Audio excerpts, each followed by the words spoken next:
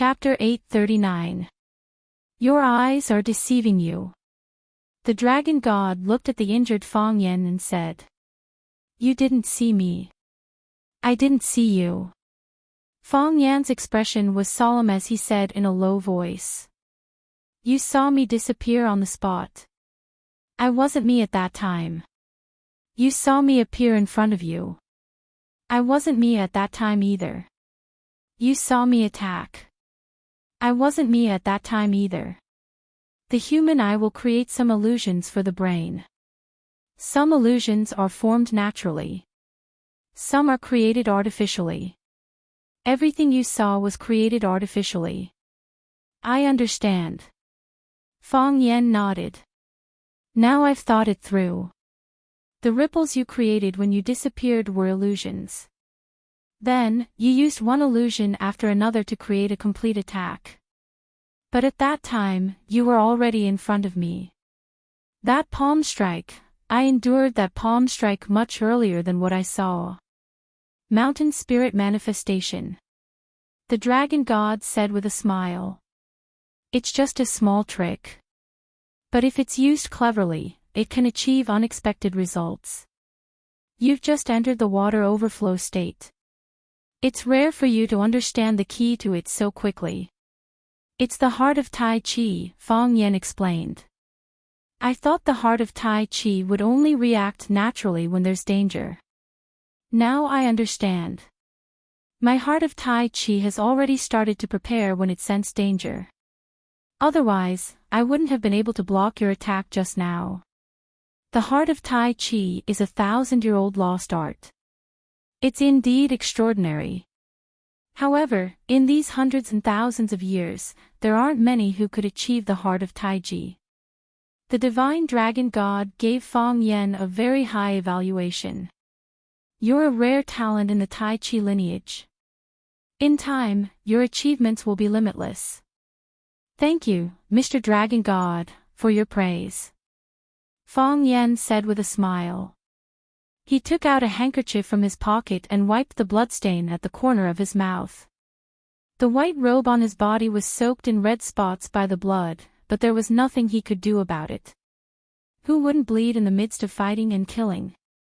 If it wasn't his blood, then it was someone else's. Fang Yan put the blood-stained handkerchief into his pocket, looked at the dragon god, and said, Let's try again. Look again. The divine dragon looked at Fang Yan with great difficulty and said. As he spoke, the dragon god once again disappeared from the spot. In the air, there was the sound of space being torn apart, and the sound of air being wrapped up. The divine dragon once again appeared in front of Fang Yan and slapped Fang Yan's chest. It was the same attack method as before. The sense of rhythm. The dragon god's desperate attacks already had its own unique rhythm. Moreover, he was the one leading the rhythm. Everything was under his control. You could only obey or follow his rhythm. Otherwise, you would only suffer worse consequences. Because his attack was a domain, an illusion. If the domain was broken, it would explode. The shattering of the illusion would leave people at a loss as to what to do. Don't even think about it. Fang Yan's eyes turned cold as he gritted his teeth. This time, no matter what, he would not let the dragon god hit him again. Just as he was thinking this, the heart of Taiji had already started to spin. That transparent crystal seemed to be motionless, but it had already increased its speed to the limit. It was like the sun and moon in the sky that had not moved, but their speed was not something that could be followed by human strength.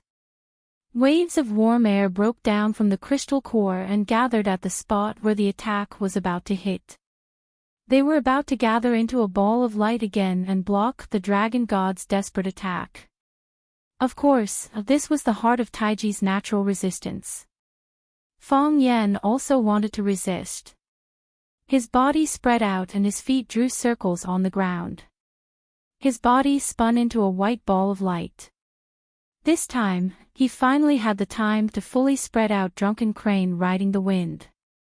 His body turned into a ball of feathers, a leaf, and a transparent ball of light. When you hit a feather with your fist, would the feather be hurt? No, before your fist even touched the feather, the strong airflow stirred up by your fist would have already sent the feather flying. Fong Yan was the feather that could be sent flying at any time. Of course, this time was different from the last time. This time, he was the one who wanted to be sent flying. He was consciously trying to avoid and defend himself. Last time, he was accidentally hit and was sent flying. Fong Yan felt that he was well prepared this time. Paw, another palm hit Fong Yan's chest. The palm was light as a feather, but it suddenly came. It pierced through time and space, without any warning. Moreover, Fong Yan's drunken crane riding the wind didn't even have time to dodge this palm. In other words, even if Fong Yan turned into a ball of feathers, the dragon god's desperate palm could still destroy the feather. If he used too much strength, the feather would fly away. If he used too little strength, he wouldn't be able to cause any damage to the feather. However, this choice wasn't too difficult for the dragon god's desperate life. He wanted to hit, and he hit. It looked as simple as eating and drinking. Fong Yan tried everything he could and prepared himself, but still couldn't stop the dragon god's desperate palm. And it was the same palm that he had used before. A fight between experts can change in an instant. Once a technique is used too often, it can bring fatal danger to oneself. However, the dragon god's desperate life managed to use the same palm to send Fong Yan flying twice in a row. Fong Yan's body once again flew into the air. Like a kite, he was blown into the air by the wind, then forcefully used qi to twist his body. Whoosh! Fong Yan stepped through the air, once again landing in front of the dragon god's desperate life. The dragon god stared at Fong Yan and smiled. At that time, you shouldn't have forcefully used qi. Fong Yan smiled, but dark red blood flowed from the corner of his mouth. Fong Yan's internal organs were injured, and this injury was more serious than the last time. This time, it was your brain that lied to you. The dragon god stared at Fong Yan and smiled.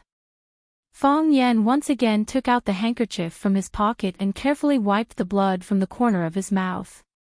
Then, he folded the handkerchief once again. He folded the blood-stained part inside to prevent it from dirtying his clothes when he put it in his pocket. After he was done with these matters, Fong Yan looked at the divine dragon and said, "I understand." "What do you understand?" the dragon god asked. "I understand how an expert should fight." Fong Yan grinned. He laughed heartily and comfortably. "Yes, this kind of feeling is really wonderful. You only used your finger to poke through a layer of window paper, but you can discover a colorful and wonderful world." The water overflow realm focused on intent and not action. The intent was the soul, and action was the bone. In the past, when Fong Yan fought with others, he would always use all sorts of moves to fight with his life on the line. Elbow strikes, crotch kicks, throat grabbing, nothing was spared. It was all to defeat his opponent. But it was different now. Such a method could not injure an expert at the heavenly Tao realm. Just like a figure like the dragon god, he might shatter you with a palm before you could even throw a punch. Forget about moves. There was no need to deliberately remember anything. Just follow the heavenly Tao naturally. The heavenly Tao was the highest law, far surpassing the martial Tao that Fong Yan had painstakingly learned for more than 20 years. Now, they should be using intent and aura to fight, and not just those moves from before. Otherwise, you would be at a disadvantage, always slower than others. Gong Sun Chi came in front of Yu Ro and whispered, "What do they mean? Why did Master say that Fong Yan was deceived by his brain? Can the brain deceive itself?" Yu Ro did not even look Gong Sun Chi in the eye, and said with a deadpan expression, "You don't understand." Gong Sun Chi knew that he was here to embarrass himself. They weren't even from the same world as them, so why did they come here? Then, the smile on Dragon God's face gradually disappeared. He looked at Fang Yen seriously and said, "Let us begin for real." Just as he said that, Fang Yen had already appeared in front of him. No, he appeared above him. Fang Yen was flying high above, holding a huge balloon in his arms. The balloon looked like it was corporeal, and it even made hissing sounds as it fell. There was gas flowing around the balloon, and when some of it was released, more of it would come in to replenish it. Fang Yen pressed the balloon in his hand towards the top of the Dragon God's head. The Dragon God's struggling fingers stretched out halfway before he quickly retracted them. His body turned illusory, and he disappeared into thin air. Rumble, a huge explosion rang out, and then a strong airflow swept through everything in the surroundings like a sharp blade. The grass was broken, and some of the thicker branches and tree trunks were also directly cut into two by the scattered air currents. The place where Dragon God was standing just now had become a huge pit more than a meter deep. The stench of burnt rocks came from the pit, and some weeds and branches were directly burned into the air. If Dragon God had not dodged in time, he would have been vaporized by now. Dragon God stood on a large protruding rock, looked at the huge pit, and looked at Fang Yen with interest and said, "This is getting interesting." In the cave halfway up Falai Peak, a man wrapped in a black robe sat. He was motionless like a withered corpse, but his ears were slightly perked up, listening to every movement on the mountain top. He was the third party in this battle. Chapter 840. 1,000 cups of wine was too little. To the Dragon God, the current Fang Yen was the only one who could truly be his opponent. The more powerful Fang Yen did not make him panic. Instead, it was something that made him feel happy both physically and mentally. Just as the Dragon God told his disciple, Gong Sun Chi, he had not exercised for a long time. There was no motivation to exercise, and there was no opponent that interested him. Fang Yan's appearance made him want to fight again. Just as he was about to let his disciple, Gong Sun Chi, challenge Fang Yen came looking for him. However, Fang Yen was an expert who had just entered the overflow state. He was like a farmer's boy who had just left the mountain village, only to find out that he was the heir to a billionaire family, and that he was about to inherit a fortune that could rival a country. He was so excited that he bought a sports car, a luxurious villa, and kept a C-list celebrity as his mistress. He felt that his life was too luxurious. In the eyes of the truly rich, he was still a country bumpkin. He did not know how to spend money. In the eyes of the Dragon God, Fang Yen did not know how to use the power of the overflow state. He had a mountain of treasures, but he did not know how to squander them. To people like them who valued martial arts as much as their lives, it was a pity. Therefore, he guided Fang Yen step by step, hoping that he could find the feeling sooner. Now, he saw the results of his labor. Fang Yan's talent was quite high, and did not let him down at all. Of course, if Fang Yen was not talented enough, he would not have been able to understand the deeper meaning of his words so quickly. "Congratulations on entering the water overflow realm," the Dragon God said to Fang Yen with a smile as he struggled to stand on the protruding boulder. Fang Yen understood what the Dragon God meant. At this time, he truly had the power of the overflow state. Although he had entered the overflow state long ago, in the previous battles, he was still a martial artist who only knew how to use brute force. He would be confused by the illusion created by the enemy, and he would be blinded and led by the opponent's consciousness. He could not be himself. He could not unleash the true power of the water overflow realm. "I know how to fight now," Fang Yen said with a smile.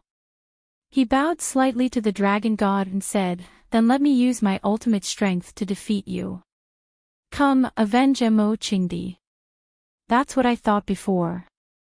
I wanted to defeat you, just like how you defeated Mo Qingdi," Fang Yen said with a serious expression, "but now, I only want to defeat you. This is the true meaning of this battle, what?" Are you not willing to avenge Imo-Chingdi? I think he would be willing to settle such a matter himself. Even if I did defeat you, he would only see it as me defeating you, and not as me avenging him. Indeed. The divine dragon nodded his head with much difficulty. This is the character of not underestimating the enemy. I've found the true meaning of fighting. Fang Yan smiled and said, so, please accept my challenge. As he spoke, Fang Yan's body rose into the air. His figure disappeared in the air, then reappeared in front of the dragon god. Fang Yan slammed his palm towards the dragon god's face. It was a light punch, seemingly without any force behind it. However, after seeing Fang Yan's attack, the dragon god Mo underestimated the enemy's expression became unprecedentedly solemn. This palm was full of concept and power. He formed a delicate balance, an extremely closed and domineering domain. This made the dragon god unable to accept it, but it would not be good if he did not accept it.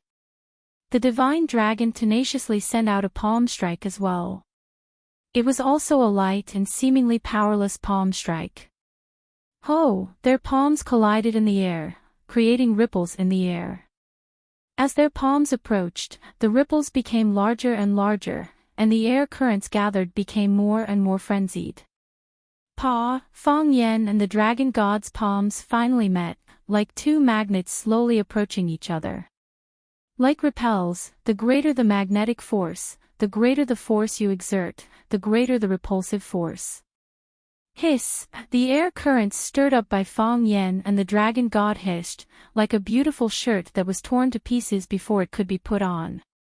This was Fang Yan's domain meeting dragon god's domain. When the air currents in the domain were completely drained, both of their domains could not hold on any longer and exploded at the same time. Boom! The transparent gas exploded. Other than the dust in the air and the large crater on the ground, there was almost no evidence. Meanwhile, Fang Yan and the dragon god Laborious disappeared to the left and right. When they appeared in front of everyone again, it was when Fang Yan grabbed a big ball and slammed it on the dragon god Laborious' head.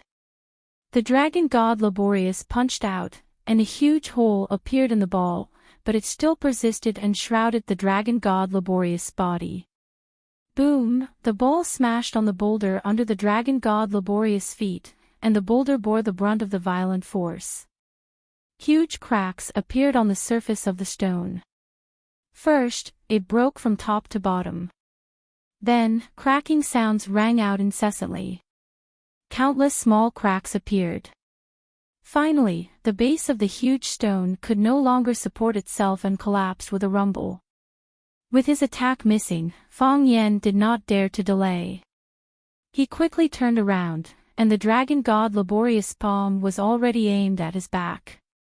Fang Yan punched back, and in an instant, the two exchanged more than 300 punches and more than 700 kicks in the air. In a flash, it was like a thunderbolt. Gong Sun Chi was dumbfounded and said, "Is this the heavenly Tao realm? Their strength chi is endless. The cycle is the true meaning of the water overflow realm. Force is like water, and the chi in one's body is inexhaustible. The constant flow of force is called water overflow." Yi Ro raised her eyebrows, and said, according to this fighting style, with their cultivation level, it's normal for them to fight for 3 days and 3 nights. Gong Sun Chi was amazed, and said, "Amazing. We should chase after them bravely, and not let them monopolize the glory." Yi Ro did not have a good impression of Gong Sun Chi, and if it wasn't for the sake of supporting Fang Yan, she wouldn't have minded beating him up. If Fang Yan defeated Laborious, Gong Sun Chi would definitely want to avenge his master. When that happened, she would have to beat him up. If Fang Yan was defeated by Laborious, she might have to kill Laborious in order to avenge Fang Yan, and if he wanted to avenge his master, she would still have to beat him up. They were born to be enemies. This contradiction could not be reconciled. Since they were not friends, Yi Ro's tone was not polite at all. "Work hard." Yi Ro's voice was cold, and she said, but some things can't be done with hard work. Boom! A thunderous sound once again resounded in the air. When the giant ball exploded, Fong Yen and Laborious Life were rushing to the periphery. When the explosion ended, sand and pebbles flew everywhere, and the trees withered and disappeared. They had almost raised half of the flying peak to the ground. Fong Yen stood on the east side of Flying Peak, while Laborious Life stood on the west side of Flying Peak. The two stood facing each other from afar, not saying a word, not even taking a step, but the sound of swords clashing could be heard. Sword! Laborious Life shouted. Gong Sun Chi threw the sword in his hand over, and when Laborious Life reached out to catch it, the scabbard naturally fell off, and the sword that fell into Laborious Life's hand happened to be the 3-foot-long sword. With the sword in hand, Laborious Life's aura became even colder and more murderous. I like using swords, do you have a suitable weapon? Laborious Life looked at Fong Yen and asked. Fong Yen shrugged and said, I only have this pair of palms, then I'll take advantage of you. Laborious Life smiled and said. He didn't have to say that. Because opponents of their level could hurt with just a flying leaf or a plucking flower. Some were good with spears, some with short swords. Some were good with fists or iron palms. If a sword against a fist was a great advantage, then what about a sword against a spear? In the end, it all depended on the subtlety of the technique or the control of strength, as well as the right time and place. Laborious Life might not be able to win against Fong Yen even with a sword, just like how Mo Qingdi the Azure Dragon couldn't win against Laborious Life even with a spear. Fong Yen practiced Tai Chi, so holding a spear or a sword wasn't his forte. In the path of martial arts, one had to use what one was good at. For example, Fong Yen killed Tao addict Song transplanting seedlings with one shot. Seeing Laborious Life using a spear, Yi Ro raised her eyebrows slightly. She knew that it wasn't good for Fong Yen, but she didn't say anything. Laborious Life's forte was good with a sword, this was something everyone knew. It would be unfair if he wasn't allowed to use a sword in the competition. Besides, if Fong Yen had a weapon he liked, he could use it too. Laborious Life would not stop Laborious Life. Looking at the sword in Laborious Life's hand, Yi Ro's heart couldn't help but tighten. This sword was called Exorcist. Back then, Laborious Life used this sword to cut off Mo Qingdi the Azure Dragon's tendons, causing the Azure Dragon's cultivation to be completely destroyed. Since then, he had been a useless person. Now that he had used the Demon Slayer's sword again, what would be Fong Yan's fate? Laborious Life raised the Exorcist Life sword, the seemingly ordinary pitch-black sword without a trace of light. Fong Yen, take this, Laborious Life said to Fong Yen. Chapter 841. You can only see the demon-slaying sword before and after he draws his sword. Mo Qingdi once said to Fong Yen. It meant that when the dragon god draws his sword, you can't see the earth sword in his hand. Fong Yen naturally believed it, because Mo Qingdi didn't see it back then either. Otherwise, he wouldn't have expressed his feelings like this. Fong Yan's current level was the same as Mo Qingdi's back then, but he didn't dare to say that he was stronger than Mo Qingdi back then. At his peak, Mo Qingdi was glorious, much more high-profile and dazzling than he was now. Of course, this was mainly because he liked to keep a low profile. He wasn't the kind of man who would go around showing off his achievements. For example, the fact that he had stepped into the water overflow state, other than telling his grandfather Fong Hui, mother Lu Wan, fiancé Yi Ro's dead father, and the ancestors of the Fong family, only Master Yi Fengxing, Yi Shaojun, Bruce Lee, and Ruan Jing of Swallow Dock knew about it. He even specifically told them not to tell anyone else. He didn't like to show off, and he didn't like to be feared. Fong Yan knew that the dragon god had lost his patience.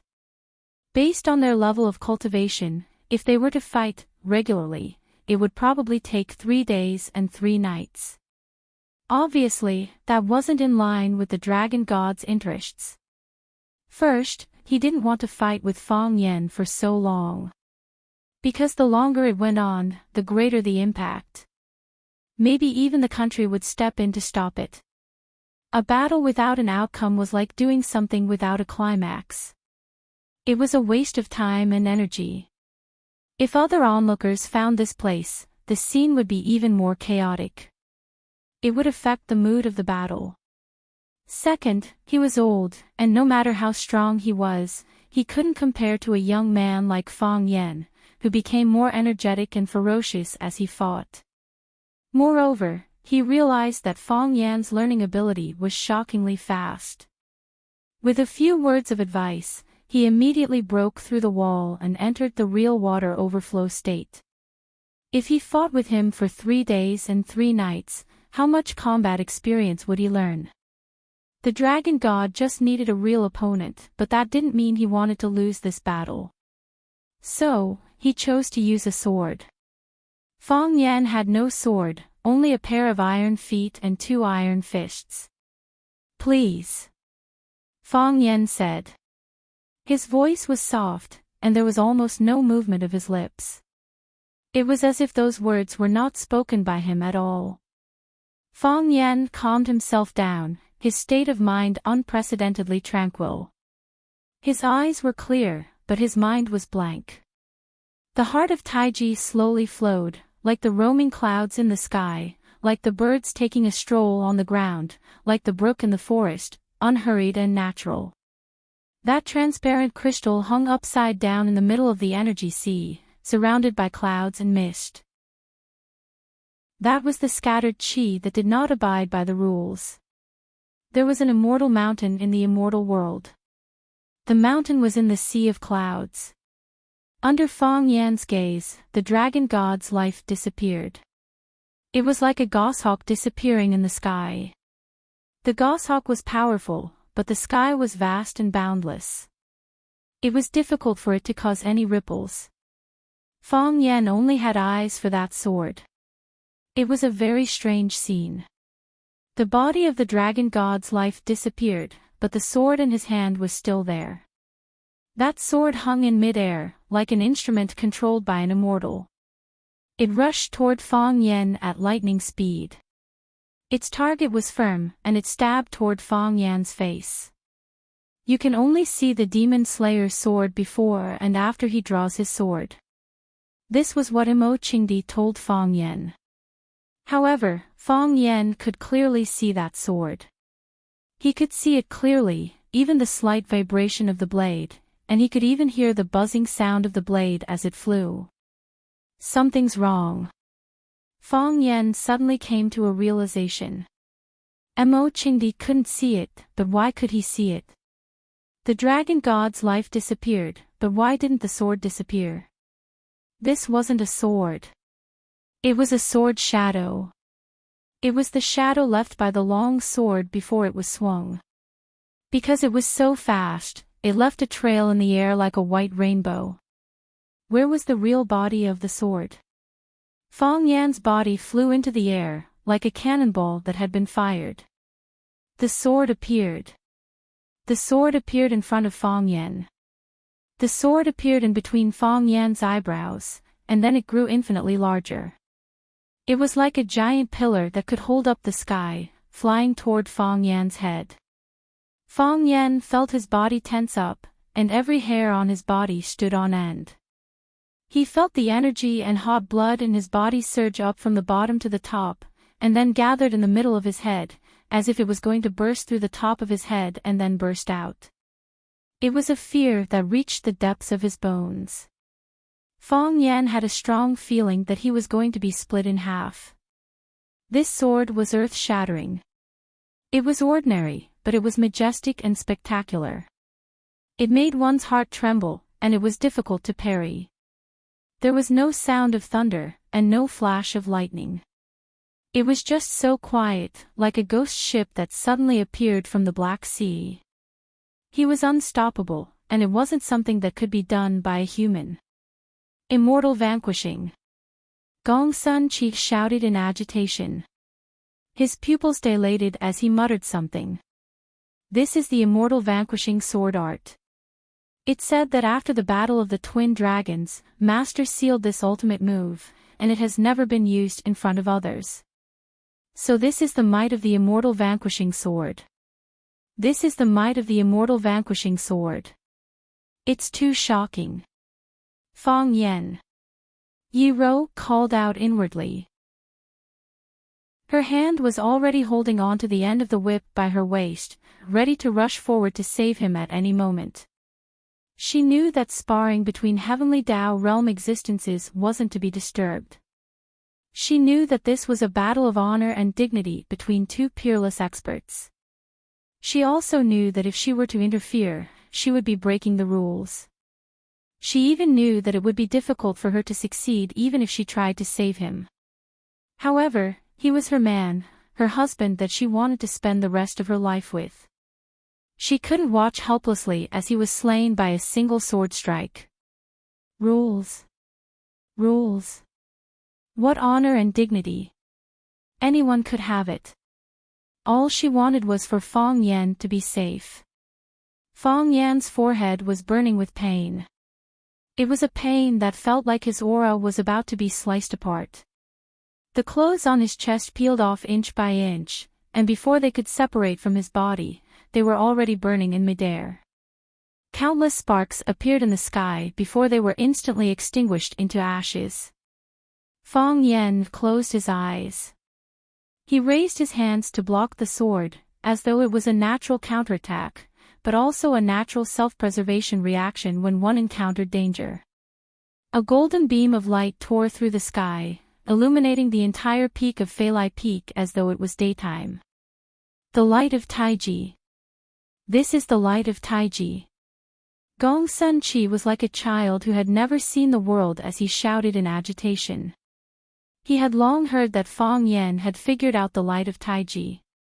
For this, a few elders from the Dao sect had specially gone to Swallow Dock to visit him, hoping that he would join the Dao sect and revive the declining trend of the Dao sect. He did not expect that he would not have the chance to see this unique skill until now. Fang Yan did not even use it when they went on a mission to the Millennium Palace. Of course, he also knew that with the flashy appearance of the light of Taiji, if Fang Yan used it, he would become a human target, and everyone would gather towards the place where the light of Taiji flashed. A smile also appeared on Yi Rou's face, but she was not as excited as Gongsun Chi. She knew the magic of the light of Taiji and secretly prayed that the light of Taiji could help Fang Yan block the killing move that the divine dragon had painstakingly used with all his might. This was Fang Yan, the man that she, Yi Rou, liked. The light of Taiji. This was the light of Taiji that Fang Yan had figured out when he was besieged on the summit of Single Sword Peak. The light of Taiji was like a solid pillar of light, but it also looked like a huge golden sword. It went towards the demon-slaying sword that the divine dragon had painstakingly used. The demon-slaying sword slashed on the light of Taiji, and a strong burst of air was heard. The light of Taiji swept away the demon-slaying sword, and blocked this round of attack that the divine dragon had painstakingly used. The divine dragon's painstakingly used body appeared in the air, and then disappeared again. He gripped the sword with both hands, and flew down from above. Then, he slashed at the light of Taiji. Like a knife cutting through tofu, the light of Taiji that was like a golden rainbow was cut into two by the demon-slaying sword. The sword's momentum did not decrease, and continued to slash towards Fang Yan's face. The divine dragon sword was definitely going to cut Fang Yan in two. No, if he was affected by the sword chi on the demon-slaying sword, it was likely that Fang Yan's whole body would be blasted into pieces. However, there were already very few people in this world that could make him a second severance. Even Mo Qingdi in the past had been severed under his third severance, so he could no longer move. Fang Yan could be called a prodigy of the martial Dao tier. Fang Yan's body was still flying backwards. Forced by the sword chi, Fang Yan's speed of retreat was even faster. The divine dragon was also chasing after him at high speed, looking like he would not give up until he achieved his goal. The demon-slaying sword was still in Fang Yan's eyes, but he knew that it was not the real sword. It was only the trajectory left behind by the sword when it was moving at high speed. Fang Yan's pupils dilated, and then his eyes also felt scorching hot. Fang Yan's eyes began to bleed. The blood flowed on his face, and slid down his cheeks. Then, his nose and mouth also began to bleed. The blood that flowed out did not even have time to spread. The demon-slaying sword slashed down from the top of Fang Yan's head, and his body was cut into two. Starting from the top of his head, then between his brows, eyes, nose, mouth, neck, abdomen, and neck, all the way to the lower part of his body. One Fang Yan became two halves of Fang Yan, and the two halves of Fang Yan fell to the left and right at the same time. This strike was clean and efficient, as easy and casual as a knife cutting through tofu. There was no blood. The divine dragon had worked hard, and he actually did not see any blood. Chapter 842. There was no blood, which proved that he had missed. He found it hard to accept this outcome, but it seemed to be the truth. What he had slashed was not Fang Yan, but Fang Yan's shadow. It was so fast that it almost solidified into an afterimage. Because Shenlong was too fast and his sword was too sharp, even his shadow could be cut in half. So, where was the real Fang Yan? An invisible enemy was the most dangerous one. Shenlong sensed the danger. After his sword missed, he did a 180-degree turn and slashed horizontally without any hesitation. However, he was still one step too late. Screech, the sound of flesh being cut could be heard. Fang Yan's body flew in the air like a flying white sheep. Unbeknownst to him, he was already behind the divine dragon, holding a broken sword formed from the light of Tai Chi and stabbing it into the back of the divine dragon. With one successful strike, Fang Yan retreated. Screech, the demon-slaying sword slashed across Fang Yan's body, leaving a huge gash on his body. Crack, both of them retreated at the same time and landed on the ground at the same time.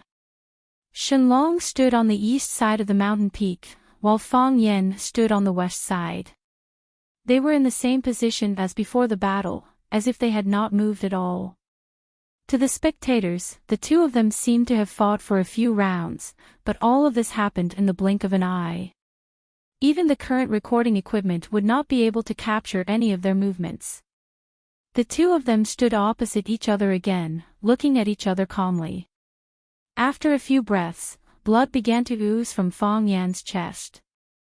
The threads of blood pushed open the flesh that had been cut open by the sword, and then the blood flowed out faster and more rapidly.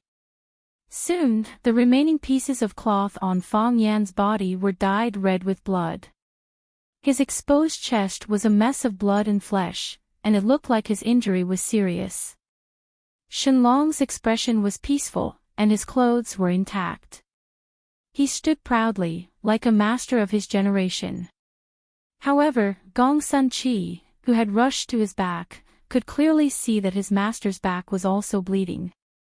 The blood soaked the robe, and the gray robe became a deep faded color. The air was filled with a choking smell of blood. "Master is injured," Gong Sun Chi exclaimed. He couldn't believe what he was seeing. His master, the dragon god, had worked so hard, yet he was injured. Ever since he started learning from his master, he had never seen his master suffer any harm. Even some small injuries that could be ignored had never happened. For example, cutting one's finger while cutting one's fingernail, cutting one's finger while peeling an apple, abrasions or bone dislocations while practicing martial arts.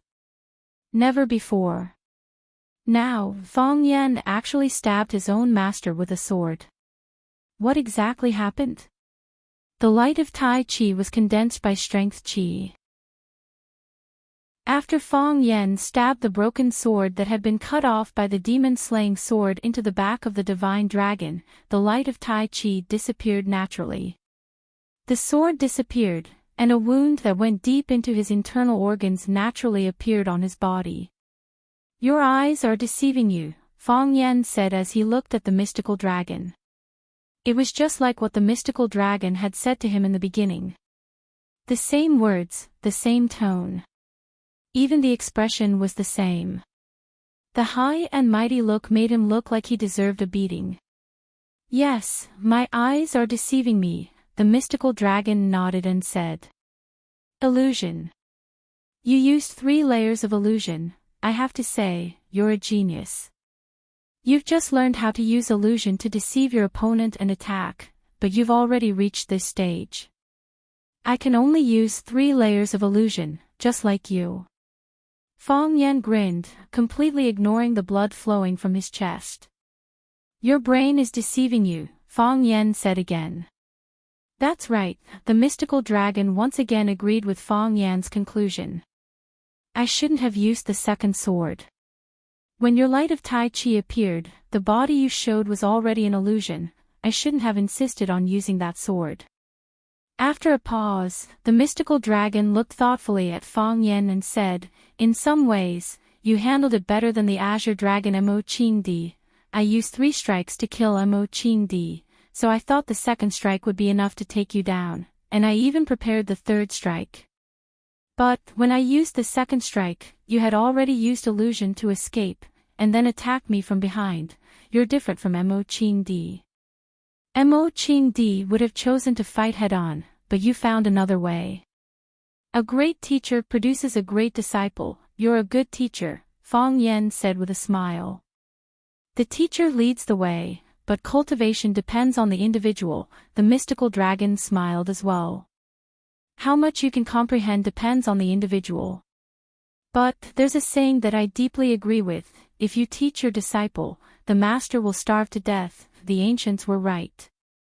"Now, it's my turn to attack," Fang Yen said with a smile. The divine dragon struggled to lift the long sword and said, "Please." Step by step, Fang Yen walked towards the dragon god. He swaggered like a farm owner inspecting his own vegetable garden. The divine dragon struggled to look at Fang Yan's eyes. When a person made a move, his eyes were the first to react. Fang Yen looked like a brute. He wanted to walk up to the dragon god and give him a good beating. If his opponent was not the dragon god, he could indeed do so. But wasn't he joking now? Ku Fengming didn't think he was joking. He didn't walk in a straight line, but in a curve. It looked like a rampage, but in reality, it was a cycle. Every step left 3 changes, and the 3 changes could give rise to infinite changes. This was the true meaning of Taiji. 1 begets 2, 2 begets infinity. When Fang Yen spoke, it was Taiji. When he walked, it was Taiji. Every word and action was in line with the way of Taiji. Now, Fang Yen and Taiji had merged into one. I am Taiji, I mean Taiji. Because of the continuous flow of vital energy, he looked energetic and energetic.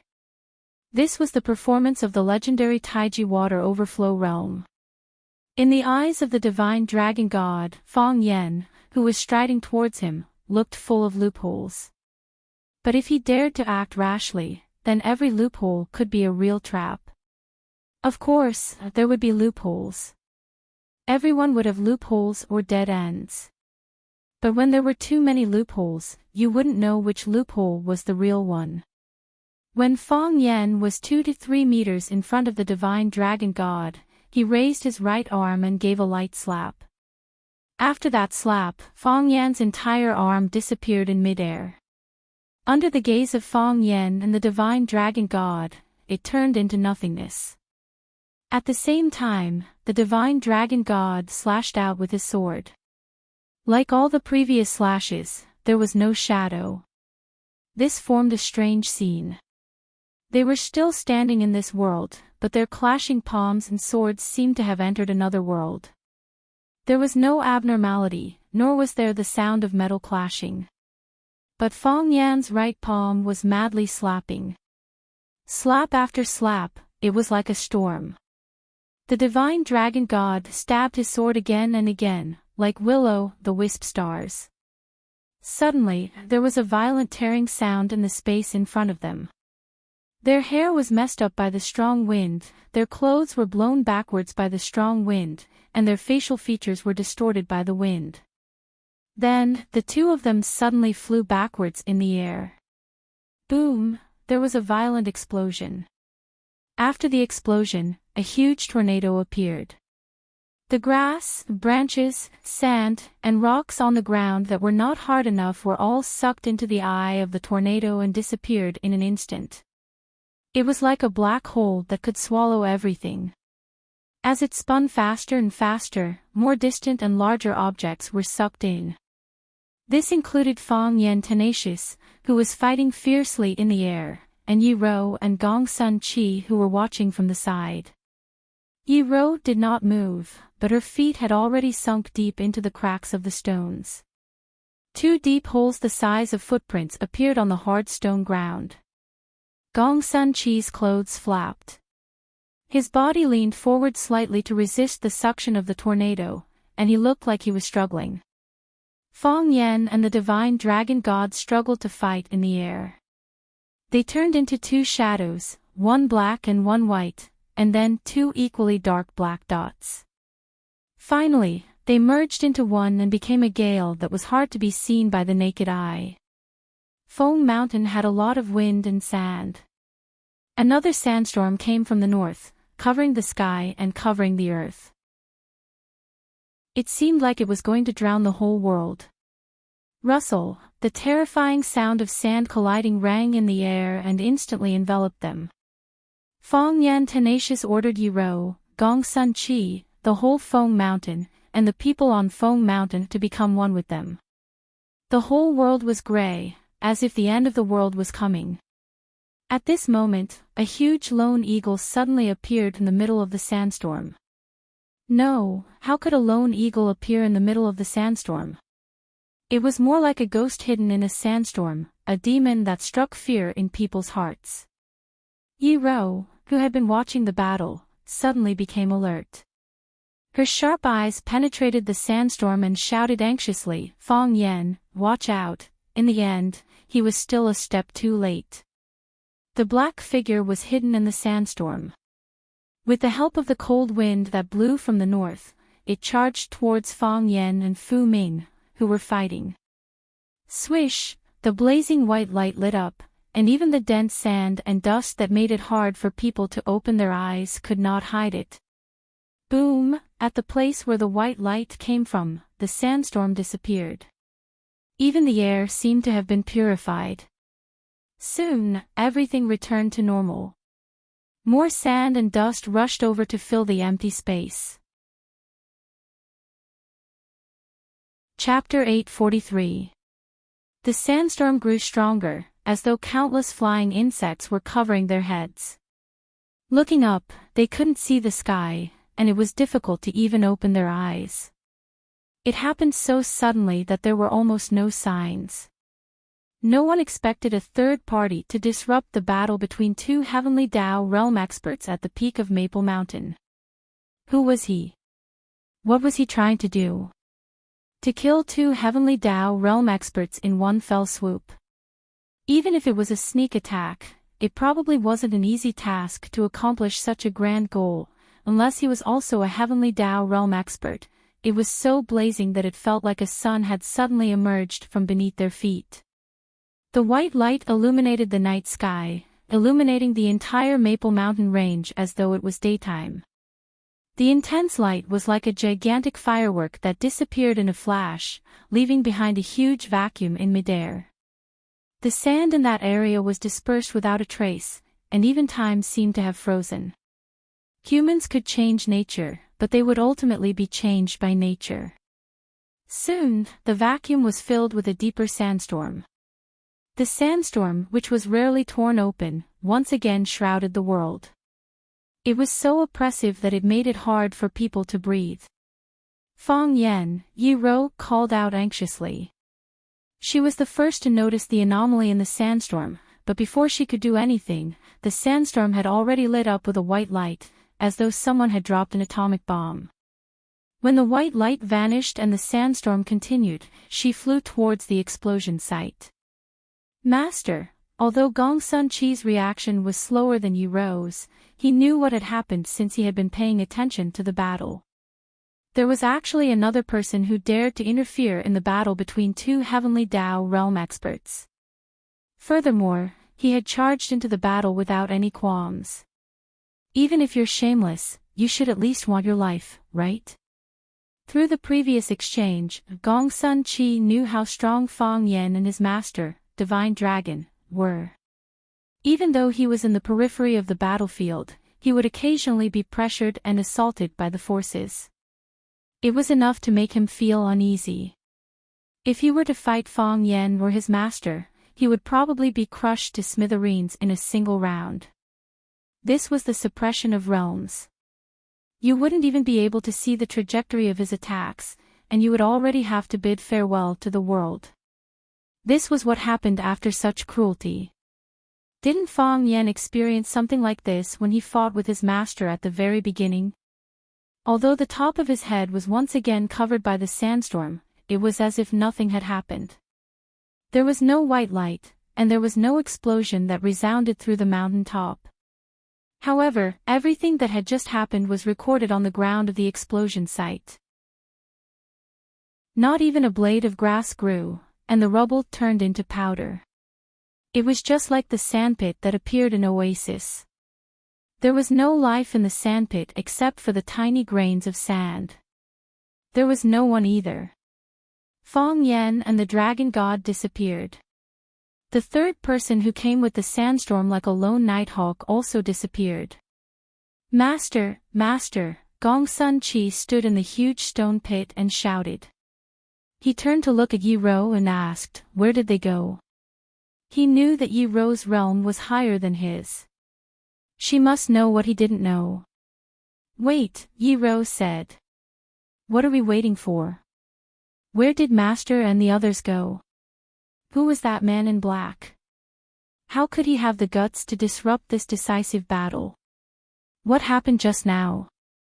Gong Sun Chi didn't finish his words. Because he found that when he was speaking, the atmosphere at the scene became tense again. Two dark figures stood on the huge stones in the east and west directions in the distance. Because the sandstorm was too strong, the visibility was reduced, and it was impossible to see their facial expressions clearly.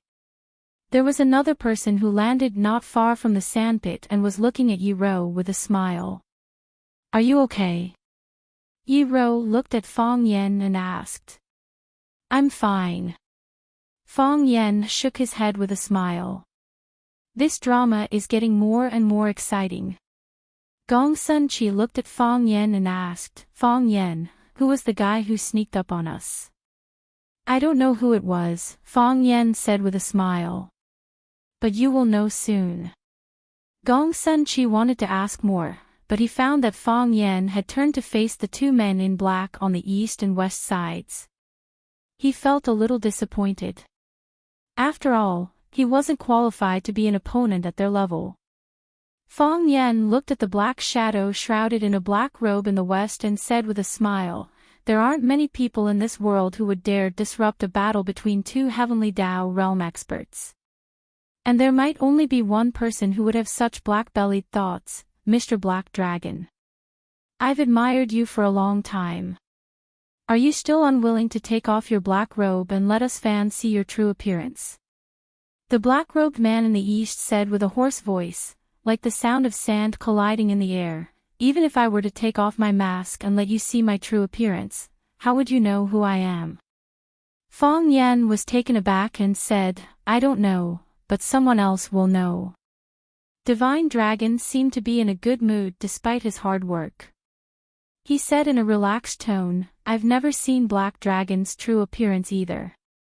I'm afraid there aren't many people in this world who have seen it, right? All you need to know is that I'm Black Dragon. Black Dragon's tone was as arrogant as ever. Anything else is meaningless to you. That's true. Fong Yan nodded with a smile. Since you have already admitted that you are Black Dragon, then your identity is confirmed, Mr. Black Dragon. You wish to kill us? That's right. Black Dragon answered without hiding anything. Why? Fong Yan asked. Don't you think that there are too many Heavenly Dao realm experts? Black Dragon said with a serious look. Of course, you couldn't see his expression, but you could tell from his tone that he was asking this question in an extremely serious manner. There are more and more people, and things are getting more and more noisy. It's really a little vexing. If we can kick 2 of them out at once, wouldn't this world be a lot quieter? Fong Yan thought about it seriously as he looked at Divine Dragon and said with great difficulty, I think what he said makes a lot of sense. Didn't you have the same thoughts back then? Back then, the 3 of you were the most dazzling warriors in all of Huaxia. Black Dragon appeared and disappeared mysteriously, making it difficult to find his tracks. It was even more difficult for him to resist your influence in the mortal world. Only the Azure Dragon, Mo Qingdi, had the same feelings and ambitions as you, and his influence far exceeded yours. You challenged the Azure Dragon and tore his tendons. The Azure Dragon perished, and for decades, you were the only one shining in the sky, like the only star in this world. Divine Dragon's expression was solemn as he pondered for a moment, nodded and said, back then, I hadn't seen through the desire for fame and fortune, so I still ended up in a disadvantageous position. Men leave their names behind, and geese leave their voices behind. Life is short, not more than 100 years. Who doesn't want to leave something in this world for future generations to remember? For the title of number 1 in the world, there are plenty of people who would sever their opponent's limbs and kill their entire family, much less tore off their opponent's tendons. Compared to those people, you are already considered benevolent. Divine Dragon looked at Fong Yan and said, the Azure Dragon doesn't think so. Of course. Fong Yan nodded with absolute certainty and said, if I were the Azure Dragon, I would definitely want to take revenge and kill your entire family. You see, no matter what level we've reached, no matter what realm we've stepped into, we're still mere mortals. We can't let go of fame and fortune, nor can we let go of grudges, Divine Dragon said with a smile. If someone scolds me, I'll respond with a sentence. If someone punches me, I'll return with a few kicks. Is this considered the heavenly axiom? Fong Yan asked. Divine Dragon thought for a moment and said, following the heavenly axiom is naturally the heavenly axiom. Naturally, this is the highest achievement of our Tai Chi, Fong Yan said with a smile. So, I've never felt that it's a dirty and shameful thing to take revenge on someone who has a grudge against them. On the contrary, those who bear a blood feud would abandon it in the name of the heavenly axiom, losing their passion and temperament, and going against the heavenly axiom. You're a sentimental person. Divine Dragon said. But, Fong Yan looked at the Black Dragon and said, we have no grudge against him, yet he came here to kill us. Isn't this too much of a bully? For his own axiom, he wants to destroy our axiom. Is this also the heavenly axiom? Divine Dragon calmly looked at the Black Dragon and said, this is not the heavenly axiom, this is the demonic axiom. The sword in your hand is called Exorcist, then let's use this Exorcist sword to get rid of this demon, Fong Yan suggested. You knew I was coming. The Black Dragon solemnly asked. He used a special concealment method to conceal himself. Even his breathing and heartbeat could not be heard. Moreover, the sandstorm tonight was extremely strong. He had adjusted the frequency of his movement to match the speed of the sandstorm. There was a 90% chance of a successful sneak attack, so how could he be intercepted by the 2 of them at the most crucial moment? If they hadn't known in advance, how could they have simultaneously stopped at the critical moment and drawn his Gale Tempest Bringer over? If his Gale Tempest Guide had enveloped their bodies in the sandstorm, or exploded right next to them, Fong Yan and Divine Dragon would be either dead or heavily injured. But they managed to dodge it, and their combined attack made him suffer in silence. Although he managed to dodge Divine Dragon's desperate strike, his back was slapped by that bastard Fang Yen. Even now, his chi and blood were still in turmoil, and he couldn't circulate his energy smoothly. That was why the Black Dragon asked such a question. Fang Yen laughed heartily and said, "We're the male and female leads of this show, and you're the best supporting actor. Although the best supporting actor appeared a little late, I knew he would definitely appear." Chapter 844. When Fang Yen mentioned that there would be new friends joining them, Divine Dragon was doubtful as well. What puzzled him was that this was a battle between Heavenly Dao realm experts. Typical warriors would be injured just by approaching slightly, much less joining. This was also the reason why they didn't announce the location of the battle. Instead, they chose the most dangerous peak of Empty Maple. They didn't wish for the curious commoners to climb up only to be blown back down by a gust of wind. Even his disciple, Gong Sun Chi, didn't have the right to join. Forcefully taking action would only be asking for trouble. Then, how many people in the world had the right to participate in the battle at Flying Peak? Divine Dragon's first reaction was to hope that Azure Dragon wouldn't underestimate his enemy. Could it be that Azure Dragon had returned from the land of extreme frost? Had he really found the legendary and extremely rare Ice Dragon bloodline? Of course, Fang Yen also had some trust in Fang Yen. At their realm, there was no need for meaningless lies to deceive others. If they came, they came. If they didn't, they didn't. Playing petty tricks would only make them look down on them. It wouldn't be of any use. However, he never expected that someone would really come. Furthermore, it was one of the 3 dragons of Hua Xia, Black Dragon, who was equally as famous as him. Upon hearing Black Dragon's question, Divine Dragon wished to know why Fang Yen would have such a guess. "It's because your reason for coming to kill us isn't simple," Fang Yen said with a smile. "If it's just because you think there are too many Heavenly Dao realm experts, which is why you want to kick out too, then I would think that you are a man, the most admirable person I have ever seen in my life." Clearly not. Before you came to Empty Maple, the generals Jiang Shifu met you. Isn't that so? Black Dragon fell silent for a long while before saying, "There's no such thing as an impenetrable wall in this world. I shouldn't be surprised that you know this secret." "How much did he give you?" Fang Yen said with a smile. To be able to bribe a Heavenly Dao realm expert to be a fighter for the generals, he must have invested quite a bit, right? If everyone's goal is the same, then everything else is secondary, Black Dragon said in a deep voice. "I don't like you. So I'm going to kill you." "You're right. Although your motives aren't pure, it's also a fact that you think there are too many Heavenly Dao realm experts.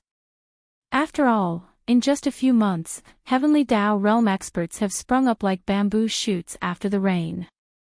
Our Fang family has 2 more." At this point, Fang Yen looked back at Yi Ro sweetly. It felt good to have a strong support behind him no matter what he did. In the past, he was afraid of the Dragon God and hoped that he would never run into him before the old drunkard Amo Qingdi returned. The first time he met the Dragon God in the courtyard of the Xian Division, his little heart was beating very fast. He was afraid that the Dragon God would kill him with a sword.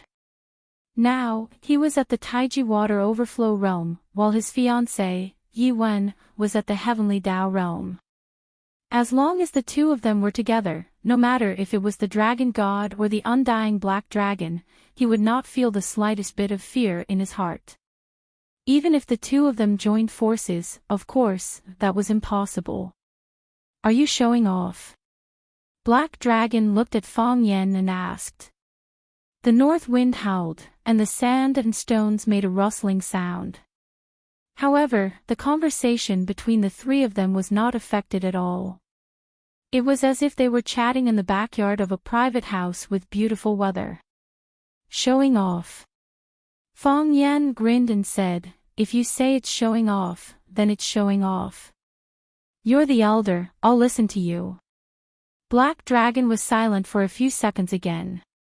He looked at the dragon god and said, "Junior apprentice brother, it seems like we've been too low-key all these years. Even these kids who haven't even grown out their fur can look down on us." Junior apprentice brother. Fong Yan looked at the dragon god in shock, then at the black dragon. The two of them were actually apprentice brothers. Why hadn't he heard of it before? If they were really apprentice brothers, then, what kind of dire situation would it be today? This was a question that Fong Yan had to consider. Not only Fong Yan, but even Yi Ro and Gong Sun Chi were astonished. Yi Ro pricked up her eyebrows and silently stood behind Fong Yan. Regardless, they had two Heavenly Dao realm experts on their side. If they were to really fight it out, the outcome was still unknown. Even if they couldn't beat them, escaping wouldn't be a difficult task. However, why did the dragon god have to be Black Dragon's apprentice brother? If such news were to spread, wouldn't it cause a stir in the entire martial arts world? Gong Sun Chi's mouth opened wide, but he suddenly thought of something and hurriedly closed his mouth. It wouldn't be good if Master saw it. But why did he have an Uncle Master? And this Uncle Master was Black Dragon of the Three Dragons of Huaxia. Black Dragon of the Three Dragons of Huaxia and Divine Dragon of the Three Dragons of Huaxia were apprentice brothers. Then, what was the secret behind Azure Dragon's death? Gong Sun Chi wasn't the only one with such thoughts. Fong Yan and Yi Ro had the same thought. Two of the three dragons were apprentice brothers, and the only Azure Dragon had been defeated by Divine Dragon. Everyone felt that there was something fishy going on. Divine Dragon clearly didn't expect Black Dragon to expose their relationship at this moment. He sighed and said, "Nanshuan, why do you have to do this? We haven't seen each other for years. At our age, the title of apprentice brother has long vanished. Why mention this in front of these children? No matter how long it's been, apprentice brother is still apprentice brother. Don't you want to acknowledge me as your apprentice brother?" Black Dragon's voice was filled with mockery. But it's true. In terms of martial cultivation, apprentice brother is a latecomer. It makes me feel ashamed. Nanshuan, did you rush over just to catch up with me? Of course not. Black Dragon Li Nanshuan laughed. His voice was like the chirping of a night bird. It was hard to hear. Back then, apprentice brother helped me defeat Mo Qingdi and picked out his tendons, turning him into a cripple. I haven't had the chance to thank apprentice brother properly. There's no need for thanks. Go down the mountain. Divine Dragon said in a deep voice. I can't leave for now. Black Dragon Li Nanshuan wasn't angered. He lifted the hat on his head, revealing a pale and ugly face that left a deep impression. This was because there was a big black hole on both sides of his cheeks, as if something sharp had pierced through them. His eyes were turbid, but they were extremely sharp, like a pair of rusty copper needles. When he looked at you, it would make you feel extremely uncomfortable. This was very different from other Heavenly Dao realm experts who reverted to their original state.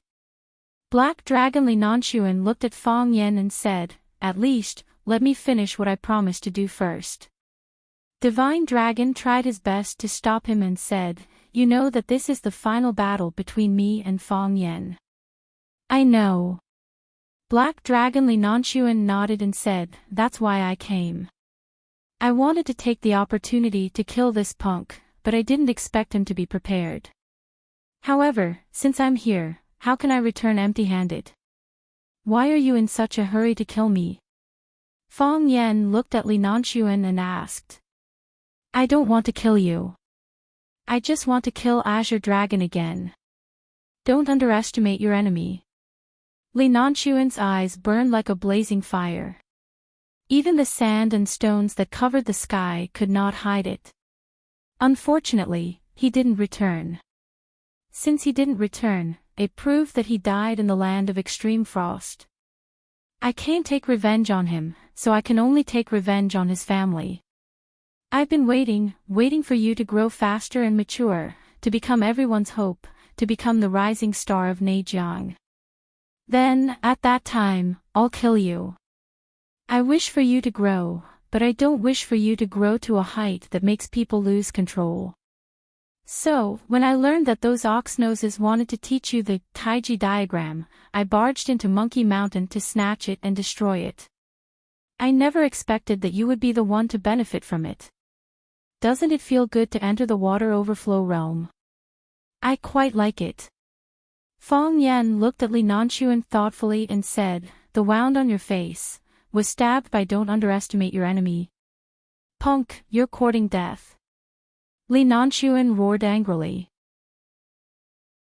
His energy leaked out and sent the surrounding sand and stones flying.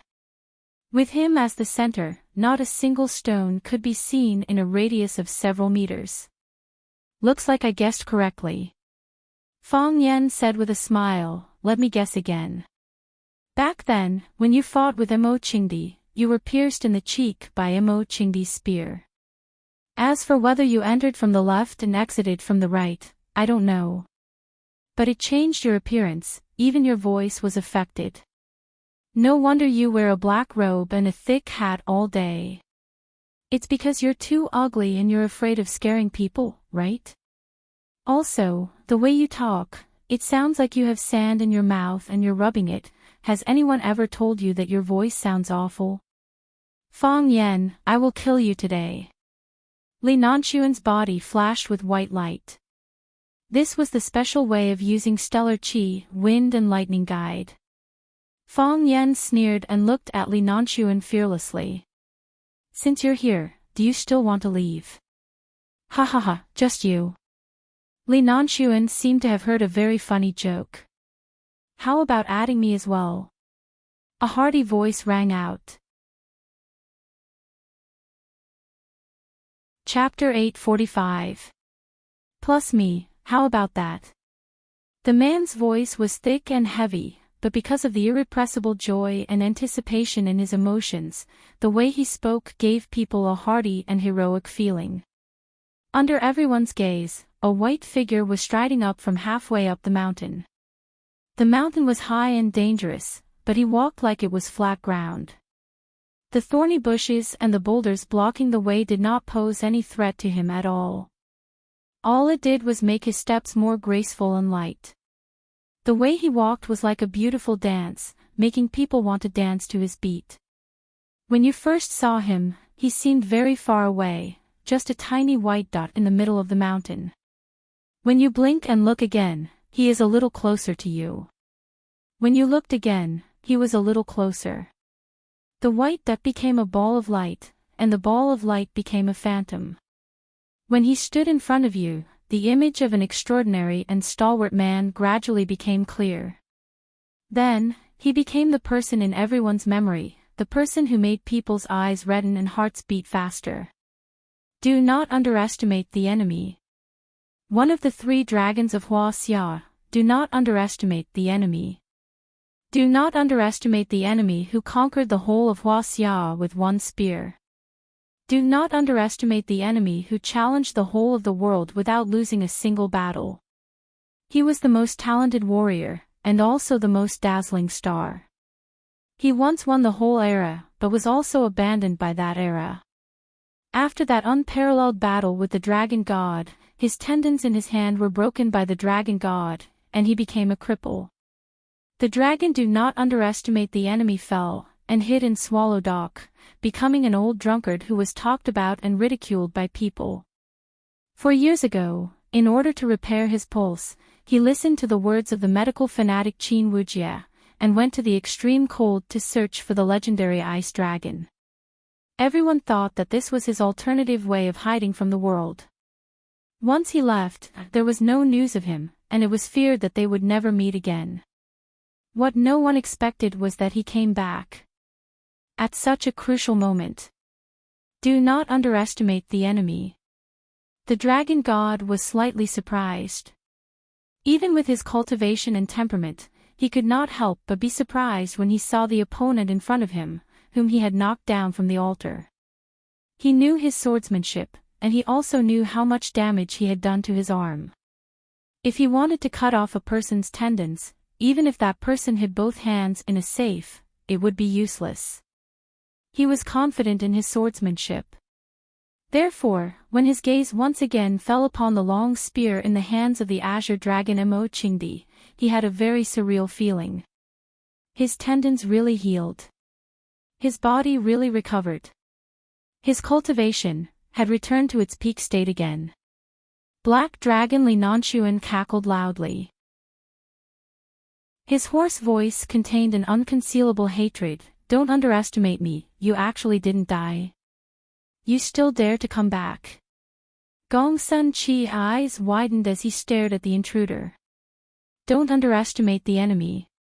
Back then, he was able to stand shoulder to shoulder with Master and be known as a brilliant figure. Oh my God, he's so young, and he looks quite handsome. He has a unique manly charm, he looks much better than my master. I really envy Fang Yan, because he had met the 3 divine dragons of Huaxia.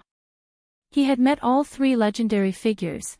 It was said that collecting 3 dragons could be exchanged for a Dragon Ball.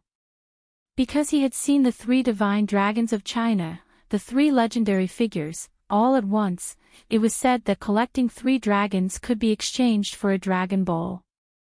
Enchanting did not care about the dragon god, nor did he care about the black dragon Enchanting. He was wearing a white robe made of animal fur, stained with mud and blood, and weathered by the sun and the wind. He was wearing a white robe made of animal fur. The white robe was stained with mud and blood. It was weathered by the wind and the sun, so it looked a little old and rotten.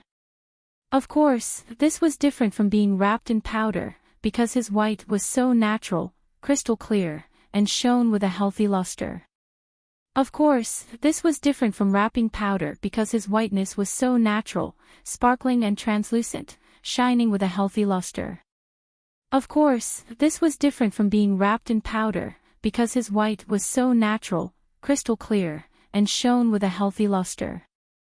Red blood flowed out of the blue vessels. The blue veins were clearly visible, and so was the blood. The flowing blood gave off a sense of vitality. The current Enchanting was very different from the Enchanting who had fallen. The current Enchanting looked very graceful and very strange. At least, Fang Yan thought it was a bit inappropriate. He was originally a rustic Chinese character. How did he suddenly turn into a handsome man with snow-white skin? There was already one person in the family who walked the path of an idol. What was going on with another? All the men in the family are pretty boys. Outsiders will bully us if they see us. Enchanting's eyes were fixed on Fang Yan, and Fang Yan's eyes were also fixed on Enchanting. They looked at each other and smiled. There was a familiar tacit understanding and an indescribable kinship between them. As they smiled, Fang Yan's eyes became moist. He rubbed his eyes and said angrily, I told you at the time, this place is not suitable for a duel. The sandstorm is so strong that I can't even open my eyes. You're crying. Enchanting said with a smile. Old drunkard, what are you talking about? Fang Yan was so angry that he tried to deny it. You're the one who's crying. I told you, it's the sand in my eyes, you're crying. Azure Dragon Enchanting carefully observed Fang Yan's expression and said with certainty.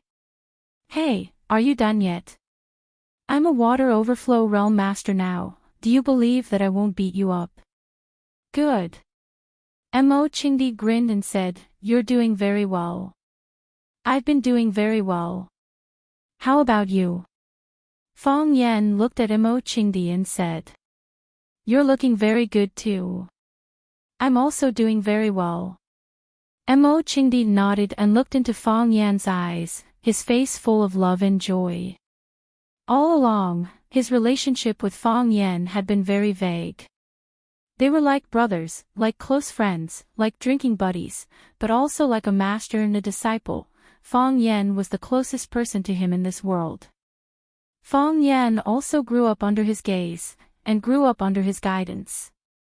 Because of Fong Yixing's abandonment of martial arts for literature, although Fong Yan's master was Fong Hui, the person who truly taught Fong Yan the most and influenced Fong Yan the most was Mo Qingdi. If not for the nurturing and guidance of such a heavenly Tao realm master, perhaps Fong Yan wouldn't have been able to understand the heart of Taiji at that age. Without the help of the heart of Taiji, how could Fong Yan have stepped into the water overflow realm so quickly? Although the land of extreme frost is a little cold, under the care of my friends, life is still considered comfortable. When I'm hungry, there's nutritious food and fresh fruits. When I'm thirsty, there's ice spring and lava. When I'm cold, there's a mattress and coat made of animal fur. Some things can't even be bought in Yanjing City, they're very rare. I've brought some back for you as a present.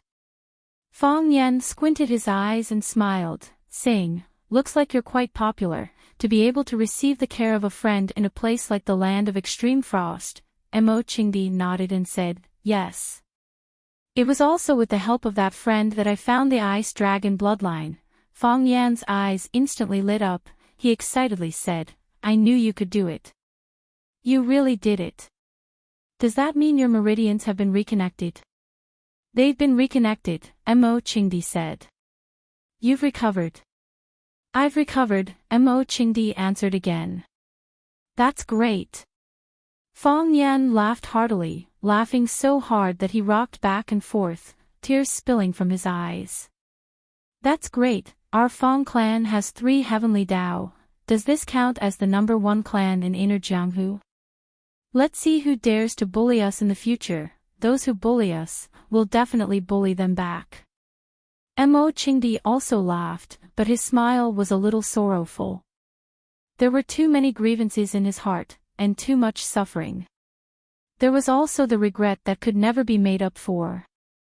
After his death, the Fong clan had gone through too many trials and tribulations. Fortunately, at that time, Fong Yan did not let them down. Through his own hard work, he made sure that no one dared to say or do anything too outrageous to the Fong clan. However, Fong Yixing's tragic death was a huge boulder that weighed on the hearts of every member of the Fong clan. If only he hadn't fallen into depravity, if only he hadn't become a worthless drunkard.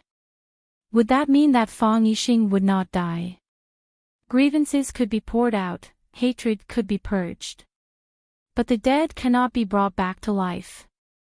Fong Yixing was his elder brother, his family. But he couldn't do anything about his departure. Traveling to the Arctic lands was already a journey of death. Coincidentally, he met the ice dragon, and finally returned with his full strength. How much sorrow and unspeakable joy did he experience during this journey? Seeing Fong Yan laughing, seeing Fong Yan crying, how could he not want to be like him, first laughing, then crying? But he couldn't. As long as he was alive, he had to shoulder the burden of the clan. As long as he could stand up, he had to stand in front of Fong Yan, protect him from the wind and rain, and help him kill the demons. He was Fong Yan's guardian angel. As long as he was alive, it would not be Fong Yan's turn to shoulder all the responsibilities of the clan. Their generation had their responsibilities. When he died, it would be Fong Yan's turn to carry the Fong clan's banner. He could understand Fong Yan's feelings. He knew that he was excited but also relieved. It was too hard for him to walk, too hard for him. He needed someone to share his burden, and he hoped that someone could fight alongside him. In Mo Qingdi's eyes, Fong Yan was still a child. He was his own child. His own child was bullied and wronged outside. This was something that no parent could tolerate. Mo Qingdi looked at Fong Yan and said softly, "I will kill whoever dares to kill you. I will kill whoever you want to kill." Chapter 846. When parents go on a long journey, they always bring some gifts for their eagerly awaited children at home. Some parents bring toys, some bring candy, but what Mo Qingdi brought to Fang Yan was endless trust and support. I'll kill whoever dares to kill you. Whoever you want to kill, I'll kill. Fang Yan didn't hesitate at all. As long as he said the word, Mo Qingdi would kill everyone on top of the flying peak without hesitation. Of course, Yi Ro was an exception. If he asked the old drunkard to kill Yi Ro, he would probably be the first to be killed. Killing is not urgent. Fang Yan wiped away his tears, looked at Mo Qingdi and asked, which friend of yours? Did he come back with you? I want to buy him a drink. He came back, Mo Qingdi said softly. There was a warm smile on his face, like a husband thinking of his beautiful wife. In all honesty, this was the first time Fang Yan saw such a smile on the old drunkard's face. He didn't know why, but he felt a little sour in his heart, a little jealous. As soon as he finished speaking, a white shadow darted across the sky and stopped right in front of Fang Yan. The shadow glared at Fang Yan and the rest of the humans in front of him. This little transparent dog sensed danger and hostility. Fang Yan stared at it with widened eyes and asked, the friend you were talking about, is it it? That's it, Mo Qingdi said with absolute certainty. It's so ugly. Fang Yan was stunned for a long time, then commented. Pfft, the little transparent dog spat out a bone from its mouth. Pfft, the little transparent dog spat out another bone. Pfft, the little transparent dog spat out a third bone.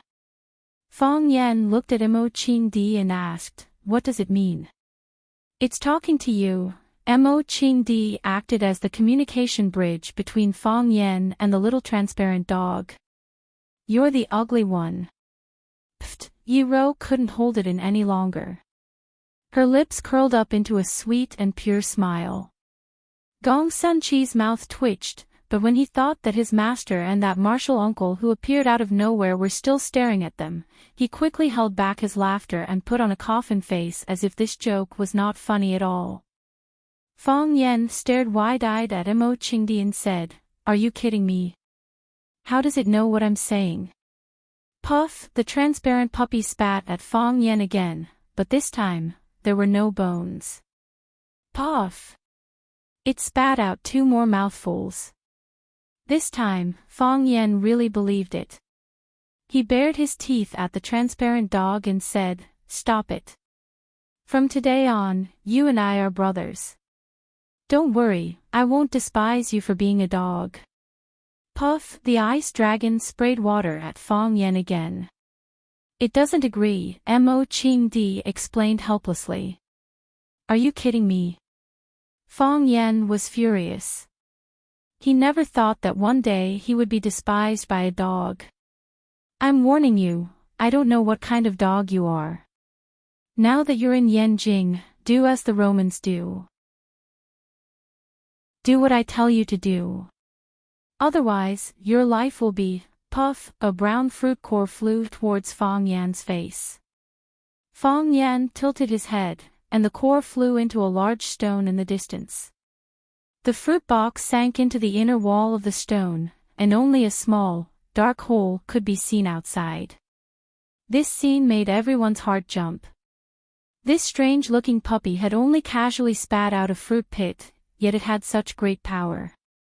If it wanted to hurt people, most people wouldn't be its opponent, right? Gong Sunqi looked at the transparent dog, then thought about his own martial arts, and wondered what his chances of winning were if he were to fight with it. It really hurt his pride. The dragon god looked at the transparent dog in horror, and asked aloud, this is the legendary ice dragon? Yes, Mo Qingdi nodded, it is the ice dragon. The black dragon's eyes flashed, and it looked at the ice dragon like a vulture, full of greed and cruelty. Fang Yan looked at the ice dragon again, and asked, if it is the ice dragon, then, your body. Fang Yan's question hit the nail on the head of Mo Qingdi's hesitation. At that time, he was indeed faced with a dilemma. The ice dragon was his savior. If he killed the ice dragon to restore his meridians, then he would be a heartless person. But if he didn't kill the ice dragon, then his meridians would never recover, and he would never be able to leave that land of extreme cold. Later, he found the hidden cave behind the ice dragon's mountain, and inside, he found the remains of the ice dragon clan that was guarded by the ice dragon. He didn't know what expression he had when he saw the ice sculptures, but he clearly saw the ice dragon's angry roar. The two men confronted each other in the ice cave for a long time, and then the ice dragon launched an attack. They had engaged in a fierce battle, and even the entire cave where the remains were buried had cracked because of it. The avalanche buried the entire mountain where they had lived for a long time. In the end, they desperately escaped, and Mo Qingdi completely gave up. Because he knew that he had hurt the ice dragon, and he also knew that he couldn't go back into the ice mountain to steal the remains, he was afraid that the deep cave where they fought had sunk deep into the ground, and it would be impossible for them to see the world again. But the thought that he would live forever in the land of extreme cold, and that his family in Yanjing would be in all kinds of danger, made it difficult for him to sleep. Unexpectedly, the transparent dog seemed to have seen through Mo Qingdi's thoughts. One sleepless night, it used its mouth to pull on the corner of Mo Qingdi's clothes, and pulled him into another cave.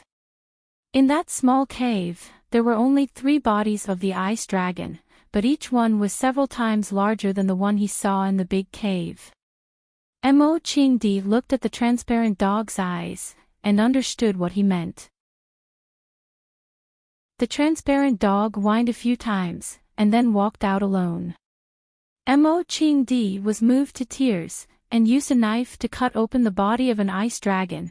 The medical fanatic Qin Wujie did not lie to him.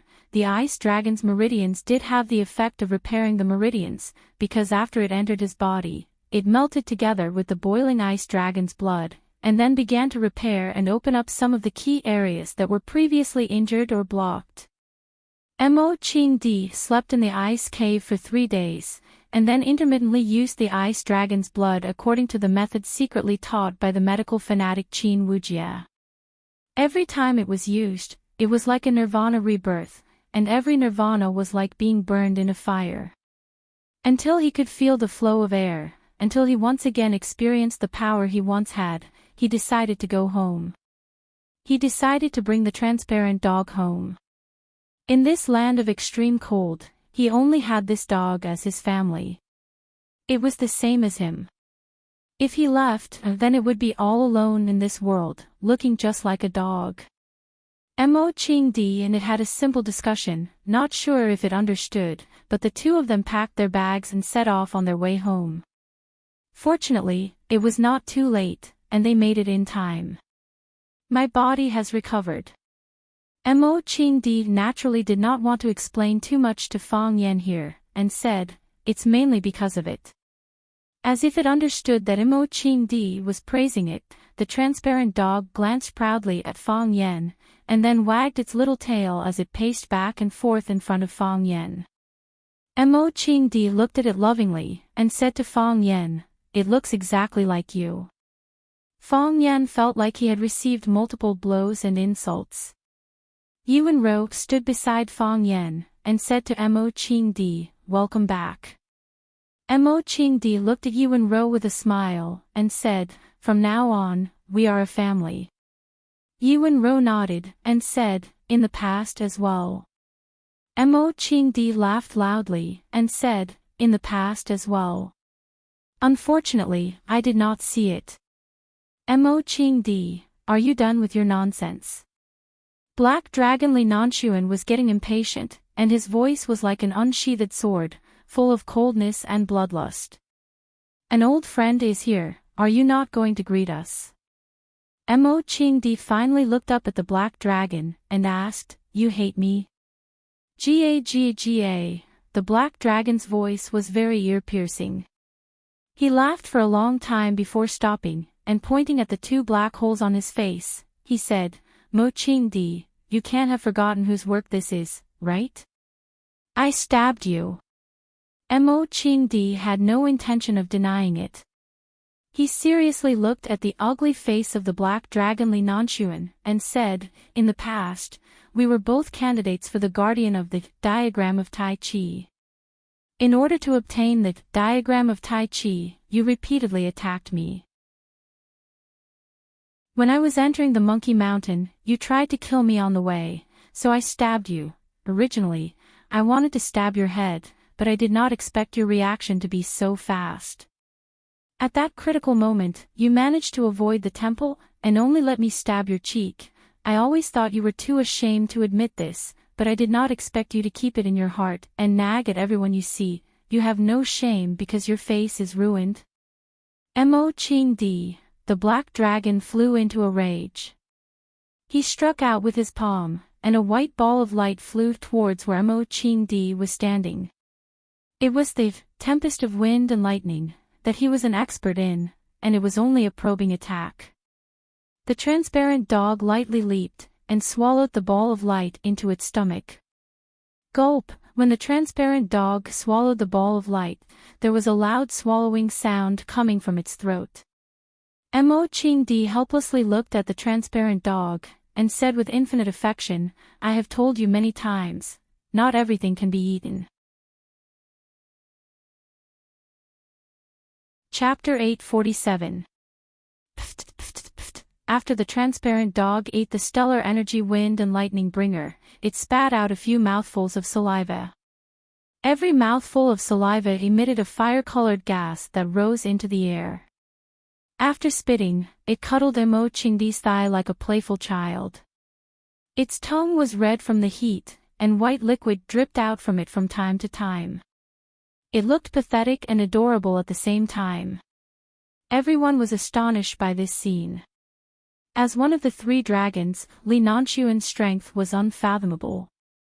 Although his attack just now was a probing attack against Mo Ching Di, if Mo Ching Di did not counterattack or neutralize it, the energy contained within the ball of light would have torn him to shreds. Such a powerful primordial chi bullet was swallowed by a dog. The so-called adverse reaction was no more than a few mouthfuls of smoky saliva. Then what realm was this dog's strength? The Heavenly Tao realm. Or the Divine Transformation realm that no one had ever reached above the Heavenly Tao realm. Although the ice dragon looked like a dog, it did indeed have the genes of the unattainable divine dragon bloodline in its body. Fong Yan knew that even he could not swallow the black dragon's stellar energy wind and lightning bringer into his stomach. After all, he was not a dog.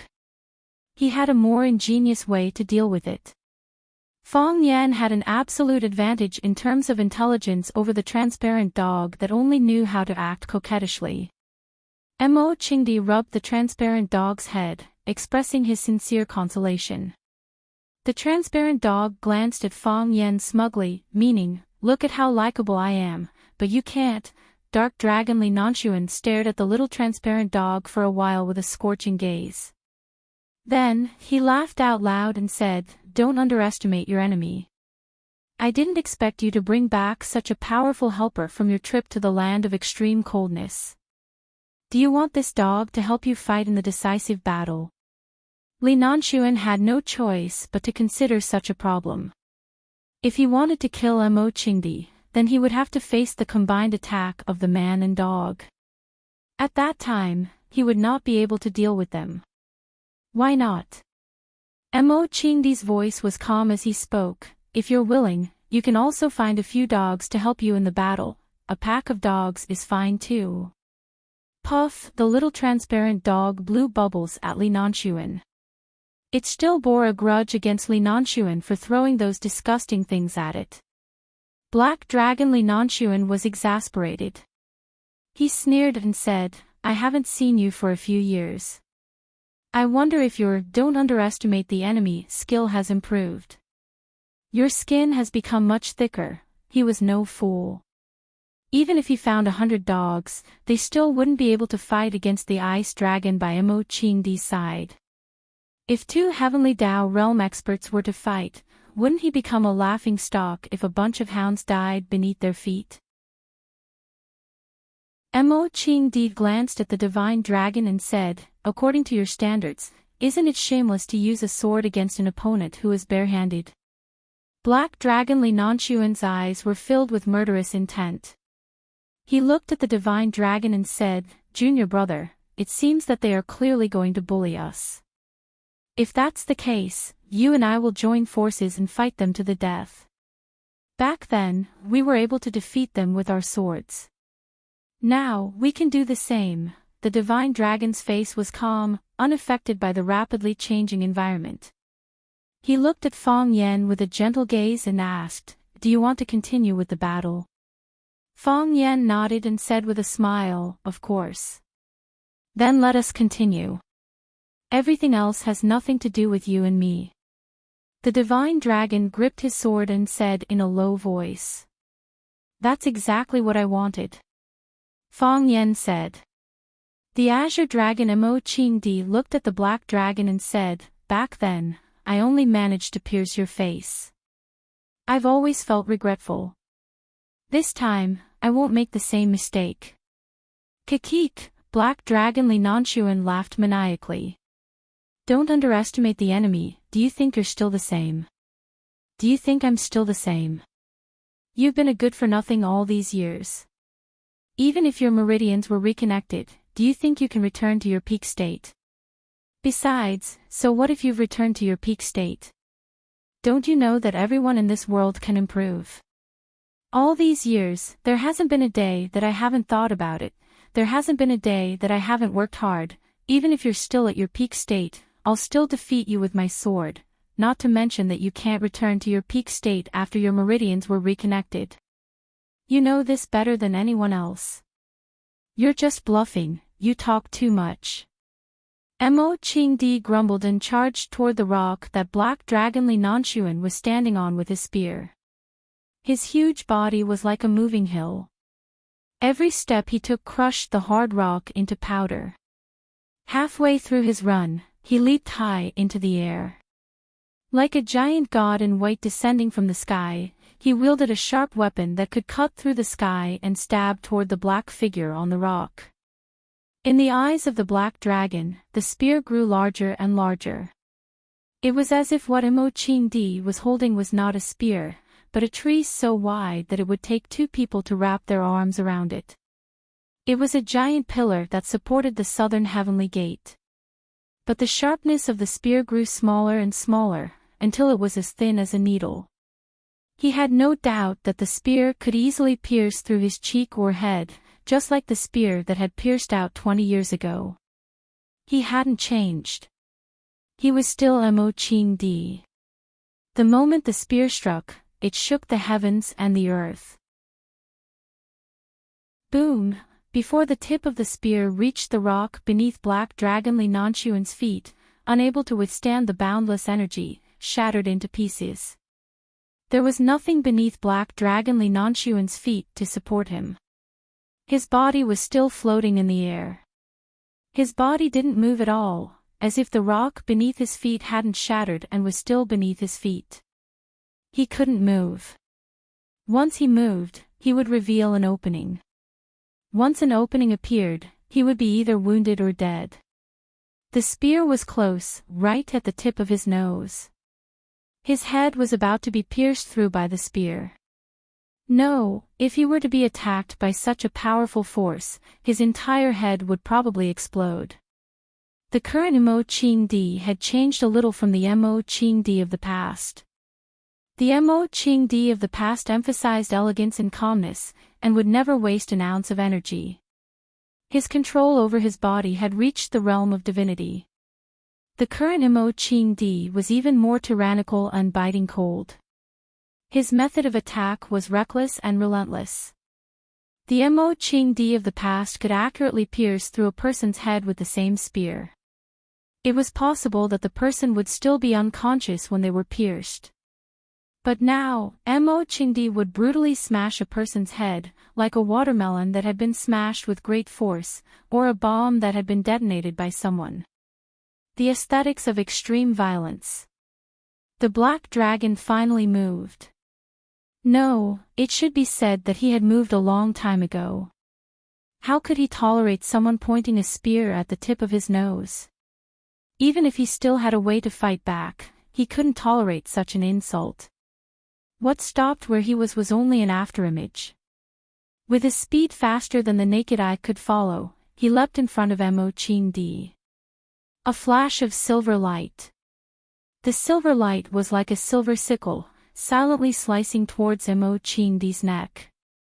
The spear was tyrannical, suitable for long-range attacks. However, when the enemy invaded the main gate of your family, trying to rescue them would be a burden. Just like the current Azure Dragon Enchanting. His spear thrust was earth-shattering. The long spear was wrapped in an invincible and piercingly cold chi, dragging his body forward. But at this crucial moment, the black dragon Li Nanshuan had sneaked into his inner courtyard and was about to cut off his head.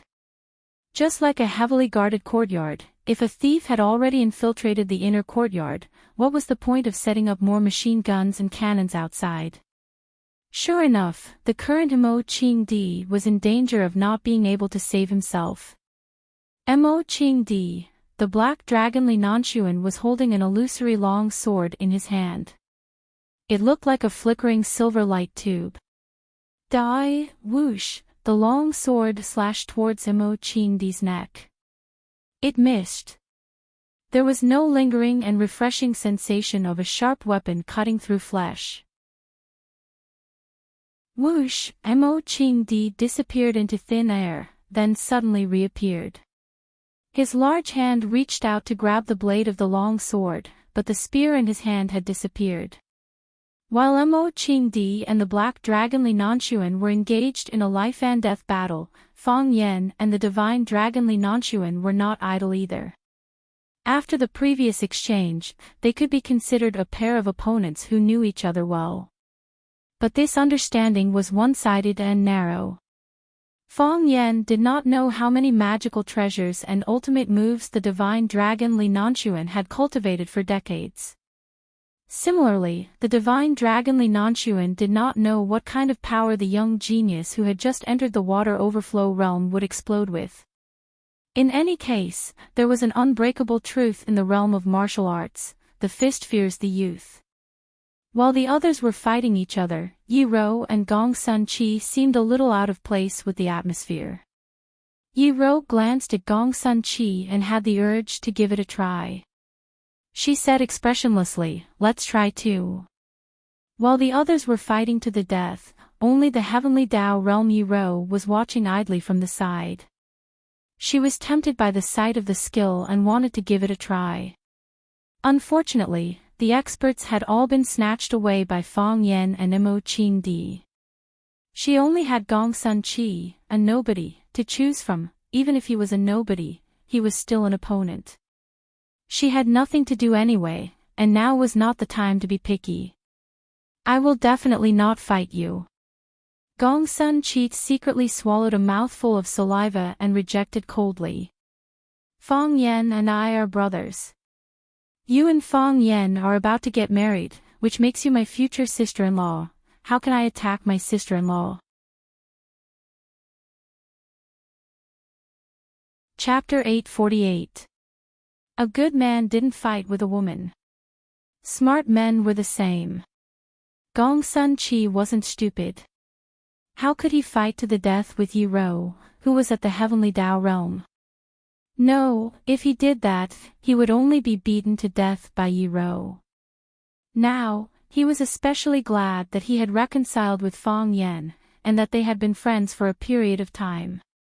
Although their friendship started with his disgraceful image, he knew that they would definitely be in the same boat through thick and thin together for a long time. For example, now, he would never attack his brother's girlfriend.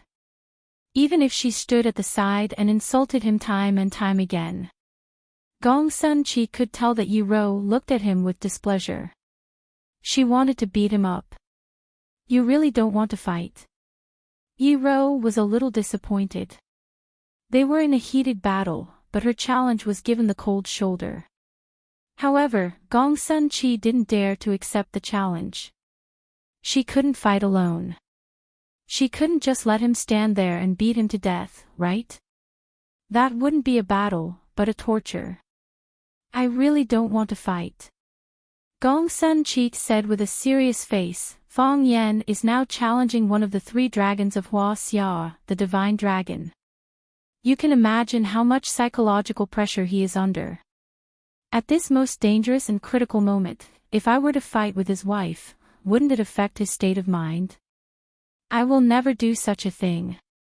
Otherwise, how can I be his brother in the future? Yi Rou looked at Gong Sun Qi in surprise and asked, You are possessed by Fong Yan. If you want to fight, that's fine. I will stand here and let you fight.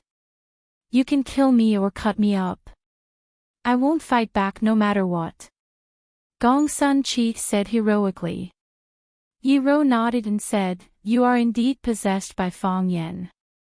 Gotcha. Fong Yan's body crashed into a 100-year-old pine tree. The branches of the tree couldn't bear his weight and cracked from the middle, producing a cracking sound. Because the big pine tree grew on the edge of the cliff, after the impact, the roots of the big pine tree began to uproot from the ground, and the whole tree head also tilted towards the bottom of the cliff. Fong Yan leaned against the tree trunk, which had countless cracks on it, and panted heavily. Rustling sounds came from the tree. It was the sound of the broken stones falling down the cliff. If Fong Yan had been careless just now, he would have been swept off the cliff by the demon-slaying sword in the dragon god's hands. At that time, only death would await them. The hot blood in his body was boiling, and the qi that flowed back violently ran amok in his meridians. Finally, it was dispelled and suppressed by Fong Yan's lousy heart-cleansing mantra. He waited until his breathing returned to normal before he pushed off from the pine tree that was about to fall off the cliff. SSSSS, the uprooting of the tree roots became more intense. Then, with a loud rumble, the entire pine tree was uprooted and fell off the cliff. Fong Yan's body landed on a square rock, and once again, he faced the dragon god who was standing with the sword. What was the name of that sentence? Fong Yan asked. Samsara, answered the dragon god with much difficulty. Samsara. Good name. Fong Yan praised, Go and come back, go and come back. The blade has gone, and the sword will has returned. If it wasn't for the heart of Tai Chi's timely warning and quick response, I'm afraid I would have been cut in half by your sword will. The heart of Tai Chi is an ultimate Taoist technique, and there are too many things that make people envious. With a sword in hand, the world is mine. What else in this world can make Mr. Dragon God envious? Yes. The Dragon God answered without hesitation. For example, the heart of Tai Chi and a young body. This body of mine is too old, so old that it can no longer bear the responsibilities it should have. Fong Yan smiled and said, Everyone will grow old. Yes. That being said, the dragon god's face was full of regret as he said, But, I'm old, and you're still young. The dragon god was also injured. Other than the injury that Fong Yan used to pierce through his back with half of the Tai Chi light, there were a few more wounds on his chest. His gray robe was messy, and the hem of his clothes was torn. His hair was originally tied up by a black band, but now the band was gone. His hair danced in the night wind, and he looked like an old ghost. Anyone who looked like an immortal would become like this after experiencing a fierce battle. I can't do anything about that. Fong Yan shrugged and said with a smile. He looked at the dragon god and said, Previously, I wanted to avenge the old drunkard, so I wanted to challenge you and defeat you. Now that the old drunkard is back, he can do what I want to do. So now, I just want to challenge you, and defeat you, because of what? Because you're a master worthy of respect. Fong Yan said in a low voice. Thank you. The dragon god looked at Fong Yan sincerely and said, You're the most talented young man I've seen in so many years, and the one I look forward to the most, even though you've achieved such results at your age, and reached the water overflow state that countless people dream of. I still want to tell you that this is just the beginning. I think you can go very, very far, to a place that we've never seen before, and that no one has ever walked before. If I'm not here by then, please tell me about it in front of my grave. I don't drink, so don't bring any wine. Bring a pot of tea, preferably Biluakun. I'll drink tea while listening to you talk about the mysterious scenery of that world. It's also a pleasure for the eyes. After a pause, the dragon god looked at Fang Yen and said, I know you're ready. So, from now on, use all your power to defeat me. I'll do my best. Fang Yen said in a low voice. Fang Yan's feet left the boulder, and his body slowly drifted upward. His body floated in midair, and then he stretched out his arms, assuming the posture of lifting clothes while walking in Tai Chi. Fang Yen closed his eyes, and the heart of Tai Chi in his body began to spin frantically. This time, the transparent crystal core began to rotate, and it slowly rotated. It was like the movement of the sun, and it would only move after a few seconds. However, only those who were familiar with the core would know that this speed of movement was much faster than when it was spinning frantically and not moving at all. When it was stationary, it was so fast that it was hard to see with the naked eye, and when it started to spin again, it was so fast that it could be seen with the naked eye. From being seen with the naked eye to being seen with the naked eye, it was a long and tortuous process in between. There were countless people who could not reach this step in their entire lives. In the words of the dragon god, every breakthrough was like an unknown scenery to them. He had seen some of the scenery, and Fang Yen would see it too. However, there were some scenery that only Fang Yen would be able to see. Energy began to spin around Fang Yan's body. No, it should be said that he stirred up the airflow in the air. The surrounding air gathered around him, and then revolved around the rhythm of his Tai Chi core. The air was everywhere, the fallen leaves on the ground, the rocks, the uprooted weeds and small trees, and even the moist soil.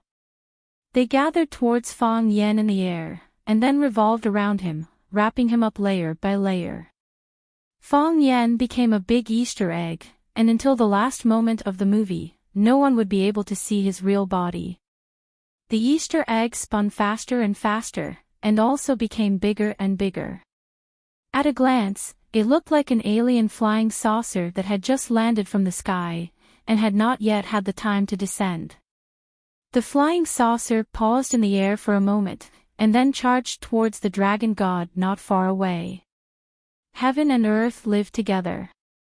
How magnificent! The dragon god cheered, and then charged towards the flying saucer with his sword. The demon-slaying sword in his hand let out a buzzing sound, and then flames appeared. It thrust its sword straight at the front of the flying saucer. One sword became 2 swords, 2 swords became 4 swords, 4 swords became 8 swords, then dozens of swords, hundreds of swords, thousands of swords, densely packed sword shadows, and the entire flying saucer seemed to be enveloped by the demon slayer sword. The countless demon-slaying swords were like countless harvesters, harvesting the flying saucer layer by layer. Layer by layer, the outer skin of the Easter egg was torn off by the demon-slaying sword, like an onion being peeled layer by layer.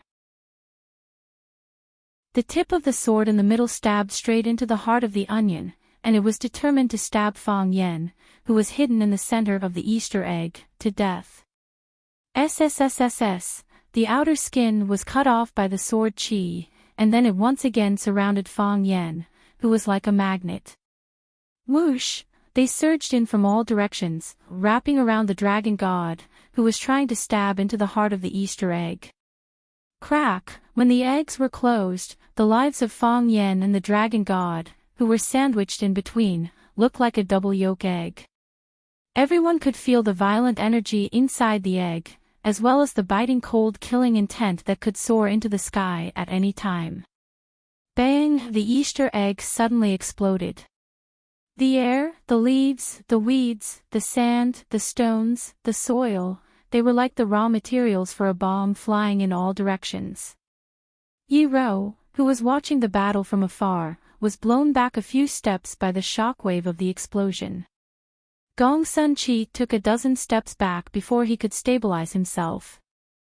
If he hadn't used the 1,000 catty fall several times in a row, his body would have been blown off the cliff. From this, it could be seen how terrifying the force of the explosion was. What would be the fate of the two people in the core of the explosion? Whoosh! A dark figure flew out of the egg. He held a long sword in his hand and flew towards a protruding boulder. However, Fong Yen was nowhere to be found. The dragon god struggled to stand on the big rock, silently pondering. After a long time, he sighed softly and hissed, "I've lost."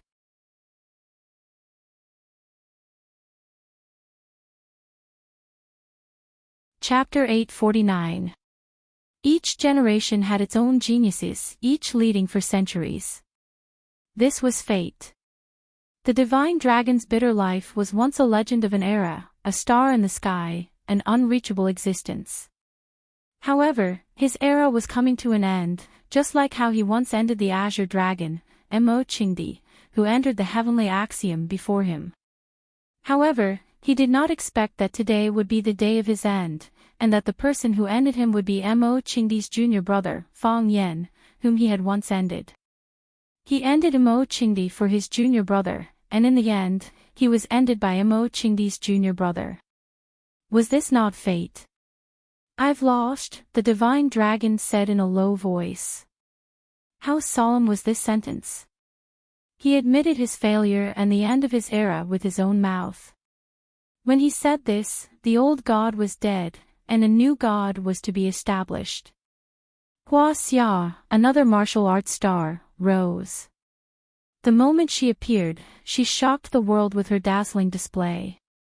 Fong Yen of the water overflow state defeated the heavenly axiom state bitter life, and a new dragon was born. "Master!" Gong Sun Chi screamed. He had always disapproved of this battle, because he did not want Fong Yen to be injured or Fong Yen to die. Yes, in his heart, the master's bitter life was the most powerful existence. Fong Yen, who had just entered the water overflow state, was no match for him. If this battle was carried out, the only outcome would be Fong Yan's defeat. What he did not expect was that the person who lost was his own master. How could the person who was like a god in his heart lose? How could he lose to Fong Yen? All sorts of feelings welled up in his heart. It was as if something was stuck in his heart, so oppressive that he could not breathe, causing him to be unable to say a word. The divine dragon nodded at Gong Sun Chi and said with a smile, "Victory and defeat are common in war. Why do you have to act like a little girl? I'm old, and I've lost. That's why young people like you should work harder." Gong Sun Chi straightened his back and said in a clear voice, "This disciple will follow master's instructions." Yi Ro didn't expect the battle to end so quickly. She also didn't expect the divine dragon to say that he had lost after jumping out of the Easter egg.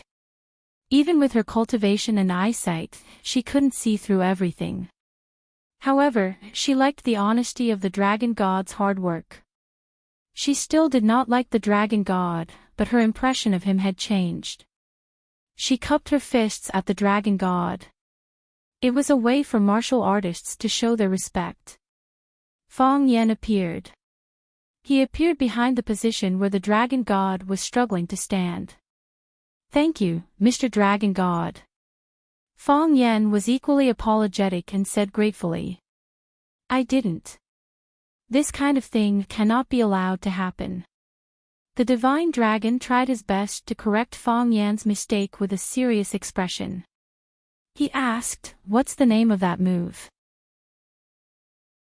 "Flooding Jinshan," Fong Yen said aloud.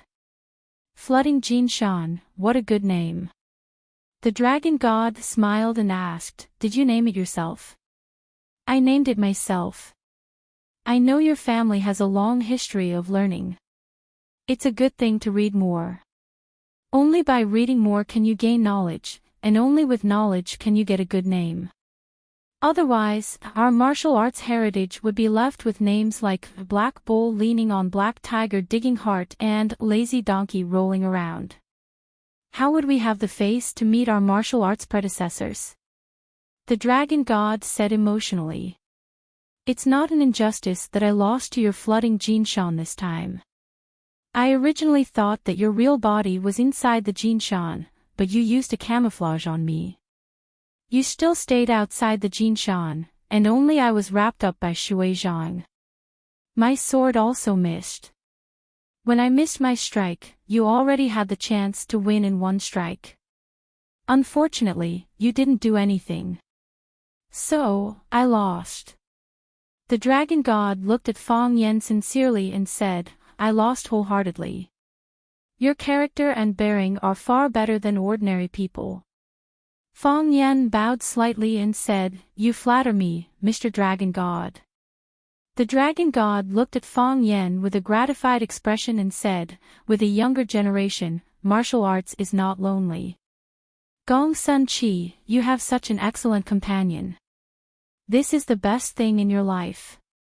You will understand in the future.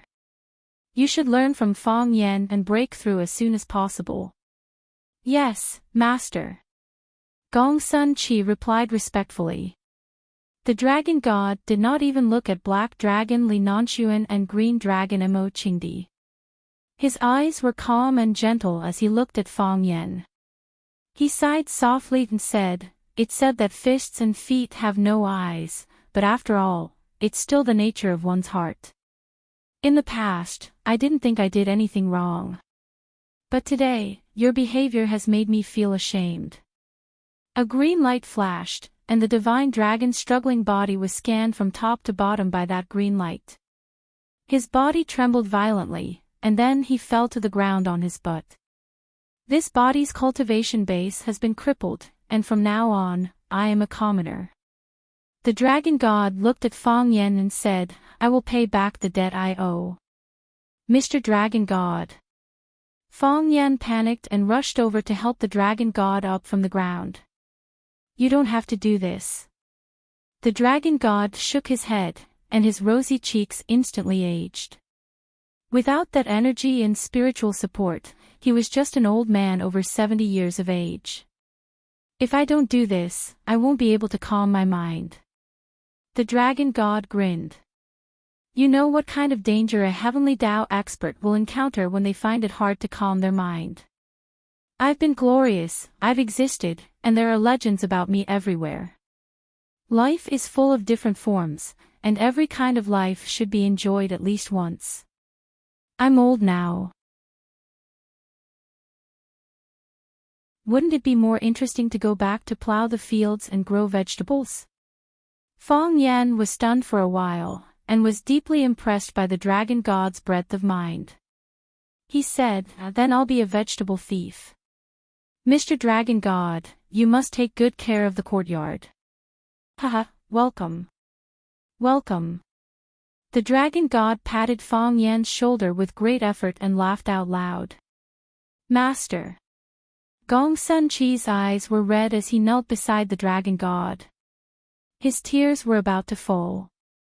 He never thought that his master's way of doing things would be so extreme. Besides, Fang Yan's family had 3 heavenly Dao, and the only heavenly Dao expert on his side had crippled his martial arts. What if Fang Yan bullied him in the future? His woman had already begun to bully him. Gong Sun Chi, help me up. The dragon god said with great effort. With the help of Fang Yan and Gong Sun Chi, the dragon god was helped up from the ground with great effort. Let's go. The dragon god waved his hand and said, Let's go back and plant vegetables. Yes. Master. The master and disciples' figures walked away, but Fang Yan still did not regain his senses. He's an admirable old man. Yi Rou stood behind Fang Yan and said aloud. Yes.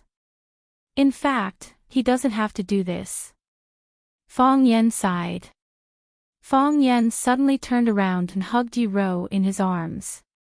He used all his strength, as if he wanted to rub her body into his own. We can get married. Fong Yan said excitedly in Yi Ro's ear, you don't have to be a widow anymore. I never planned to be a widow. Yi Ro said. What do you mean? If he wants to kill you, I will kill him. Yi Ro said calmly. This is the final battle. I don't care if this is the final battle. Then my reputation will be ruined. I can kill all the people on this place. Fong Yan secretly felt lucky for Gong Sun Chi. If Yi Ro killed him first, he probably would not have much power to fight back. A woman's heart was unfathomable. It was really unfathomable. The transparent puppy glanced at Fong Yan and Yi Ro, who were hugging each other, and spat a mouthful of saliva at Fong Yan. I'm hugging my wife, do you have a problem with that? Fong Yan glared at him unhappily. The transparent puppy spat at Fong Yan again, then ran to Yi Ro's pants with its mouth, signaling her to stay away from Fong Yan and not to hug him. How dare you steal my woman? Fong Yan was furious. He rolled up his sleeves and was about to fight with the transparent puppy. Mo Qingdi's spear was not fast, but each spear was like a thunderbolt, making it very difficult for people to deal with. At their level, the choice of weapon was not important. Just like how Fong Yan could defeat the dragon god with his demon-slaying sword, it was the same principle. They were playing with their state of mind. When your reaction speed could not keep up with your state of mind and mind, you had no chance of fighting back when faced with a massacre.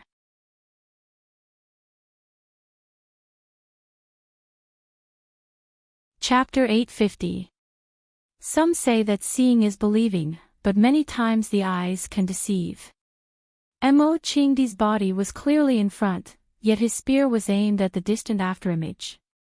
In a fight between experts, myriad changes occur in an instant.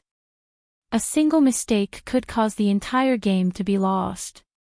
As Mo Qingdi's spear was aimed at the distant afterimage, Li Nanxuan's body was also slashing at Mo Qingdi's head. There was an obsession in his heart that he must behead Mo Qingdi with his sword. This was something he had wanted to do many years ago. Whoosh, the spear was heavy and long, its tip pointed between the eyebrows of the afterimage. Pa! The afterimage emitted the sound of something exploding and disappeared in the air. At the same time, the afterimages created by the countless black dragons in the sky also exploded one after another, and then disappeared in the air, as if they had never existed. That afterimage was the eye of the formation. It was the mechanism that controlled the countless afterimages. However, this did not mean that the afterimages had no offensive capabilities. With Li Nanxuan's strength, every afterimage he created was a real Li Nanxuan. If Mo Qingdi did not pierce the eye of the formation with his spear, if Mo Qingdi only stabbed at the real body and allowed the afterimages to approach, then every Li Nanxuan could have caused him fatal damage. Li Nanxuan's real body and the sword in his hand were bait, and also the real body. If you stabbed at the afterimage, his real body would give you a fatal blow. If you stabbed at the real body, then the afterimage formed by his majestic energy would give you unimaginable damage. This was the so-called double kill in Neijiang Lake. This was an open and above-board trap. Even if you knew his intentions, there was no way you could make a better choice. Moreover, many people would be confused by his real body. When they aimed at the real body to counterattack, the afterimages would tear them into countless pieces. Explosions rang around him, and all the afterimages disappeared. Black Dragon Song Nanxuan did not feel worried at all. On the contrary, there was a hint of delight in his heart. Mo Qingdi, you don't know what a stupid mistake you have made. Do you think I am the same as I was in the past? Years ago, Dark Dragon Song Nanxuan used this move. The dragon dives into the deep sea to kill Mo Qingdi. As a result, Mo Qingdi's spear pierced through his cheek. That time, Mo Qingdi had similarly located the eye of the formation. Then, he first used the tip of his spear to pierce through the eye of the formation, breaking through all of the black dragon's illusionary barriers. Then, he spun the spear around and pierced through the black dragon's cheek. This time, he would not make such a mistake. Song Nanchuan's body suddenly disappeared into thin air. This was the result of him raising his speed to the extreme. When he reappeared, the sword in his hand was the first to appear. The silvery sword of light left a burning shadow in the air, and then it slashed towards Immerse's throat. It was as fast as lightning, but it was still not fast enough. In the eyes of the spectators, it was as if Immerse's head would be separated from his neck in the next moment. Don't underestimate the enemy, Dai. Song Nan was about to get his revenge. His voice was filled with excitement. Whoosh! Li Nanchuan slashed down with his sword. His long sword sliced through Immerse's head. Yes, it sliced through. Because when his sword was about to fall, Immerse twisted his body at the same time. After Immerse's spear pierced through the afterimage, his body had already begun to change shape. Then, he spun the spear around once again. This scene was as if the two of them had performed it countless times. Their coordination was so smooth and tacit. It was the same character from back then, the same technique, the same plot development, but there was a different result. Last time, Immerse pierced through the black dragon Li Nanchuan's cheek, leaving a scar and humiliation that could never be erased. This time, Immerse pierced through his heart, the spear pierced through the body. From the chest to the back, a stream of blood flowed along the shaft of the spear towards the tip. Until now, not a single drop of blood had dripped onto the ground. Perhaps this was the only thing that Li Nanchuan felt gratified about. He had said that he was not the same person from back then, and that he would not make the same mistake again. He had done it. Immerse, Li Nanchuan's eyes widened, his face full of disbelief as he looked at Immerse. He believed that he had improved a lot over the years, but why was Immerse, who had wasted so many years, still ahead above him? This was illogical. It shouldn't be like this, it shouldn't be like this. There is one thing that you don't know. Immerse understood what he was thinking, and explained aloud. What thing? Li Nanchuan was indeed curious. Immerse pointed at the little transparent dog in the distance and said, "It runs very fast." So, I ran faster and faster with it, the same technique as before. You have improved a lot, but I only improved one. I run faster than before, much faster, Immerse said softly. I can't accept this. The black dragon Li Nanchuan's mouth began to overflow with blood. His internal organs were already ruptured, and he shouted through gritted teeth. I can't accept this. That's what I thought back then. I've shouted this sentence countless times. Immerse said in a sorrowful voice. He remembered the time when he lived in the Fong family's courtyard. At that time, he refused to socialize with anyone, drowning his sorrows in alcohol every day, not daring to think about anything related to himself. He went from the glorious green dragon Immerse to an old drunkard that people despised and despised. How could he accept this? The only warmth he had was the Fong family. It was the Fong family that gave him tolerance and understanding, the care and concern they gave him. If it weren't for them, he probably wouldn't have lasted until now. Just when I had decided to give up and accept my fate, something like that happened at home, so I could only force myself. I forced myself to go out and walk to a place where there was no one. At that time, I did have the thought of running away. If I couldn't return home in glory, then let me be buried in the Snow Kingdom. But in the end, I still found a chance. This is fate. I can't accept this.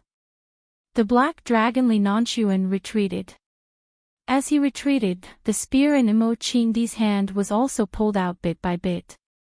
He swayed, roared, and shouted again and again, "I can't accept this." He walked straight past Fong Yen, past Yi Ro, past the little transparent dog. He wanted to go back, wanted to go down the mountain. When he reached the edge of the cliff, his foot slipped, and his head fell towards the cliff. A heaven's favorite fell just like that. Fong Yen and Yi Ro walked to the edge of the cliff and looked down at the bottomless canyon shrouded in clouds and mist. Fong Yen sighed softly and said, "He's really dead. He's really dead." Yi Ro said, "It was impossible to survive a fall like that. Even if the current Fong Yen jumped in, he wouldn't be able to survive. There was a wound on Imo Qingdi's neck that was cut by the sword. The wound was oozing blood." Fong Yen took out a medicine bottle from his pocket and was about to apply medicine on Imo Qingdi. But he didn't expect that when Imo Qingdi squatted down, the little transparent dog ran over, wagging its tail, and stuck out its tongue to lick Imo Qingdi's wound. Seeing the surprised look in Fong Yan's eyes, Imo Qingdi explained calmly, "It grew up eating countless treasures. The saliva and blood in its body all contain strong medicinal properties. Not only can its saliva heal wounds, but it will also not leave any scars after the wound is healed." Fong Yen was overjoyed. He quickly ran in front of Imo Qingdi, tore open his clothes, and pointed at the big and small wounds that were painstakingly cut by the dragon god. He said, "Can you let it help me lick them too?" The transparent puppy looked at Fong Yen in disgust, then spat a mouthful of saliva on his face. Fong Yen wanted to fight it again. Crack, the teapot in Shifu's hand fell to the ground. He looked at the tigress standing in front of him, his lips moving, but no words came out. He exerted more effort before an indistinct voice could be heard. "What you said, is it all true?" "Absolutely true." The tigress's expression was also very ugly. "I've sent people to watch the scene. If there's any news, they'll come to me. Moreover, this matter has already spread. I heard that someone saw the dragon god painstakingly ordering the master and disciple to go down the mountain." The dragon god painstakingly admitted that he lost to Fong Yen. Then, what about Fong Yen? Old Master Jiang tried hard to calm himself down. At this time, the Jiang family could not panic. Otherwise, there would be no chance at all. "Is Fong Yen injured?" "I haven't heard." The tigress's answer was a little hesitant. This battle was very covert, no one saw it with their own eyes. Whether or not Fong Yen was injured is just everyone's guess. Just a guess. Old Master Jiang's hand trembled slightly, and said, "Just a good guess. I didn't think the worst thing would still happen." "Master, what else is there?" "Imo Qingdi is back." The tigress carefully looked at Old Master Jiang in front of her, worried that if she said too much, it would stimulate the old man's heart. "He's back. I heard that he found Ice Dragon in the land of extreme frost. He brought Ice Dragon back to Yen capital and rushed to the scene of the battle. Mr. Black Dragon appeared as well. The Divine Dragon and Black Dragon are fellow disciples. They were prepared to join forces to destroy Fong Yen and Yi Gentle, but at this critical moment, Imo Qingdi appeared with Ice Dragon. I heard, what else did you hear? I heard that he stabbed Mr. Black Dragon to death with one spear strike. The tigress said timidly. Jiang Shifu remained silent for a long time. He had specially met Black Dragon before the competition and promised him great rewards. He had even placed his bets on him. 2 Heavenly Dao realm experts against 1 Fong Yen, and even if Yi Gentle was added, their side would still be able to secure victory. With Fong Yen and Yi Gentle dead, the Fong family would also fall apart. What was there to be afraid of? A family with 3 Heavenly Dao. Old Master Jiang Shifu's voice was inaudible, as though it came from the cracks in the floorboards. Their Fong family is full of Heavenly Dao. Chapter 851. Their Fong family is filled with the heavenly Tao. The female tigress did not know how to answer Grandfather Zhang's question, although she did not feel that it was her fault for being inarticulate. She could comfort him by saying, "No, the Fong family is not filled with the heavenly Tao. At the very least, Fong Yan's grandfather and Fong Yan's mother are not at the heavenly Tao realm." However, could such words really have the effect of comforting him? This will be the greatest disaster the Jiang family has ever faced. Grandfather Jiang Shifu clearly had no intention of letting the female tigress answer his question. His head hung low as though he had suffered a heavy blow. The outcome of this battle had exceeded everyone's expectations, and it was truly unacceptable. "Master, is there no other solution?" the female tigress asked. "Even if the Fong family has the three heavenly Tao, do you think they can come to our Jiang family and start a massacre? Hua Xia is a society governed by law. If anything happens to the Jiang family, they will not be able to escape responsibility." Jiang Shifu looked up at the female tigress and asked, "Do you understand Fong Yan?" The female tigress thought for a moment and said, "No." "I do," Grandfather Jiang Shifu said in a deep voice. "He has the intelligence of a fox and the viciousness of a wolf. As long as he is given a chance, he will mercilessly bite off his opponent's neck. If the Jiang family were to land in his hands, do you think he would give them a way out? With such a pack of wolves stalking them, will the Jiang family have any good days in the future? From time to time, one of the descendants of the general family would lose an arm or a leg. How could they go up to them and demand justice? In the long run, the only path the Jiang family can take is to be annihilated. There will always be a way." The female tigress said, "Gentlemen, you should also take action. There will always be a way to repress him. Don't tell me they can be lawless now." "That's right." Jiang Shifu nodded and said, "Their Fong family can't be lawless. It's precisely at this time that Fong Yan has to keep a low profile. He knows the principle of shooting the bird that pokes its head out, but I wish he didn't know about military operations. I have no idea where eldest young master went. I called him, but he didn't answer," the female tigress said. "Forget it. I can't count on him." The descendants of the general family all looked like dragons and phoenixes among men when things were going smoothly for them. Once they encountered a setback, they would show their true colors and would not be able to hold up the pillar. Can I be at ease entrusting the Jiang family to such a person? The tigress didn't dare to get involved in such a topic. "Gather everyone in the family for a meeting," Jiang Shifu said aloud. "I asked you to visit Shangxin in Huaqing. What happened?" Miss Shangxin said that she has been very busy recently. "Once she is done with her work, she will definitely make time to visit you, Master. Miss Shangxin even prepared a large number of gifts for me to bring out for you and the other uncles. You're polite and well-mannered. That's impressive."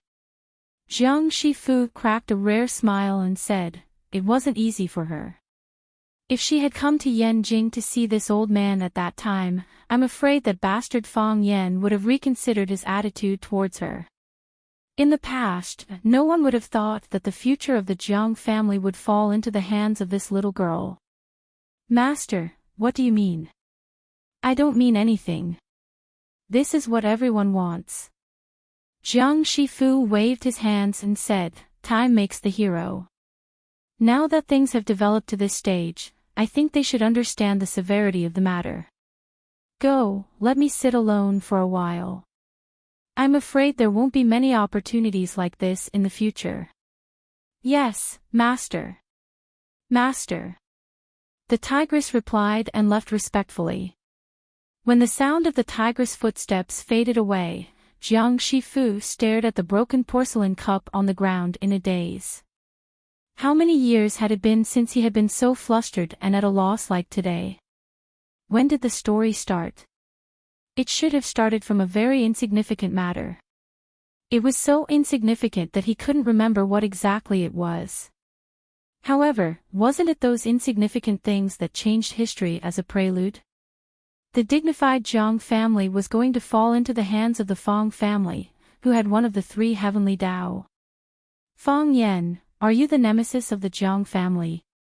Some people were sad, while others were happy.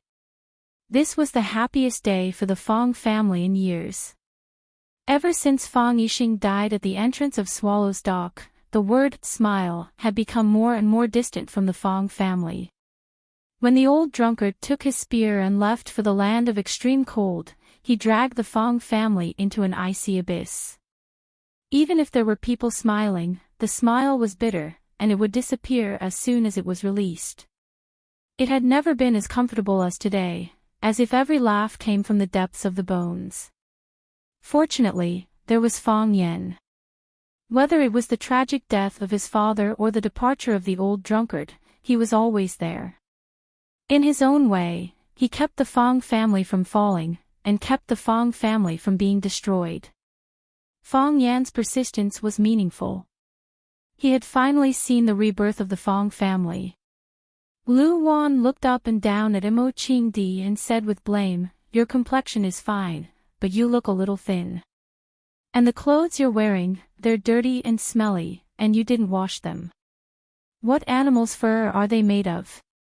Take them off quickly, I'll get some clothes for you to wear." "Thank you, sister-in-law," Mo Qingdi said gratefully. "We're a family, no need to be so polite." Lu Wan's eyes were red, and she said, "It's good that you're back." Fong Hui's face was red. He obviously didn't drink a drop of wine today, but now he looked like he had drunk half a liter. "Yes, it's good that you're back. It's good that you're back. I never dreamed that our Fong family would have such a day. We were about to fall, and the people were about to disperse, but now there's a glimmer of hope at the end of the tunnel. Great, it's great. In a few days, Fong Yan and Wen Rowan will get married, and our Fong family will have another member. 3 heavenly ways, this is something that has never been heard of for thousands of years. We didn't even dare to think about it before. When Qingdi first stepped into the heavenly ways, our village celebrated for a week, and our Fong family secretly celebrated for a month. Do you remember? How many chickens did we kill at that time? How many did we kill? This is the manifestation of our ancestors. I'm afraid they're grinning from year to year now. This time, our family must have a good celebration. On Fong Yan's wedding day, invite everyone we can, and call everyone we can. Our Fong family has been in decline for so many years, it's time for us to be high profile. It's all up to you. Mo Qingdi nodded and said. He respected this teacher of his very much. Do whatever you want. Ha ha ha, you don't have to worry about this. I know what to do. Fong Hui said with a smile. He looked at Mo Qingdi with a face full of affection, and said, "It's been hard on you all these years, living alone in that cold and treacherous place. It's not hard. With Ice Dragon taking care of me, I lived a good life there." Mo Qingdi had to bring up Ice Dragon again. Before he had met Ice Dragon, his life had indeed been very difficult. It had nothing to do with the level of your martial arts, but it was difficult to find food because you were not familiar with the terrain. Eating a mouse was a delicacy, not to mention those delicious sashimi and ice spring fruits. It was also because he ate so many of those things that his body recovered so quickly, and his body that had been abandoned for so many years could be revitalized in the shortest time possible. Yes, Ice Dragon is the benefactor of our Fong family. He came from afar, and I'm afraid he's not used to our climate and living habits here. In the future, everyone must take good care of him, and let him feel at home. When Fong Hui's eyes swept over Ice Dragon, he found that Fong Yan and Ice Dragon were staring at each other, neither willing to give in to the other. Fong Yan, what are you doing? Feng Hui shouted. You're already a master of the water overflow state, why are you still arguing with a dog? Grandpa, he's not an ordinary dog, he's Ice Dragon. Feng Yan also felt strange. Why was Ice Dragon close to everyone in the family, but only him? When he was at the top of Foam Mountain, he noticed Ice Dragon's strangeness. At that time, Feng Yan didn't think much of it, and simply thought that they didn't get along. When he returned home after defeating the 2 dragons at the top of Foam Mountain and obtaining the Dragon Balls, this little transparent dog fawned on his grandfather Feng Hui and mother Lu Wan in every possible way, shaking its head and acting cute from time to time. However, it was indifferent to him, and from time to time spat him with its saliva. Feng Yan really wanted to have a good talk with it. It wasn't good for this little guy to be so rebellious at such a young age, right? I know it's Ice Dragon. Feng Hui also knew that he had misspoken just now. It was clearly his family's benefactor, how could he call it a dog? It was all because it looked too much like a dog. Ice Dragon is a distinguished guest of our family, so you have to take good care of it and find a way to satisfy its needs. Also, the responsibility of taking care of Ice Dragon will be handed over to you in the future. You're the most suitable person for this matter. Grandpa, it doesn't like me. Isn't it inappropriate for me to take care of it? It's precisely because it doesn't like you that it wants you to take good care of it. Why doesn't it like you? Isn't it because you don't like it? Feng Yan, you have to treat this matter as an important task. If I see you bullying Ice Dragon, I won't forgive you. Feng Yan wanted to run away from home again. He felt that his status in the family was lower than that of a dog.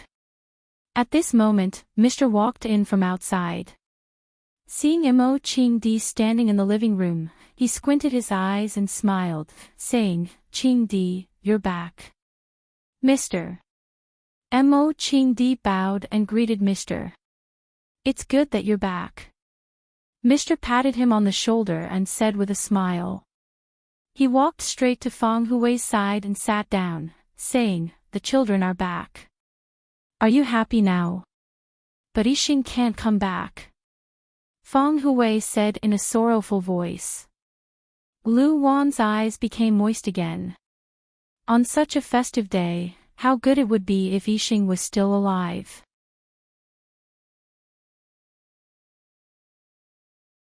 Chapter 852. Old Master Feng Hui suddenly mentioned that his son Feng Yixing would never come back. The atmosphere in the room suddenly became heavy. The smile on everyone's face disappeared. Everyone's face was filled with nostalgia and sorrow. Only the little transparent dog shook its head and looked around, not knowing what had happened. Feng Yan walked over and held Lu Wan's shoulder. Mom, today is a happy day. My dad knows in the afterlife. He definitely doesn't want you to be sad for him. If he saw you like this, he would be sad too, right? Lu Wan wiped her tears and said, I'll go to the kitchen and make something delicious for you at noon. After that, she quickly walked to the backyard. Looking at Lu Wan's back as she hurried away, old Master Feng Hui sighed softly. Lu Wan has suffered. Yixing is not here anymore. I advised her to find another person to accompany her. She's still young, and a lifetime is so long. She doesn't want to. She's a good child. The teacher praised. Our Swallow Dog is a family of martial arts. It's rare to see a child like Lu Wan, who was raised by an aristocratic family.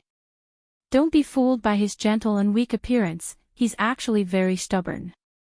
Yes. But if she's too stubborn, won't she suffer? Old Master Feng Hui sighed. The teacher took the tea that Feng Yan handed over and took a sip. He squinted at Old Master Feng Hui and said, You shut people up the moment you speak. You've made the atmosphere like this. How can I talk to you as a lobbyist? Feng Hui looked at the teacher and said, you're the teacher of Swallow Dock. Everyone has to listen to what you say. Speak. Let's see what the Jiang family wants. The teacher sighed and said, why bother? Why did things have to end up like this for no reason? Jiang Shifu called me and said that the two families can sit down and talk peacefully. Talk peacefully? How? Feng Hui sneered. Why didn't they think of talking to our family before? Are you calling us now to talk to us? Besides, my son is gone. Can he make up for the loss of our Feng family? His thick eyebrows danced as he clenched his fists. In the end, old Master Feng Hui was really angry.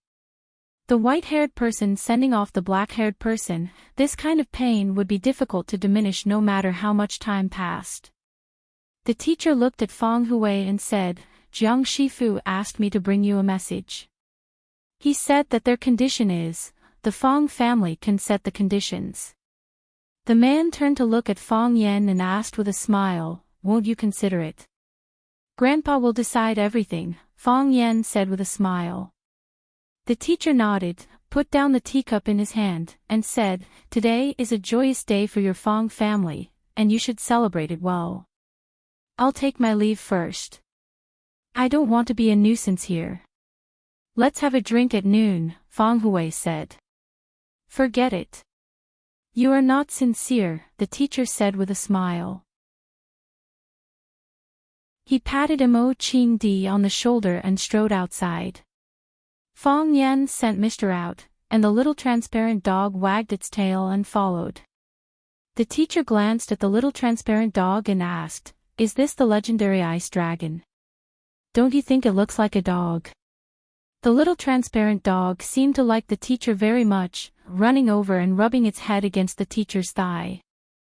The teacher laughed out loud and reached out to pat the ice dragon's head, and said, Jiang Shifu said that your family has 3 heavenly Dao, but I say, how can it be 3 heavenly Dao? It's clearly 4 heavenly Dao. This is the biggest event in Swallow Fort in the past 1,000 years. We should have held a celebration for you, but your marriage with Miss Yi will only last for 2 days, so we might as well hold the 2 happy events together. All right, I'll listen to you, sir, Feng Yan answered without hesitation. Sly. The teacher patted the little transparent dog's head, and said, the Feng family are all sly, don't be influenced by them. Mo Qingdi had returned, and Feng Yan had entered the water overflow realm. Most importantly, Feng Yan was going to marry a heavenly Dao realm wife. This made Feng Hui overjoyed. Feng Hui prepared to pay his respects to his ancestors. He felt that the Feng family's present glory was all thanks to the blessings of the Feng family's ancestors and Feng Yan's father, Feng Yixing. Feng Hui knelt on a mat, while Feng Yan, Mo Qingdi, as well as Feng Yan's uncles and uncles knelt behind him. The door to the ancestral hall was tightly shut. The Feng family's womenfolk were not allowed to enter. The Feng family has only 1 heir, and their numbers are sparse. Every time I think of it, I'm alarmed. I'm worried that the Feng family's bloodline will be severed, and I'll be the greatest sinner of the Feng family. 100 deaths won't absolve me.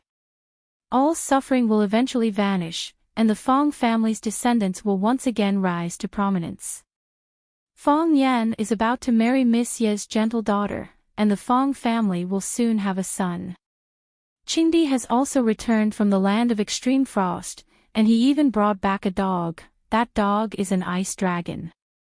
Feng Yan and Mo Qingdi looked at each other, then Feng Yan whispered, does this count as adding a son to the Feng family?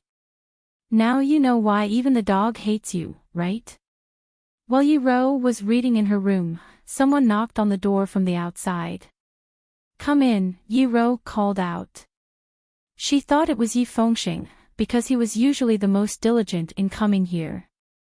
Creak, the wooden door was pushed open from the outside, and Yi Daowen walked in with a smile on his face. Dad, Yi Ro didn't expect it to be her father, so she hurriedly stood up to greet him. Are you reading? Yi Daowen asked. Don't always stay in the study, go out when you have nothing to do. Isn't Fong Yan back? Why don't you go out for a walk and chat with him? You're about to become his wife, you should communicate more to improve your relationship with him. Yi Ro looked at her father with a surprised expression. She didn't expect her father to say something like this. Didn't he always disagree with the marriage between me and Fong Yan? Even this engagement, Master personally came to be the matchmaker, and the great ancestor personally agreed, so he had no choice but to agree. Did the sun rise from the west today? Yi Daowen knew what his daughter was thinking, and awkwardly coughed twice, and said, Fong Yan is a good child, I watched him grow up. He's very smart, very talented, and the most rare thing is that he's filial. It's not that I don't like him. It's just that the Fong family's luck has been too bad these years, and if you go there, you'll probably suffer, especially in the recent period. Whether Fong Yan could even survive was a problem. Don't tell me you want to marry over and become a living widow. You like Fong Yan, so you have your own persistence. But you're my daughter, I can't push you into the pit of fire. As your father, I also have my own persistence. Thankfully, Fong Yan survived, and Mo Qingdi has returned as well. This is a joyous occasion for the Fong family, and it's also a good thing for you. If you were to marry over at this time, your life would be better. Our Yi family doesn't covet the Fong family's money, our Yi family has money. Our Yi family also doesn't covet the Fong family's power, our Yi family has more power than the Fong family. I don't covet anything from Fong Yan, be it the heavenly Dao realm or the water overflow realm. These are important, but also very unimportant. I only hope that he can live well, and treat my daughter well. That's the most important thing. Yi Daowen waved his hand, indicating for Yi Ro to sit down, and said, Read well, it's time to eat in a while. Dad, Yi Ro called out softly. Yi Daowen turned and asked, What's the matter? I've never doubted you, Yi Ro said. Yi Daowen smiled warmly, opened the wooden door, and walked out. Yi Ro sat back in her chair, but she was no longer in the mood to read. At the foot of the dark mountain, there were a few black off-road vehicles parked. In a Toyota, a man with his hands and feet tied up was struggling desperately.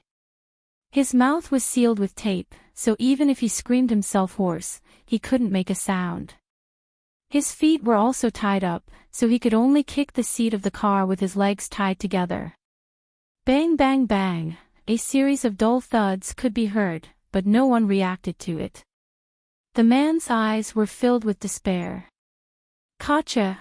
The car door was pulled open, and a man shrouded in a black robe stood at the door. He looked at the kidnapped man with a deep gaze, and after a moment of thought, he reached out and tore off the tape on his mouth. You deserve to die. After the man gasped for air a few times, he opened his mouth and said such vicious words. In the past, you were like a dog with nowhere to go. I was the only one who didn't despise you and kept you by my side, but you actually dared to betray me. Do you know what you're doing? Do you think they'll forgive you by doing this? Let me tell you, it's impossible. You don't understand Fong Yan, so you don't know what he'll do.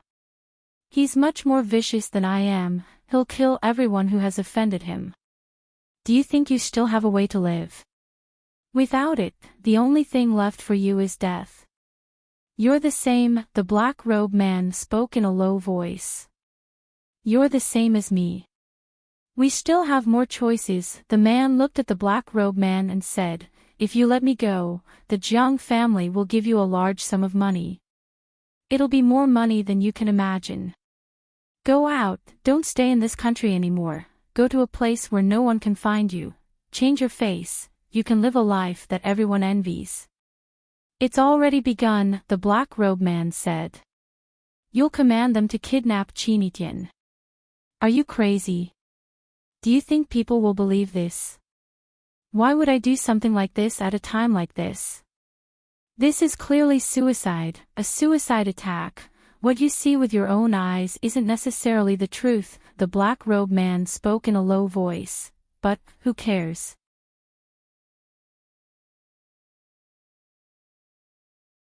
Chapter 853. The winter in Yanjing was getting colder and colder. With every breath, one could see a large cloud of white air rolling in front of them. The white air condensed into ice as soon as it came out, and the saliva that was left at the corner of the mouth turned into fine ice shards. "It's going to snow," the old man said after looking at the distant skyline. The weather forecast predicted that it would snow a few days ago, but the first snowflake hadn't been seen until now. However, no one took its forecast seriously. After all, being accurate was the purpose of its long-term persistence. Chinitian, wrapped in a Tibetan-patterned blanket, stood by the railing and looked at the ridge hidden in the cold and gloomy sky. Muing came over with a cup of tea and said, "Miss, it's cold in the mountains. You should go back to your room and rest." Chinitian took the hot tea and shook his head. "I suddenly had some expectations, so I wanted to come out and have a look. You can stand with me for a while. The show is going to start soon anyway." Miss Muing seemed to want to say something but stopped. "You don't trust him, do you?" Chinitian didn't even need to observe Muying's expression to know what he was worried about. "Miss, you shouldn't trust him either," Muing said in a deep voice. "What if he doesn't come? What if he brings people to the Jiang family, or somewhere else? Instead, he will become a huge threat." "He will definitely come," Chinitian said. "Why are you so sure, miss?" "Because he doesn't live for himself now, but for his family," Chinitian said calmly. "The real him died a long time ago." "I see." Muing nodded. "But there's still no movement outside. It will start soon," Chinitian said. "Go and check again. It's just a formality, so there's no need to act too real. Also, be careful not to hurt our own people. I've already arranged everything and borrowed 2 groups of people from the madam," Muing said with a smile. "Now we're just waiting to catch the turtle in the jar." "No, it's waiting for the rabbit," Chinitian corrected him. Bang! The first gunshot shook the silent night in the mountain forest, and then the gunshots came one after another. "They're here." Muying's eyes lit up. He didn't panic. Instead, he felt a throbbing of joy. "Go," Chinitian said aloud. "Miss, you need someone to protect you," Muing said with a smile. "Have you forgotten him?" Chinitian said with a smile. "With him here, I'll be fine. Go, you still have to take charge of the situation. It would be best if he could make 1 or 2 cuts on his face to add a little more authenticity to the performance." Muing knew that the eldest miss was protected by a mysterious expert. Even he had never seen the true body of this expert. It was said that his strength was unfathomable, and he was a hidden pawn used by Old Master Qin. It was also after Chinitian was attacked and watching that Old Master Qin gave his secret chess piece to Chinitian. With his protection in the dark, those people would not be able to hurt Chinitian. Muing nodded and said, "Then I'll go. I don't think they'll be able to leave alive in front of Mississippi." After saying that, Muying's tall body disappeared into the black shadow behind him. He felt a trace of coldness in the middle of his eyebrows, as if he had been lightly bitten by an ant. Chinitian stretched out his right hand and waited in the air for a moment. Then, a transparent white flower appeared in his palm. The thin figure of the little flower instantly melted, and then turned into a drop of ice-cold snow water. "It's snowing," Chinitian said softly. The gunshots were still going on. The battle was about to ignite, and the killing had entered the most tragic stage. Blood. There was a constant stream of bright red blood flowing out. The dark cement floor, the vermilion gate, the precious grass and trees, the mottled fine sand, and the gravel between the eaves, blood was spreading everywhere. This was a premeditated massacre. Several men in black passed through the layers of sentries and arrived at the gate of the villa. Some of them were experienced, and they quickly opened the gate. Then, a group of men in black quickly rushed in. When the first gunshot sounded, their faces were still filled with doubt and confusion. When they came in, they had received orders that this area was a high-end villa area. The people who could live here were either rich or powerful, and they must not alarm outsiders. Their task was to kidnap the woman in the villa and quickly leave the scene. No matter who, no matter what reason, no one was allowed to use a gun. However, they had just come in. Why did someone break the rules? When they saw the body of one of their companions fall to the ground with a bang, they understood the cause of the matter. They were not the ones who used the gun, but the bodyguards who guarded the villa. Their whereabouts had been discovered. When their companions kept falling to the ground, no matter which direction they fled in, they would be blocked by the corresponding bullets. Only then did they realize that this was a trap. The hostage they wanted to kidnap had already set up an inescapable net in this courtyard to catch them all in one fell swoop. Who leaked the news? When their bodies were lying on the cold floor of the courtyard, when their blood was flowing out of their bodies, their eyes were wide open and they could not figure out the answer to this question. The second group of men in black did not enter the courtyard. They were lying in ambush in the woods at the entrance. Hearing the gunshots in the courtyard, one of the men in black said anxiously, "It's not our weapon. There's an ambush in the courtyard. Rush in." The man in black standing at the front said aloud, "What?" The man in black was shocked and said, "There's an ambush in the courtyard. Why do we still have to rush in? Shouldn't we retreat now?" "Because I said to let you in, so you have to go in." "Leader, if we rush in now, we will die." "Yes." The man in black said, "I want you to die." "Leader," the man in black reached for the pistol in his arms.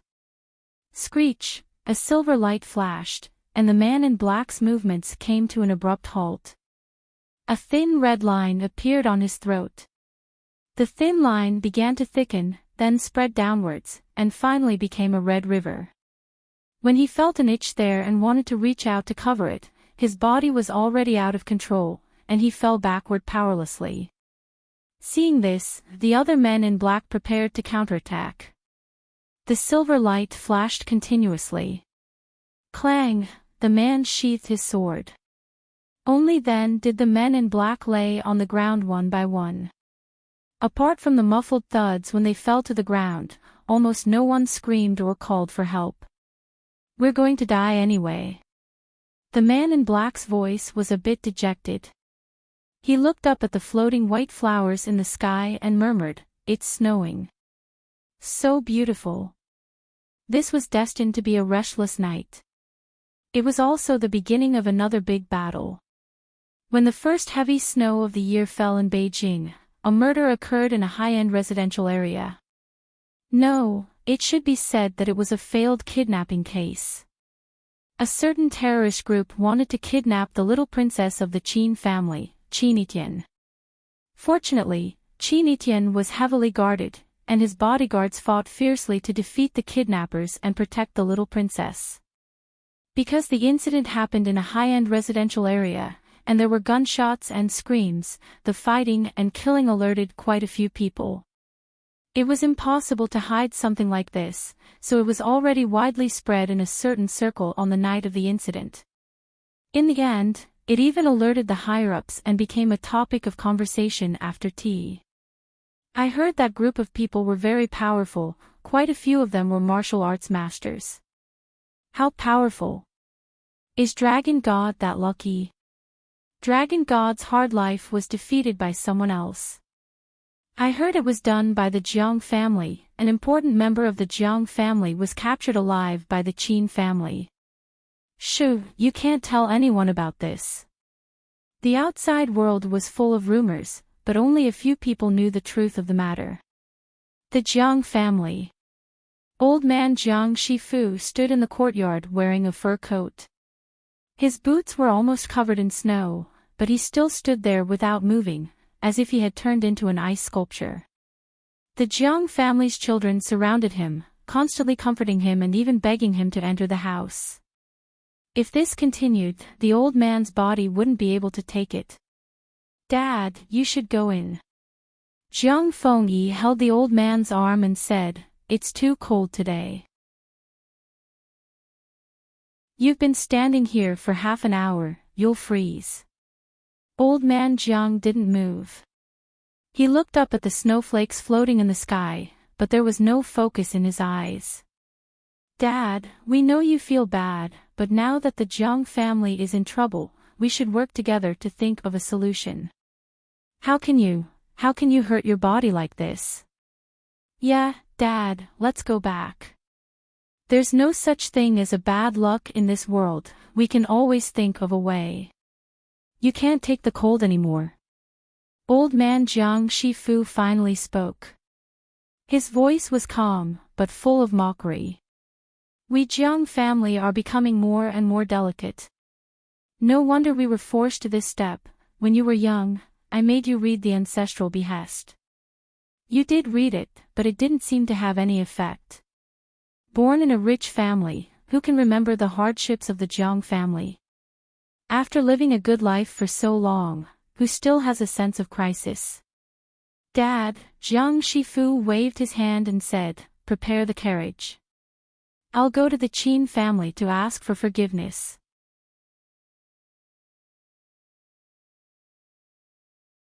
Chapter 854. The first snowfall in Yanjing was ferocious, and it seemed like it wouldn't stop. It had been snowing since last night until this afternoon, which meant that it stopped for about an hour at dawn. Then, God went back to work without rest. As the snow got heavier, there were fewer people on the streets. The untrodden snowflakes covered the pitch-black concrete floor like a gorgeous velvet carpet. Creak! A black car stopped at the intersection of the old street, the wheels rolling up the ice on the ground, making a crunching sound. Clang!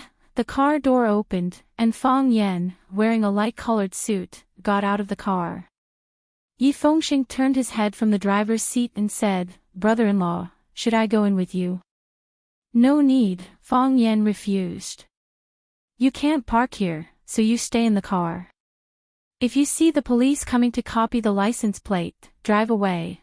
"Okay," Yi Fengxing agreed helplessly. "Brother-in-law, be careful." Fang Yan smiled and said, "Did you forget? I'm at the water overflow state now. But I still need to keep a low profile, and don't go around showing off." Pfft! Ice Dragon, who got out of the car, spat at Fang Yan, then immediately wagged its tail and happily ran into the crystal world of ice and snow. Ice Dragon liked snow. Although the snow in Yanjing wasn't as heavy as it was in the Arctic, and the weather wasn't as cold, it was still better than not seeing any snowflakes. Ever since the old man handed the responsibility of taking care of Ice Dragon to Fang Yan had almost never been separated from the dog. When he was ready to go out today, Ice Dragon had already gotten into the car. Fang Yan wanted to drive it out, but Fang Hui yelled at the top of his voice, "It wants to go out for a breath of fresh air, so take it out for a walk. This poor child wants to see snow, can't you satisfy its wish?" Yi Fengxing liked Ice Dragon very much. Seeing Ice Dragon spitting at Fang Yan, he couldn't help but laugh and said, "I just find it strange, why does it always have something against you? Is this the legendary family that can't tolerate two dogs? Do you believe that I won't cut off the fat on your body piece by piece to make twice-cooked pork?" Fang Yan glared at Yi Fengxing coldly and said, "A slip of the tongue, a slip of the tongue. I was going to say that two tigers cannot live on the same mountain." Fang Yan brushed off the snowflakes on his shoulder and said, "I'll be right back." After that, Fang Yan lifted his feet and walked toward the familiar noodle house. Before he got close, he heard a girl's cheerful voice coming from inside. "Brother, don't say that I'm fat. Girls nowadays don't like to be fat. Besides, I'm not fat at all. Recently, I've been exercising to lose weight. Brother, where have you been all these years? We couldn't get in touch with you. I knew you must have gone to do something very important. I asked Grandpa and he said the same thing. Brother, have you ever been in a relationship? I thought the next time we met, you would bring me a sister-in-law. Brother, why are you looking at me like that? Did I say something wrong? Fong Yan could tell that it was the voice of the girl, Bai Jia. Her long-lost relatives suddenly appeared in front of her. She must be very happy, right? The words that she had hidden in her heart for a few years were like water that had been released from a sluice gate and flowed out continuously. All these years of longing, doubts, and grievances, she finally found someone she could confide in. However, this kind of life was very short. Brother, you won't leave again after you come back, right? Bai Jia suddenly asked. Fong Yan thought for a moment and walked into the noodle house at this time. There were no customers in the noodle house. There was only a man in a woolen suit and a girl in a white sweater sitting opposite each other at a table. Because the atmosphere in the noodle house was very ambiguous, the girl did not wear a coat. The tight-fitting sweater wrapped around her exquisite figure and had the unique health and vitality of a young girl. The girl was staring at her brother's face, wanting to know an answer. When she heard the glass door open, she looked up and immediately jumped up in surprise. She ran over and pulled Fong Yan's arm and shouted, "Brother Fong Yan, why are you here? Can't I come?" Fong Yan looked at the girl's blushing face and asked with a smile. "Of course you can come. It's good to come every day. I just think it's strange that it's snowing so heavily outside." Bai Jia's eyes were full of smiles. It could be seen that she liked Fong Yan from the bottom of her heart. "I will come to see you often," Fong Yan said with a smile. Fong Yan's eyes crossed Bai Jia and collided with the man sitting at the table. The man stood up, rubbed his hands, looked at Fong Yan and said, "What do you want to eat?" "A bowl of sour noodle soup," Fong Yan said. "But my grandpa is not at home." The girl said awkwardly, "How about I make it for you? It's my blessing to be able to eat Miss Bai's noodle soup. My cooking isn't as good as Grandpa's." "You can't laugh at me," the girl said with a blushing face. She walked quickly to the kitchen and said, "Brother, I'll make you a bowl of noodle soup too." "Thank you." The man had a gentle smile on his face and looked at Bai Jia with eyes full of doting and pity. When Bai Jia left, the man looked at Fong Yan, made an inviting gesture and said, "Sit down." Fong Yan sat down and the man sat opposite Fong Yan. Just like the sitting posture of Bai Jia and him just now. "If I knew that your family runs a noodle shop and that your noodles are so delicious, our relationship wouldn't have become like this," Fong Yan said aloud. "If I knew that, I would have helped Grandpa take care of this noodle shop at home," the man whispered. Fong Yan looked at the man in surprise and said, "That's good. If you open a noodle shop, when there are customers, you will get up and make a bowl of noodles for them. When there are no customers, you will make a plate of peanuts to go with the wine. It's a world of ice and snow outside, but it's as warm as summer inside. This kind of life is really comfortable and comfortable. Unfortunately, people can't turn back," the man said with a regretful voice. "You missed it, you missed it. No matter how high your martial arts or how deep your cultivation is, it can't make up for it." Fong Yan nodded and said, "I didn't think you would want to see me at this time. Even I find it hard to believe, because I found that the only person I can trust in this world is you." "I believe you," Fong Yan said. "You have experienced too much killing and betrayal, and you are constantly betraying others. It's not easy to find someone you can trust by your side. I have two people to choose from. One is the eldest daughter of the Qin family, and the other is you. The eldest daughter of the Qin family is my business partner, and she is also the person I should ask for payment. However, compared to her, I am still more willing to trust you. She is a merchant. The world of merchants is too shrewd. I don't have too much confidence in them. Why? You are different from them. The man looked at Fang Yen seriously and said, "You are a true citizen of Swallow Dock. Swallow Dock has stood tall for thousands of years. Naturally, there is a reason for its existence. If you think about it carefully, there is also a reason. Apart from me, an outsider who has always been difficult to integrate with, who else has done anything that is shameful to Swallow Dock? The friends around you, they are also your true friends. In the past, and in the future. I can see this, and I am very envious of you. Sometimes, I often think, if I had a friend by my side, a friend I can drink with, maybe my life would be very different." The man didn't continue, and Fang Yen also didn't continue. At that time, Fang Yen had friends, but at that time, he was alone. He ate alone, read alone, took a walk alone, and did everything by himself. And his friends, led by Fang Yen, subconsciously rejected him. They always felt that he was not a citizen of Swallow Dock and was not on their side.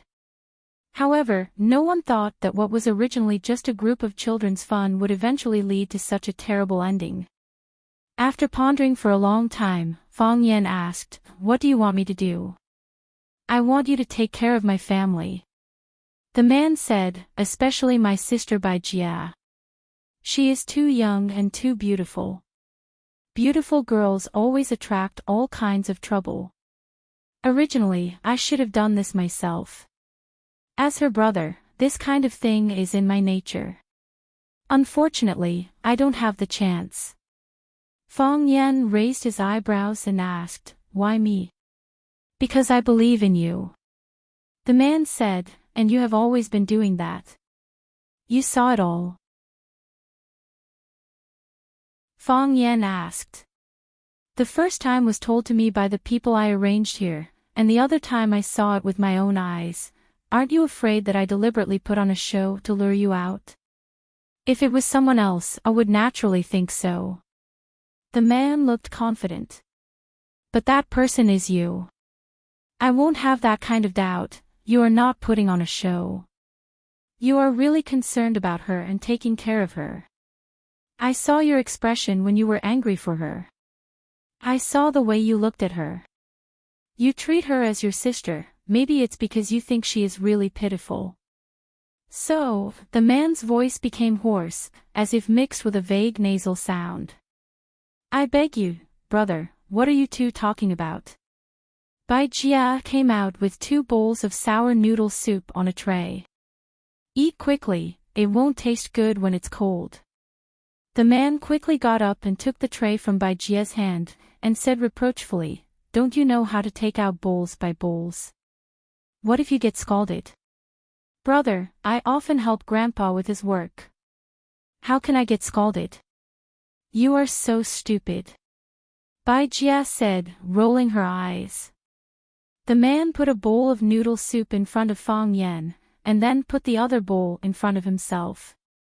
He added a lot of chili oil to the noodle soup, and almost poured half the bottle of chili oil into his bowl. Then, he buried his head in the food and began to eat heartily. His forehead was covered with sweat, and his face was red because of the spiciness. His eyes were moist, and then big drops of tears fell into the bowl of sour noodle soup.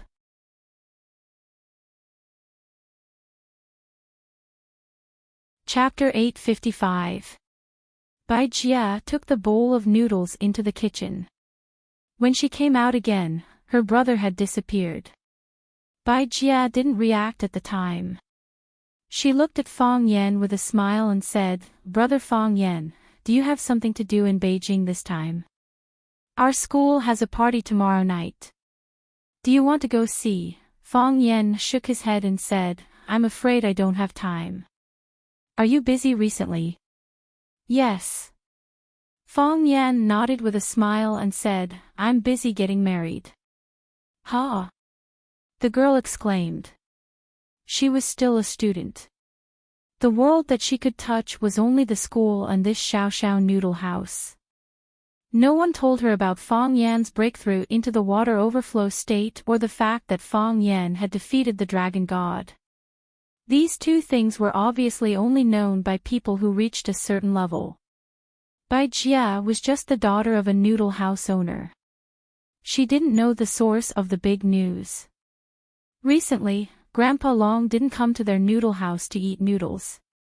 She couldn't find out about Fong Yan. Therefore, when she heard that Fong Yan was getting married, the girl had such a big reaction.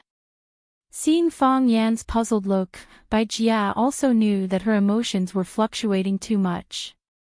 She explained with a red face, Brother Fong Yan, you're getting married. When did this happen? Why haven't I heard you mention it before? It's been a while. Fong Yan said with a smile. The wedding is in these 2 days. After a pause, Fong Yan looked at Bai Jia's fair face and said, I won't specially send you an invitation. I'll get someone to pick you up. You should also go and have some fun. Okay. Brother Fong Yan, I'll definitely go to your wedding. Bai Jia's voice was a bit flustered and her emotions were a bit complicated. I'm afraid that we still have classes that day. It's not convenient to ask for leave now. Fong Yan smiled and said, I'll help you ask for leave. Big brother Fong Yan, Bai Jia's nose turned sour. In order to change the topic, she looked around and asked, Where's my brother? Where did he go? Fong Yan looked at Bai Jia and didn't answer her question. Bai Jia's face instantly paled, asking, My big brother, did he leave again? Yes. Fong Yan nodded solemnly. He looked at Bai Jia and said, Your big brother still has important things to do. He ate the sour noodle soup you made, so now he is full of courage and motivation. When he left, he told me to take good care of you. Brother, Bai Jia chased him out of the old street. The street was a vast expanse of whiteness. That familiar and warm figure was nowhere to be seen. Big brother, Bai Jia shouted from the middle of the street. The cold wind whistled and snowflakes danced in the air. Her voice was blown away by the cold wind and frozen by the frozen snow. It turned into an indistinct whimper. Big brother, she squatted on the gorgeous white carpet, hugging her head with both hands and crying out loud. There was no end to the long white carpet, as if no one knew when the end of the snowstorm would be. Fong Yan stood at the entrance of the noodle shop, looking at the sad Bai Jia, but didn't know how to comfort her. Big brother Fong Yan, Bai Jia looked at Fong Yan with tearful eyes and said, My big brother, is he never coming back? Why do you think so? The last time he left, he told me that he would come back soon. This time, he didn't say anything. Not saying anything proves that he doesn't dare to say anything. After old Master Shifu returned from the Qin clan, he gathered all the family members to his study for a small meeting. After half an hour, the meeting was over. However, the faces of the descendants of the Jiang family who came out weren't very good. Obviously, the meeting went well, but it wasn't enough to satisfy these people. Then, old Master Jiang Shifu locked himself in his room alone and refused everyone's request to go in and talk to him. At 3:00 in the afternoon, the old butler by Grandfather Shifu's side pushed open the door and entered Grandfather Shifu's study. Bai Xiu went to the police station to turn himself in. The old butler respectfully stood in front of Grandfather Shifu, looking at the master he had served for decades lying there with his eyes wide open, like a dying patient waiting for the last moment to arrive. His life was limitless, and his achievements were limitless. But he didn't expect that when he was old, he would suffer a crushing defeat. His body once contained a huge amount of energy, and in the old butler's view, that kind of energy could destroy the world. But now, It was being drained bit by bit, and finally became an old man who was no different from other old men. I've asked around, he has information on young Master Junling, young Master Juanqing, and a lot of information on our Jiang family. This information is all fatal, directly pointing out that we have a close relationship with that terrorist organization. The old steward's words were very serious, causing old man Shifu to only blink his eyes. Everything else is easy to deal with, the shameful things that Junling and Juanqing did, that's their personal business. The most fatal is the information in his hands. They consciously dragged the Jiang family into this, wanting to prove that those terrorist organizations were directly supported and covered by the Jiang family. He did indeed get some transfer data from the account in Iceland to the base. Even if we cleaned up the matter in Iceland in time, I'm afraid that the Qin family has already gathered more evidence. They came prepared, and dug a trap for us to jump into.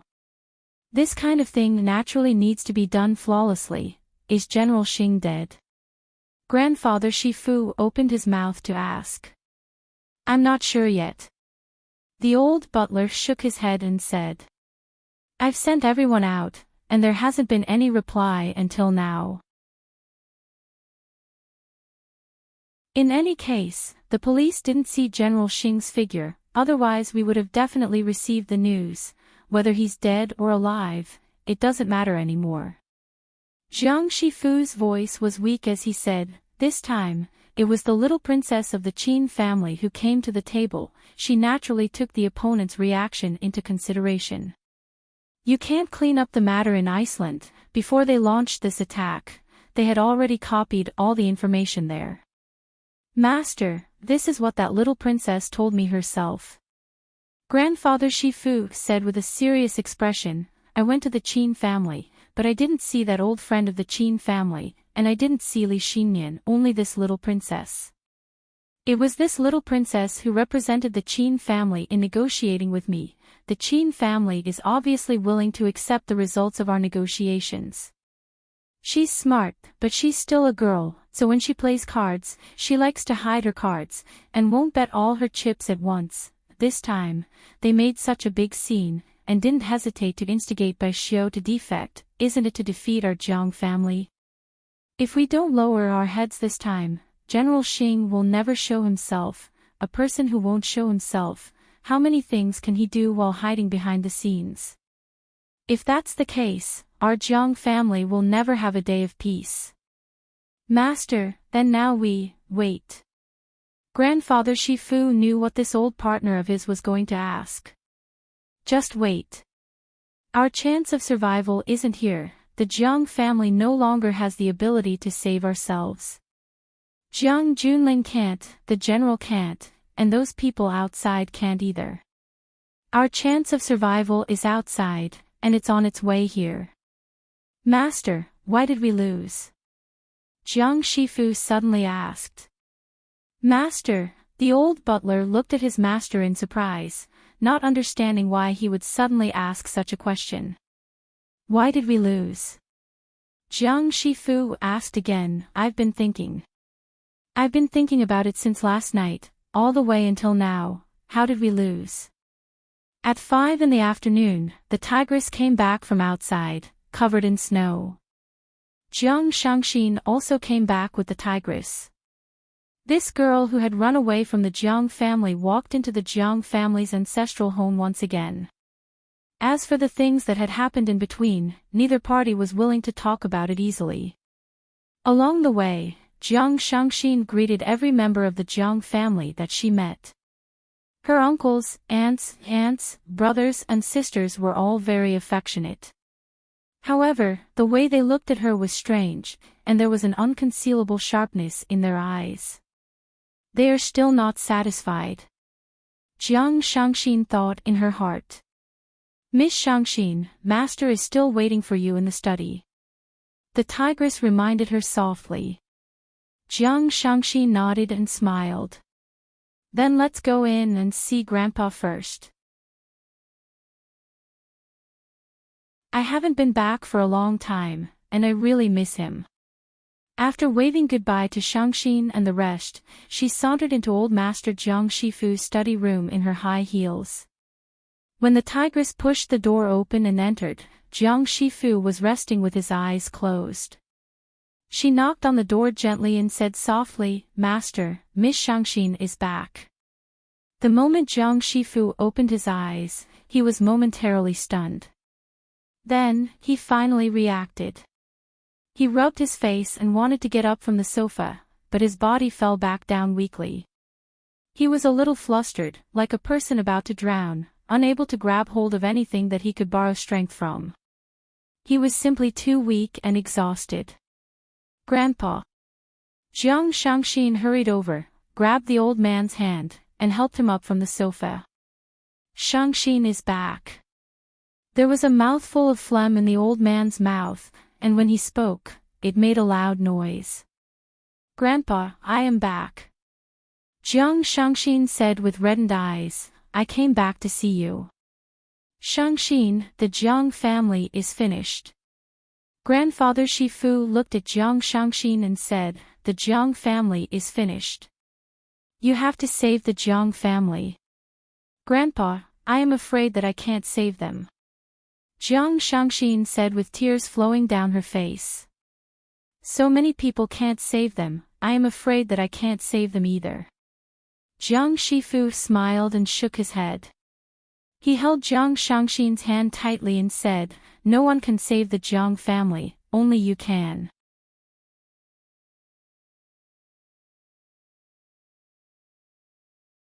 Chapter 856. The cold wind howled, and snow flew everywhere. The courtyard of the old house had long been filled with a thick layer of snow. If it was in the past, everyone would have already shoveled the snow to one side to prevent the flowers and vegetables planted by old Master Shifu from freezing.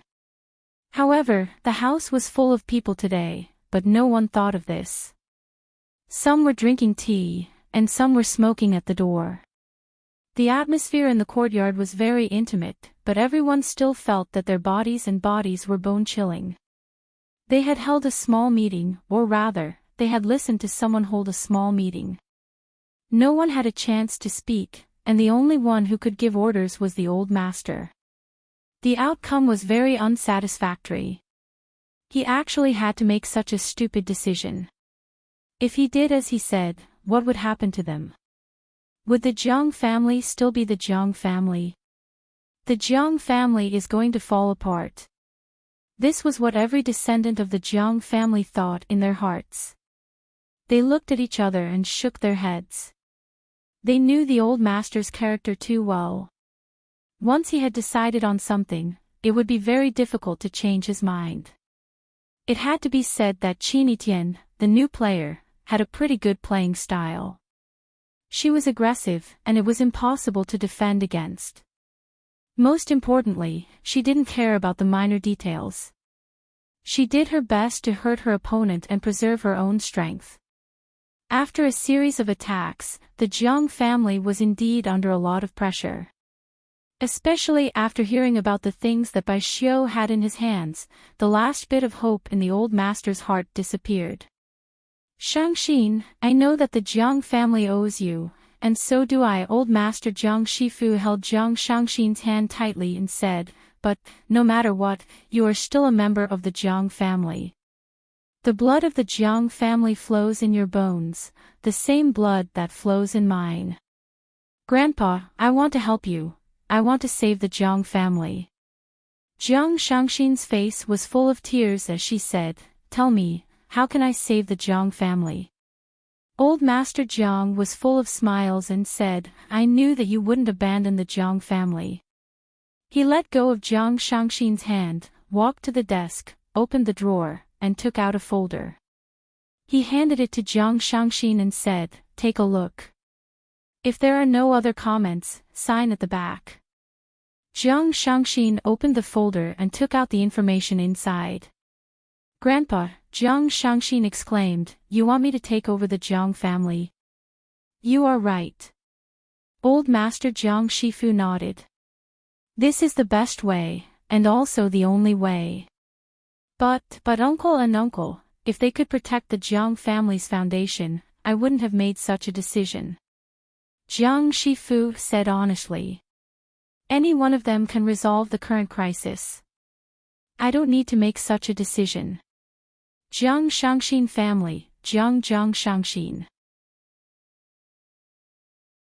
Jiang family. Jiang. Of Jiang. Jiang. Jiang family Jiang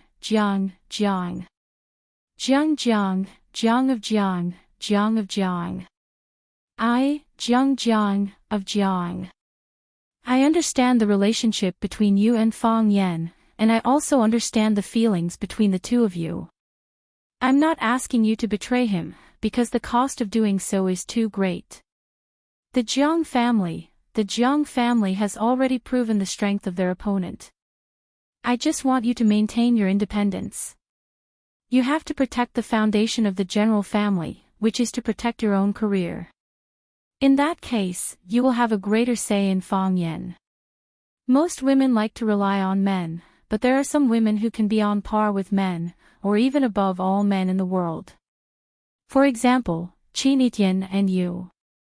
Grandpa, if you agree, you can sign it. Old man Jiang Shifu waved his hand, looking incomparably tired, and said, I still have to tell those good-for-nothings. So that they don't act recklessly and cause trouble everywhere. Jiang Shangxin thought for a moment and signed his name on the back of the document. Let them in. Jiang Shifu said. Jiang Shangxin left and the group of people from the Jiang family entered. The people of the Jiang family came in, and the people of the Jiang family left. From then on, no one was able to enter Jiang Shifu's study. Old man Jiang Shifu sent word that he wanted to have a good rest and no one was allowed to disturb him. When dinner was ready, the old butler went to invite old man Jiang Shifu out for dinner. He shouted for a long time, but no one responded. When he went in, he saw his entire body lying on the floor beside the sofa. His body was bent and twisted, looking like a steamed prawn. He choked to death on the phlegm in his throat. When someone returned, he would walk on the path of glory. When someone went far away, there would be no more news. Bai Xiu went to the police station to turn himself in. If there were no accidents, it would be difficult for him to come out for the rest of his life. Furthermore, based on the things he confessed, he might soon be subjected to the cruelest punishment. Perhaps, to him, that kind of punishment was also a form of release. Bai Xiu used his own death to nail the Jiang family to the pillar of shame for colluding with a terrorist organization. The more serious the crime that Bai Xiu admitted to, the more miserable the fate of the Jiang family would be. Qin Etian would not give him any chance to regret or betray. All he could do was to continue acting according to the script that Qin Etian gave him. He was a pawn, a dead soldier. His fate was miserable, and he deserved it. Everyone had their own unique fate. Sometimes, just a blink of an eye could change one's entire life. Fang Yan went to the Qin family's old residence to visit Qin Etian, but the one who came out to receive him was Li Xinyan. This gorgeous and noble woman, who made people feel respect, was not very enthusiastic towards Fang Yan.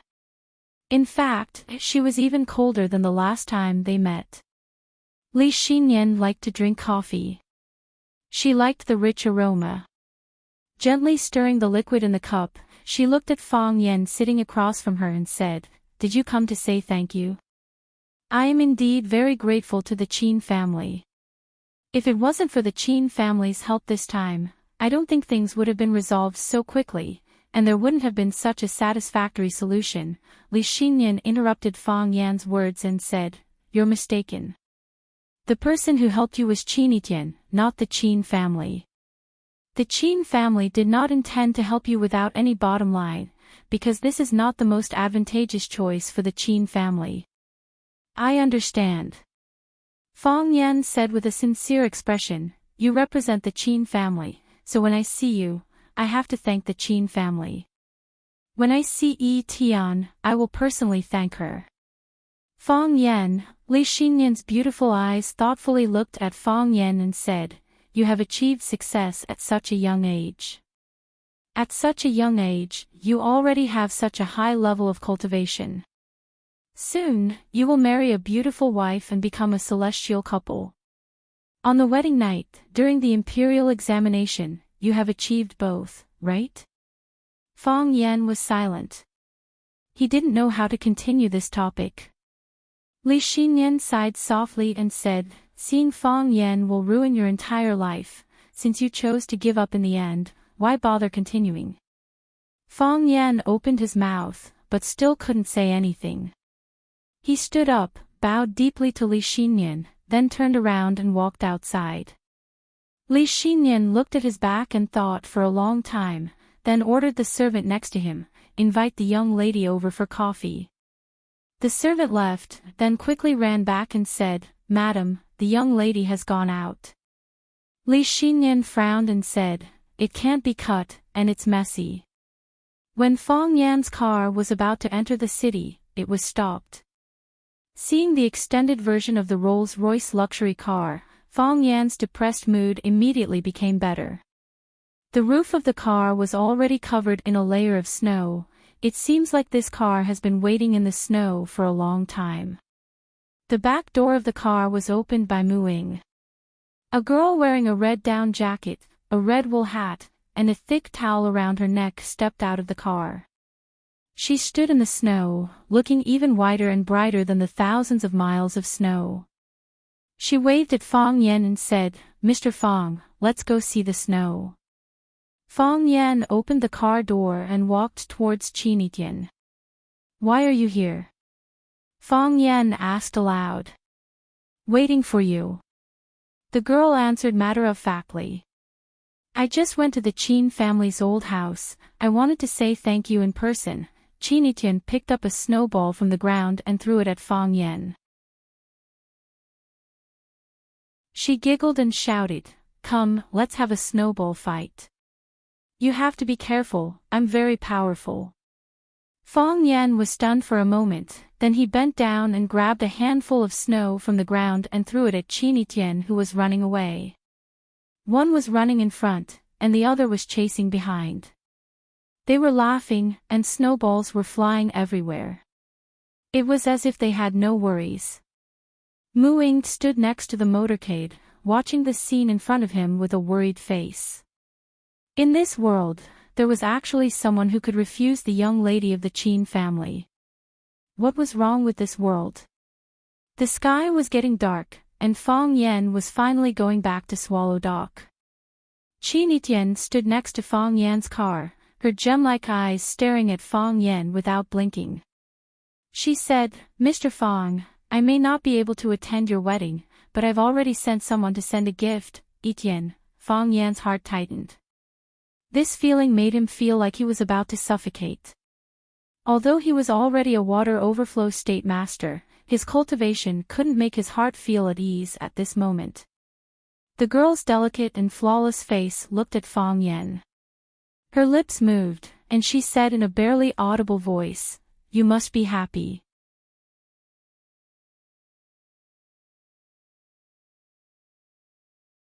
Chapter 857. From the 6th of the 12th lunar month onwards, Swallow Dock became busy. This wasn't just a joyous occasion for the Fong family, but for all of Swallow Dock. A sect with 3 heavenly Dao was something unheard of in Swallow Dock, the reclusive leader of the inner pugilistic world. Furthermore, there was an elusive and transparent dog. The people of the inner pugilistic world were all knowledgeable people. They could tell its true strength from its minute actions. According to Swallow Dock's tradition, every time someone stepped into the heavenly Dao realm, the entire village would celebrate for 7 days. It just so happened that Fong Yan was getting married to Yi Rou. The marriage of 2 heavenly Dao realm experts was a joyous occasion that couldn't be celebrated for any length of time. Fong Yan's grandparents came ahead of time. Lu Gong was still thin and lean. He patted Fong Yan on the shoulder and said with a laugh, "Finally, there's someone who can control you." Let's see if you still dare to be so lawless in the future.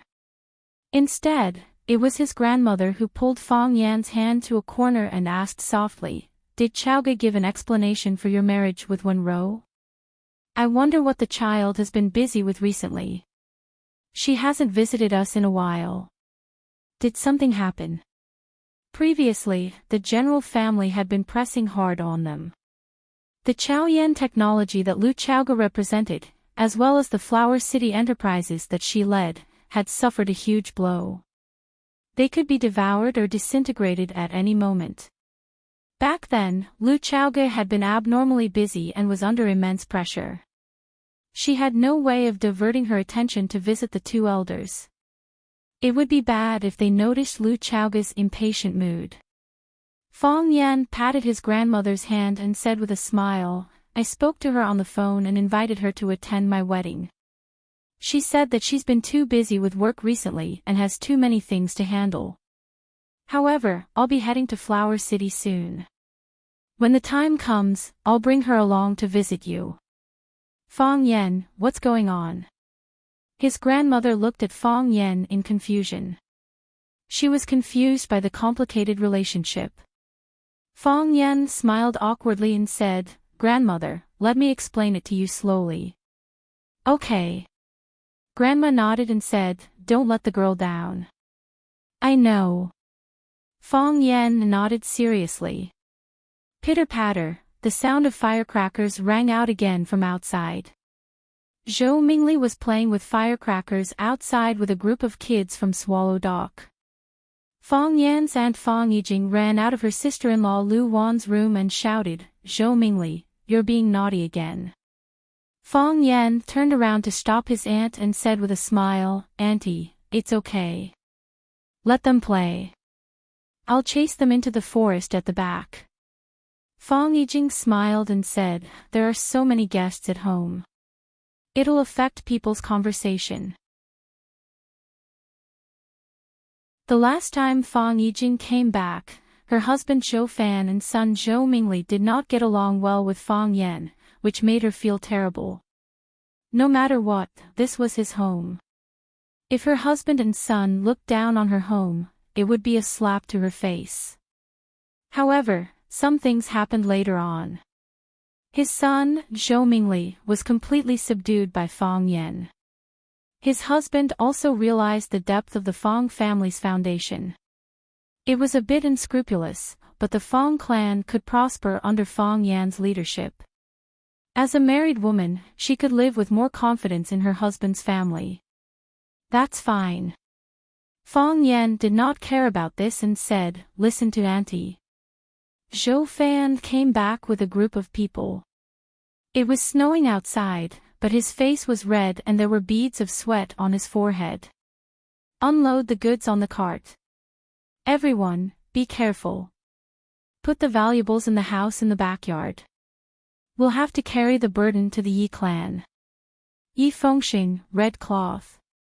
Pay attention to the corner of the cloth. Don't step on it. It'll be wasted if you step on it. Zhu Xiaodan, what are you doing? Put the 2 carps in the tank. Don't let them die. You can't find a bigger carp. Ruan Jing, come and help carry these steamed buns." Zhou Fan was Lu Wan's assistant and also the housekeeper of Fong Yan's wedding. If Lu Wan was too busy or it was inconvenient for her to show up, he would bring a group of young people to help. "Uncle, sit down and have a cup of tea," Fong Yan said. "I'm not tired." Zhou Fan waved his hand.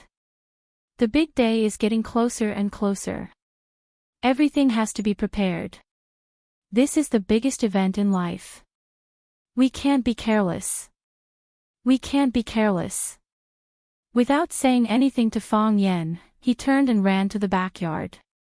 Mo Qingdi accompanied Fong Hui to entertain the guests.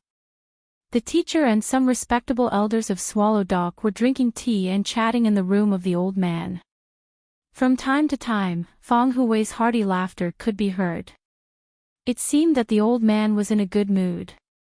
Everyone was busy except for Fong Yan himself. Fong Yan was the groom of this wedding, but he was the most leisurely person in this wedding. On the 7th of December, more guests arrived at Swallow Dock. The current headmaster of Rosefinch Secondary, Zhong Dei, and the former headmaster of Rosefinch Secondary, Zhang Xiaofeng, came together. Li Mingqiang, the former dean of Rosefinch Secondary and the current vice-headmaster, also came together. He grabbed Fong Yan's hand and refused to let go. With red eyes, he said, "Mr. Fong, I haven't seen you for a long time. You're not here. Everyone is fine when you're not in Rosefinch." Baldy, Fong Yan's confidant, also came. Baldy came with his girlfriend. Baldy and Liahua from the logistics department of the school confirmed their relationship. It was said that they were ready to get married at the beginning of next year. When Fong Yan saw Baldy, he gave him a big hug. Baldy, who was wearing a suit and tie, couldn't stop shaking. He stammered that Yan Jing was too cold and he wasn't prepared. Liahua looked simple and seemed to be a good woman who lived at home. She just looked at Fong Yan and grinned, but didn't dare to greet Fong Yan.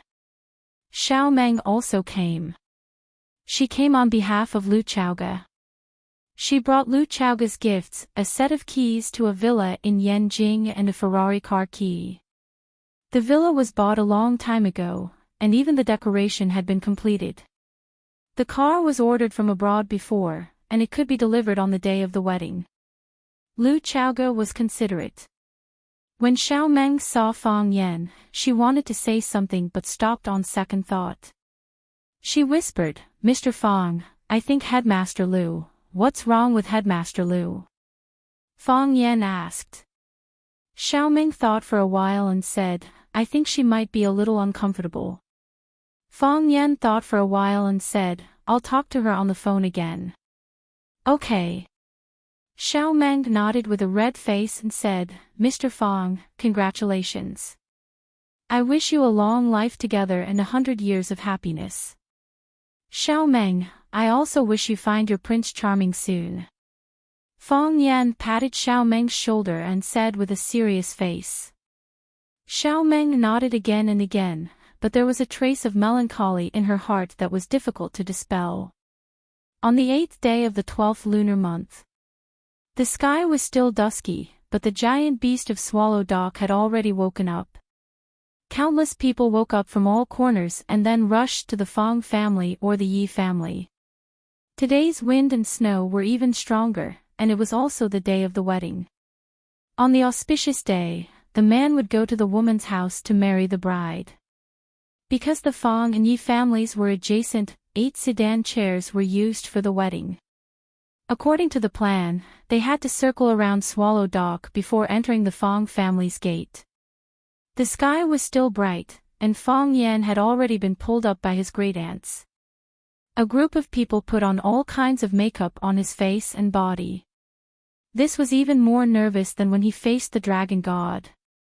Then, a group of people blew and beat, lifted the sedan chair, returned to the carriage and horses, welcomed the sedan chair, alighted from the sedan chair, worshipped heaven and earth, performed the ceremony of marriage, and entered the bridal chamber.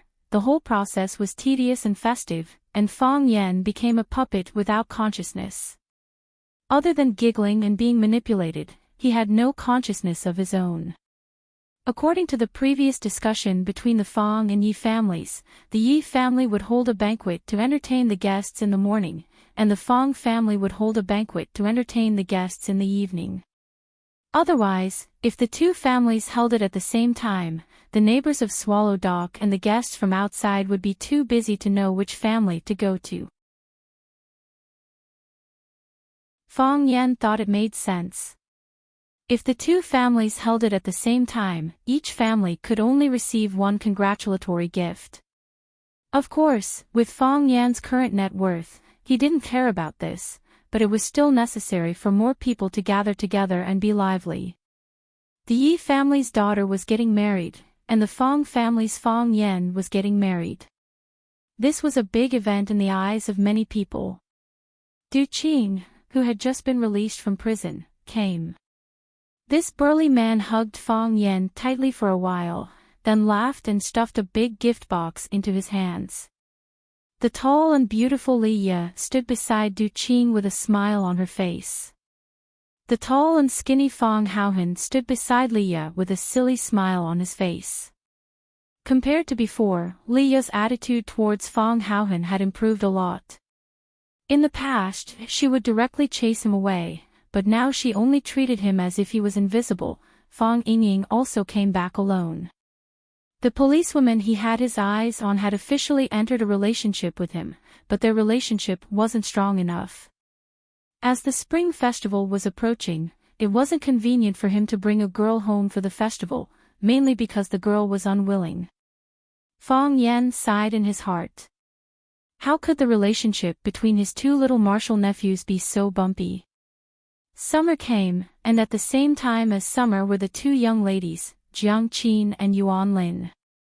The arrival of the three of them caused a commotion in Swallow Dock. After all, there were fans in every field. Summer was originally a celebrity, and as the Arasima group became more and more popular, Jiang Qin and Yuan Lin also became more and more popular with the audience. Yuan Lin looked at Fong Yan with a face full of smiles and said, "Mr. Fong, congratulations. I didn't think I would have to say this to you so soon." Jiang Qin forced a smile. He opened his mouth as if he wanted to say something, but nothing came out. She stepped forward and hugged Fong Yan, and her eyes instantly became moist. Fong Yan gently hugged the girl's increasingly mature body and said with a smile, "I know you are very busy now. I'm very happy that you can come. No matter what, I have to come," Jiang Qin said in a low voice. Then, when no one was paying attention, she ruthlessly bit Fong Yan's neck. She was worried that leaving a lip mark would be bad for Fong Yan, so she quickly gave up such an action. Summer sighed softly and said, "It's been hard on these two girls. I don't even know if it was the right decision to bring them out back then. If they stayed by your side, would it be better?" Fong Yan looked at Summer and said with a smile, "How can there be such a thing as if, in this matter?" Summer sighed softly and pulled Yuan Lin and Jiang Qin toward the women's lounge at the back. Other than Jiang Zhulu, the important figures of the other three major clans of Flower City all rushed over. The Lan clan sent Lan Mountain Valley, the Lu clan sent Lu Shu, and the Mei clan sent Meiying Xue. There were also some rich and powerful clans of Flower City who wanted to build a relationship with the three major clans or rely on their relationship with the three major clans to build a relationship with Fong Yan. From now on, Fong Yan's words would carry enormous weight in Flower City, and no one would be able to compete with him. Tangqing came. After Fong Yan left Rosefinch, Tangqing also dropped out of school and went to the open land in the northwest to train. This time, he also rushed back from afar for Fong Yan's wedding. Chiba Sun also came. She came with Du Qing and Li Ye. With Du Qing's care, she should be able to find the life she wanted in Flower City. Gong Sun Chi came. Gong Sun Chi's gift was the demon-slaying sword that Master Dragon God had worked hard to obtain. Master said that the sword is a weapon of murder and is not suitable as a wedding gift. But we don't care about trifles. This sword is called demon slaying and has the meaning of slaying demons and devils. Master said that this sword is a good sword.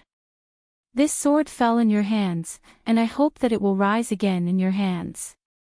Fong Yan quickly took the sword and thanked Gong Sun Chi again and again. He said that after the wedding, he would go with Yi Ro to thank Master Dragon God. The young chief also came. He first went to the Yi clan, then to the Fong clan. After sitting down and drinking a cup of tea with old Master Fong Hui and Master Fong, he bid farewell to the newlyweds. He was busy every day, and it was a great honor for him to take time out to attend a wedding. All the important figures of the Yi clan had returned, especially the second and third sons of the Yi clan, who held high positions outside. The guests who came to congratulate the wedding were all high-ranking officials and celebrities, and the convoy lined up from Swallow Dock to the outer ring of Yanjing City. Jiang Shangxin had sent her trusted aide to the Jiang family, and the news of Jiang Shangxin becoming the helmsman of the Jiang family had already spread. However, because old master Jiang Shifu had passed away, the Jiang family was also holding a funeral. According to tradition, people in mourning were not allowed to attend other people's weddings, so Jiang Shangxin explained this matter to Fang Yan in advance. Fang Yan naturally expressed his understanding. He knew that Jiang Shangxin was a smart woman, and smart women always knew what was needed. When Jiang Shangxin took over, the Jiang family was no longer a threat to him. Qin Dongling from the Qin family came. Qin Dongling was Qin Etienne's uncle and also an important figure in the Qin family. He was giving Fang Yan a lot of face by sending him a gift. There were friends of Fang Yan and friends of Fang Yan's friends. There were even some people from the inner world who came under fake names, saying that they were there to witness the biggest event in the inner world. The marriage of two heavenly Dao realm experts was something that had never happened before in the inner world. Ho Zhendong, the martial arts fanatic, came, clamoring to compete with Fang Yan again. Lin Puyang, the flower fanatic, came as well. Fang Yan asked him to help carve the flowers. Lu Shuiyun, the music fanatic, came as well. She was the guest performer for the wedding. Fang Yan's monk and Taoist master came as well. The Tao master didn't come, but he wrote a match made in heaven calligraphy for Fang Yan and got someone to send it over. There were guests that Fang Yan knew, but most of them were guests that Fang Yan didn't know. This wedding connected the business, political, and martial worlds. When people talked about it, they called it a miracle in the history of wedding ceremonies. The sky was gloomy, and the land was like a brocade. Qin Etienne, who was dressed in a red gown, stood in front of a huge floor-to-ceiling window. She looked at the howling wind and fluttering snow outside, pondering for a long time. She held a glass of red wine in her hand. In the past, Qin Etienne didn't drink alcohol. Most of the time, she would drink milk or fruit juice. However, her mood today clearly wasn't suitable for that. She didn't stay at her Fragrant Hills villa because it was too cold. She didn't return to the Qin family mansion because she didn't wish to speak. She was even more afraid of being consoled by others. She didn't want to go to a bar or a coffee shop. She didn't want to go anywhere. She stood there for a very, very long time, so long that Muing, who was behind her, was worried that she would be frozen into an ice sculpture by the wind and snow just a window away. Is it there? Qin Etienne extended a slender finger and pointed in a direction. The question was baffling, but Muing knew the answer. He nodded and said, "Yes, it's there." Qin Etienne tried her best to look in that direction, but the wind was too strong and the snow was too heavy, blocking her vision. The distance she could see was very limited. "Why is it so dark over there?" Qin Etienne asked. She was referring to the edge of the city, where there was a road leading to Swallow Dock. The road leading to Swallow Dock had just been repaired, but there were no street lights. The more remote the area was, the fewer lights there were. Because, Muing opened his mouth, but he didn't know how to explain. He knew that Miss Qin knew the answer to this question. "There must be light," Qin Etienne said. Muing thought for a moment and said, "Yes, I understand." Muing took out his cell phone from his pocket and made a call. Soon, in front of their eyes, under their gaze, a long line of light spread toward the edge of the city. It was the result of all the businesses under the Qin family and those related to the Qin family turning on their lights at the same time. In the farthest darkness, a firework flew into the sky with a long tail. Pa! The firework bloomed high in the sky, stunning the entire night sky with its colorful colors. Crack, crack, Countless fireworks rushed into the night sky at the same time, as if there were countless flowers blooming in the sky. It was overwhelming, lively, and prosperous. A smile finally blossomed on that flawless face. She said softly, "The liveliness is theirs. I have nothing."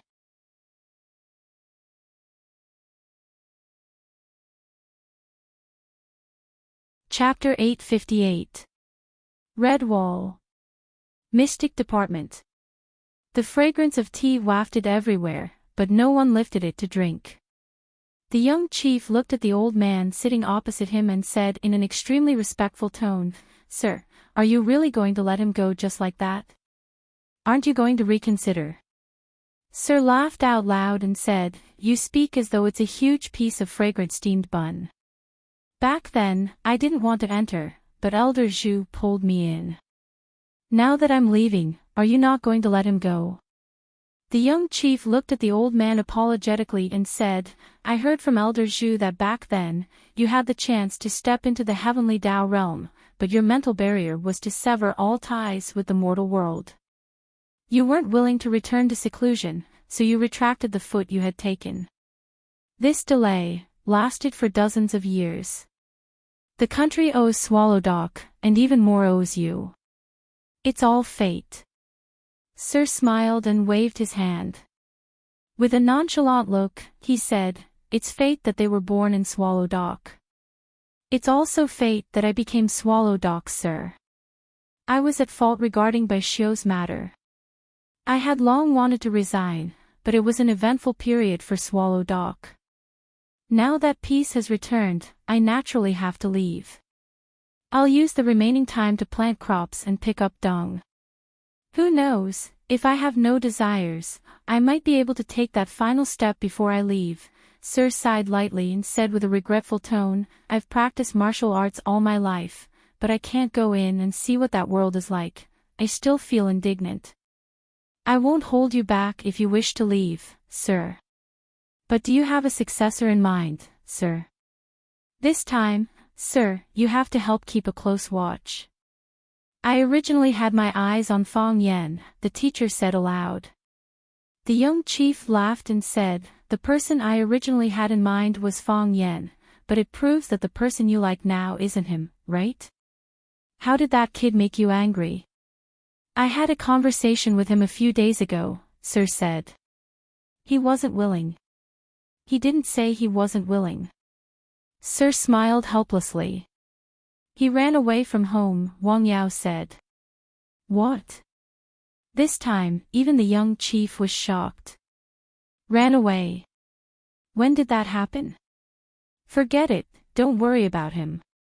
The teacher waved his hand again and said, "This kind of immature, steady, and irresponsible man would not be able to bear such a heavy responsibility. I have another candidate in mind." "Who is it?" the young chief asked. "Don't underestimate the enemy," the teacher said. "Do you think he's suitable?" The teacher nodded with absolute certainty and said, "There's no one more suitable than him. If he hadn't perished in the battle with the dragon god, I wouldn't have accepted Bai Xiu. The position of master should have been his 26 years ago."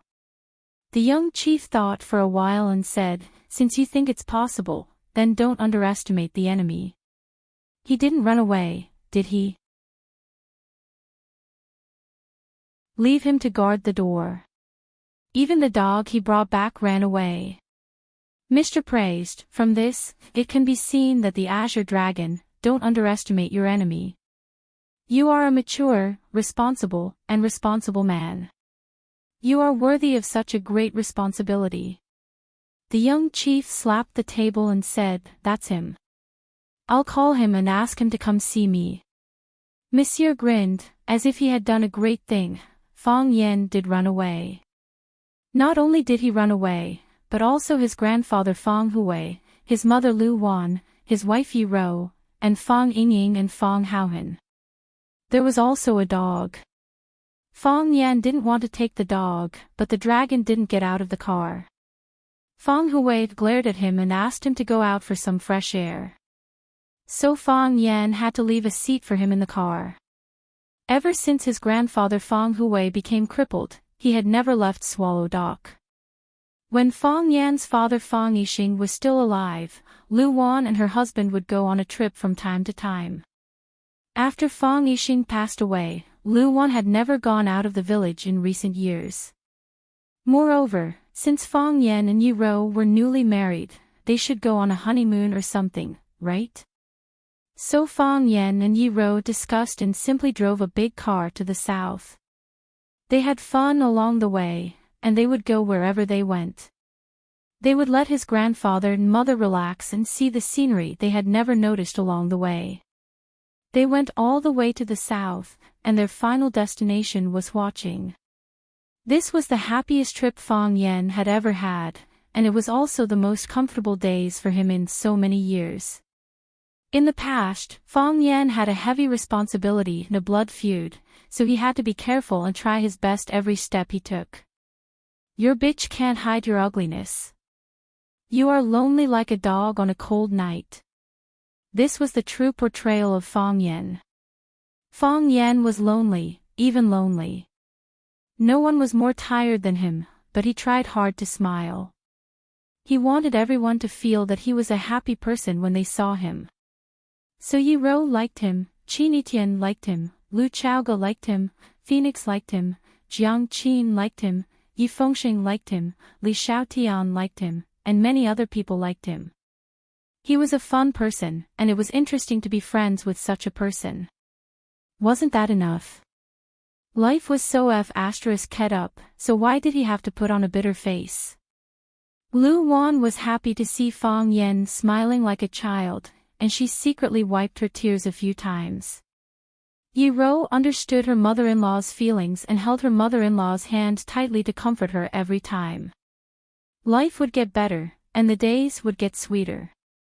That was what everyone in the Fong family thought. When the car neared the boundary of Huaqing and reached the exit of the highway toll station, they found more than 10 luxury cars parked outside. All of them were Bentleys, quietly leaning against the roadside, looking luxurious and low-key. After Fong Yan paid the toll, the railing was put down, and the doors of the Bentleys opened at the same time. Whoosh, one by one, men and women in luxurious clothes walked out of the cars. The leader was the big boss of Qingyun Corporation, Du Qing, and his goddaughter, Liya. After he got out of the car, he paused for a moment. Then, Lu Shumi from Lanshan Valley signaled for this group of rich heirs to come out of the car. An unusually eye-catching woman also got out of the car at the same time.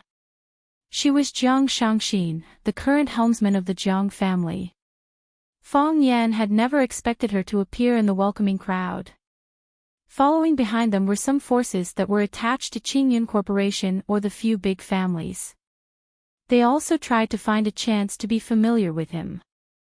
They heard that this most powerful young man in Huaqing had the habit of slapping people in the face. They thought that if they accidentally offended him in the future, he would at least show them some mercy on account of their previous meeting. Du Qing wanted to invite Jiang Shangxin and Lanshan Valley to walk in front. According to the strength of his disciples, they were far more powerful than his Qingyun Corporation. However, how could Jiang Shangxin and Lanshan Valley not know that Fong Yan and Du Qing were as close as brothers? In order to save his goddaughter, Du Qing surrendered himself to the police. In the end, he gritted his teeth and did not say a single bad word about Fong Yan. If he couldn't take it, Fong Yan would have been arrested and sent to the police station. How would he have the chance to seek help from the Yan capital? Hence, under the gaze of the toll booth staff and some passing drivers, a group of people walked towards a Buick MPV that was slowly driving out. Fong Yan stopped the car by the roadside and rolled down the car window to look at Du Qing and the rest. He smiled bitterly and said, "Is it too high profile? We were also worried about this, so we reduced the number of people several times. In the end, those who could come were those who couldn't be reduced anymore. If we reduced them any further, we wouldn't be able to come. Moreover, they were given the same cars and didn't drive too many sports cars. It seems to be considered low-key, right? Jiang Shangxin saw the speechless look on Fang Yan's face. She smiled and said, "You and Miss Yi are on your honeymoon, and it's the first time that Old Master and Auntie Lu have returned to watching in so many years. As the younger generation, we have to do our part, right?" "Exactly. If not for the fact that we didn't want to disturb your mood, we would have gone to the Yen capital to welcome you."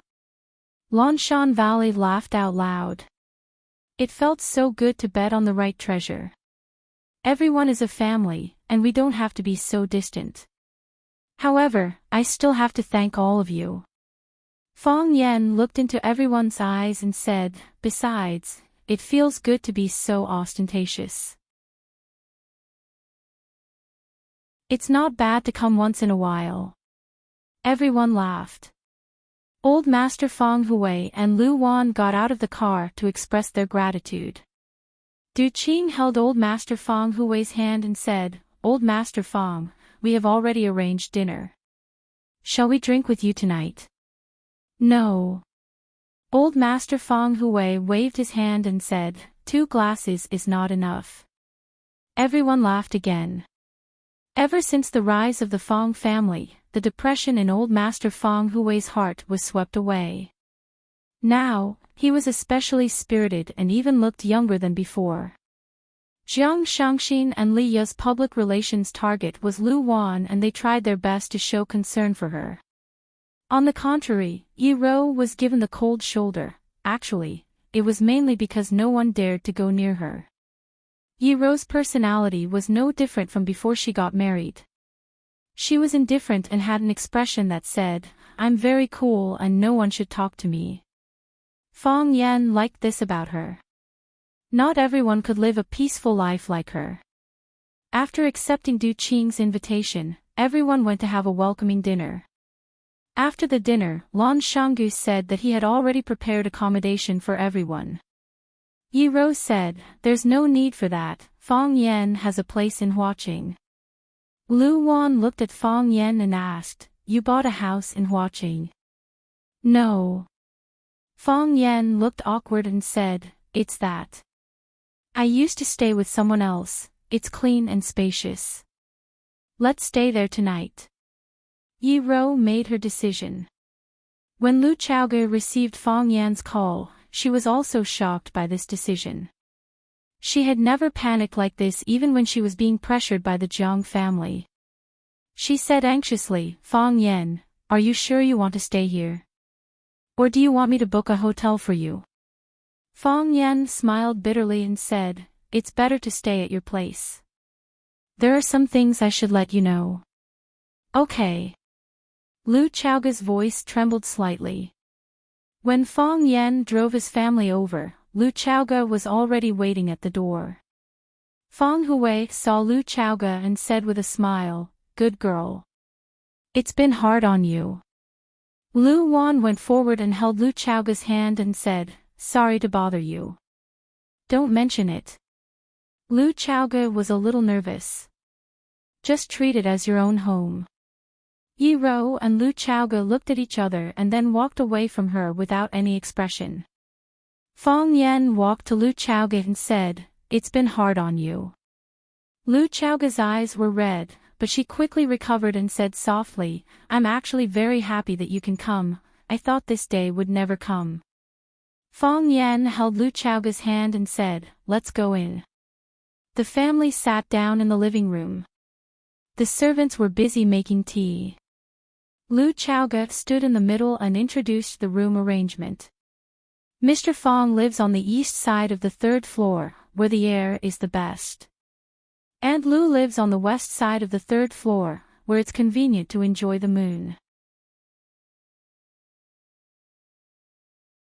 Miss Yi and Fang Yan live on the 2nd floor, where Fang Yan used to live. You're pregnant."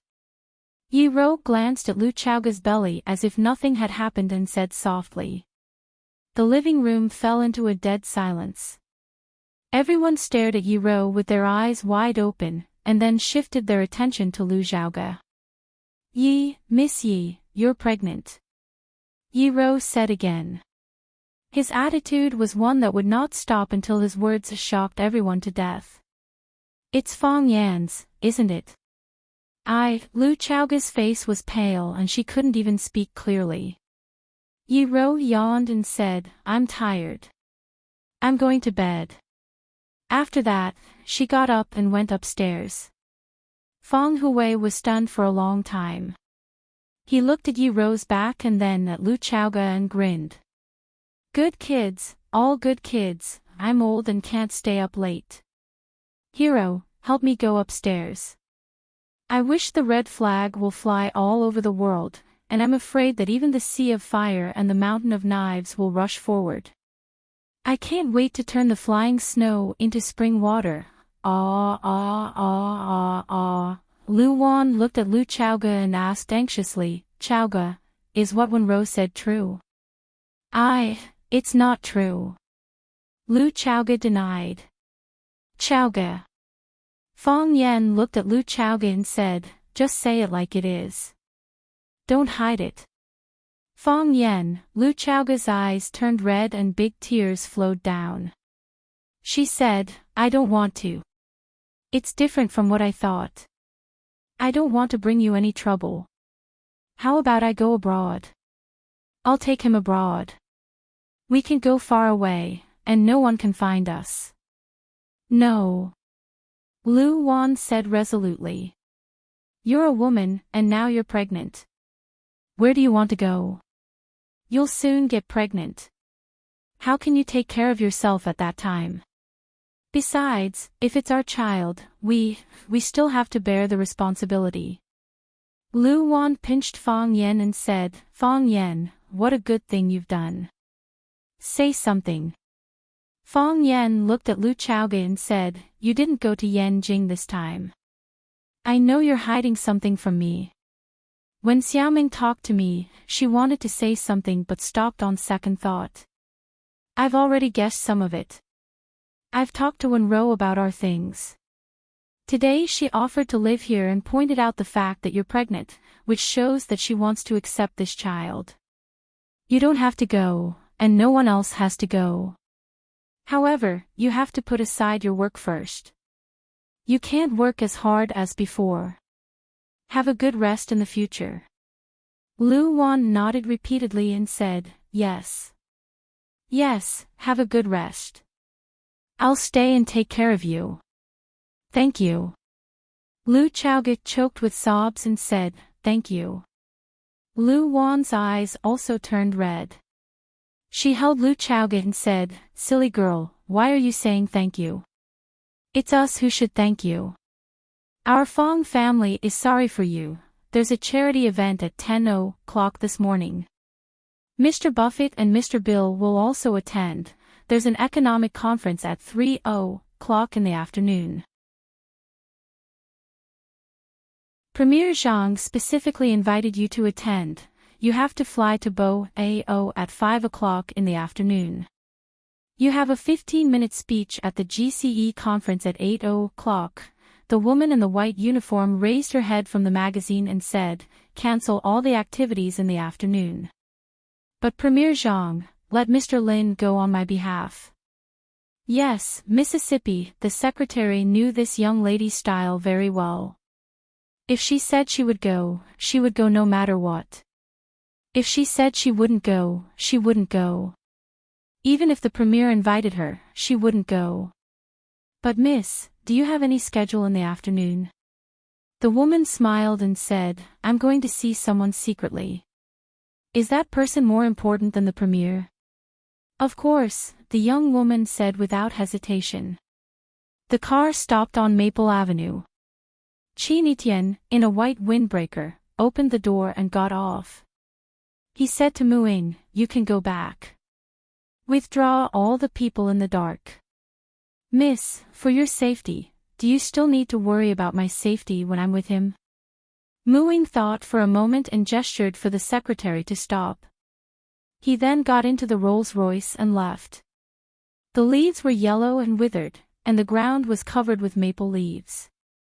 The sound of high-heeled leather boots clicking on the leaves was like the sound of Chinitian's happy mood at the moment. It was another autumn. Chinitian liked autumn because the scenery in autumn looked golden and was of festive color. Ding! His phone rang in his pocket.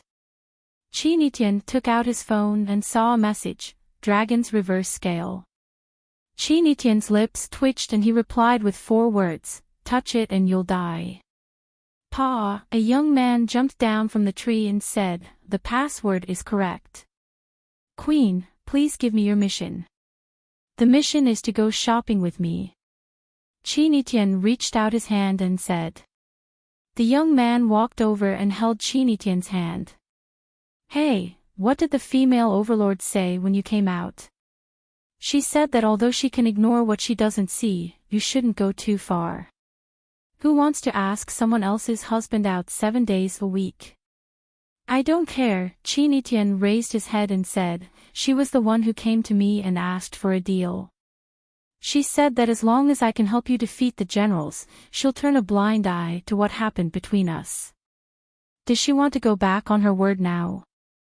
She didn't go back on her word, it's just that she's pregnant, so it's inevitable that she'll be a bit emotional. She's pregnant. Yeah. Chinitian took Fong Yan's hand and turned to leave. Where are we going? Why should she get pregnant before I do? I don't accept this, I want to get pregnant too, and, you're tuning into the LoveLore Library YouTube channel. We're so grateful for your support and don't forget to subscribe to join us on this incredible journey through captivating stories.